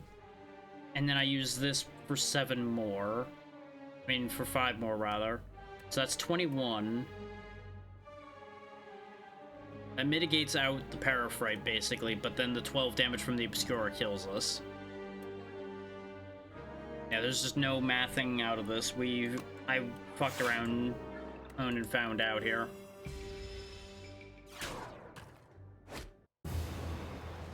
I'm pretty sure I just spent too much time keeping the Parafrite at bay. I should have ignored it one of the rounds and attacked the Obscura instead. But solid work done with the Necrobinder finally. Who is worthy to enter the Exalted Spire? The capital gathers the most brilliant, formidable, and courageous from all the lands. 12 explorers formed an expedition and advanced inside to make history. None made it back. That gets us Scourge, Oblivion, and Countdown. Countdown would be great combined with Shroud since it's a free Doom charge, which would give you a free bit of defense. It might just be that I need more cards for the Necrobinder before it feels right. That second run with it was starting to feel better, but I do think that it may just be the case of I need more cards both with Necrobinder and Regent before I'm fully happy with their setups.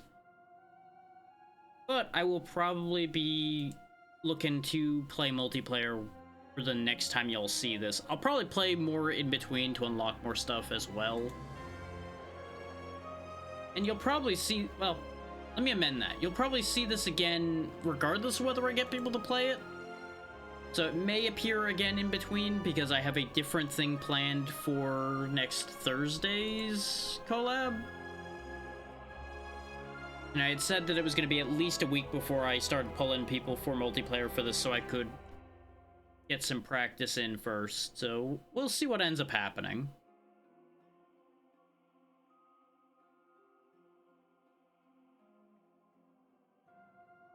I need to find us a raid target.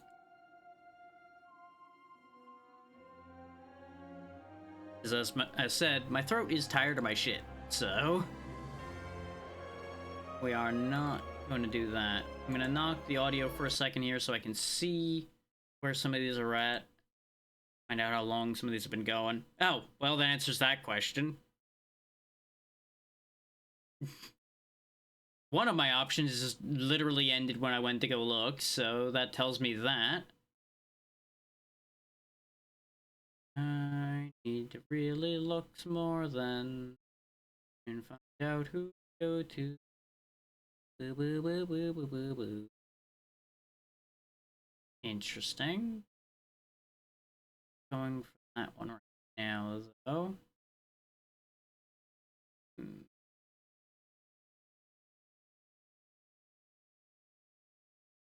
Okay, that's a funny option, but not right now. I'm genuinely shocked I don't see anybody on my list playing Slay the Spire 2 right now. Because that was actually what I was going to prioritize, is sending somebody to somebody doing the same thing. They're real busy in there right now. So that's not the one.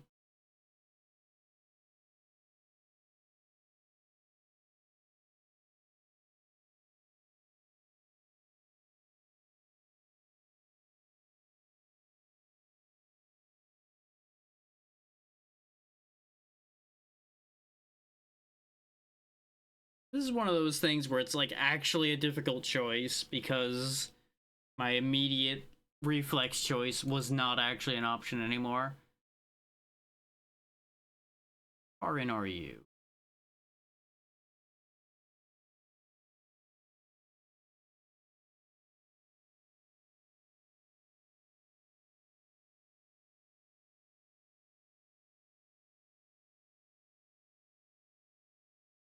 You know what? Sure. We'll go visit one of the ones I met through that VTuber MySpace thing. We'll go see Vixen, who's playing some Crash Bandicoot. So that should be fun. Let's see. Schedule coming up. Tomorrow we'll be continuing Terraria as usual. Then Saturday it'll be that Lurk It game I was teasing before. That just happened to come out the other day. So, if you're interested in seeing new things, be there for Saturday. Yeah, that's Saturday accounted for. Monday, we might even do more Slay the Spire on Monday, just because I'm giving myself a free day for Monday anyway. Before we go into more of the RPGs. Unless I decide to do more stuff for the Donathon, like I might start Hades or something that day instead, just to get that progressed, and then we'll like finish that and then go back to the RPGs. We'll see how I feel by Monday. Depends on what I decide I want to do. Tuesday, obviously, we go back to Dark Souls, which I should probably do some more prep for to make that smoother, since apparently we're still having problems with that regardless. Next Thursday is Super Battle Golf with a bunch of people, though, so look forward to that if you want to see something very chaotic and absurd. And for those of you that are interested, you could still chime in to join that. You'll just need to let me know that you're interested. And then next Friday is obviously the same thing of we continue Terraria some more. I don't anticipate that playthrough ending quite yet. It's probably going to be a few more days, a few more weeks rather, before that ends. Considering we only just entered hard mode last time? Or the time before that, one of the two. And then, yeah, that's it. Be good to Vix, she's good people from all I've seen, and I will see you all tomorrow. Good night.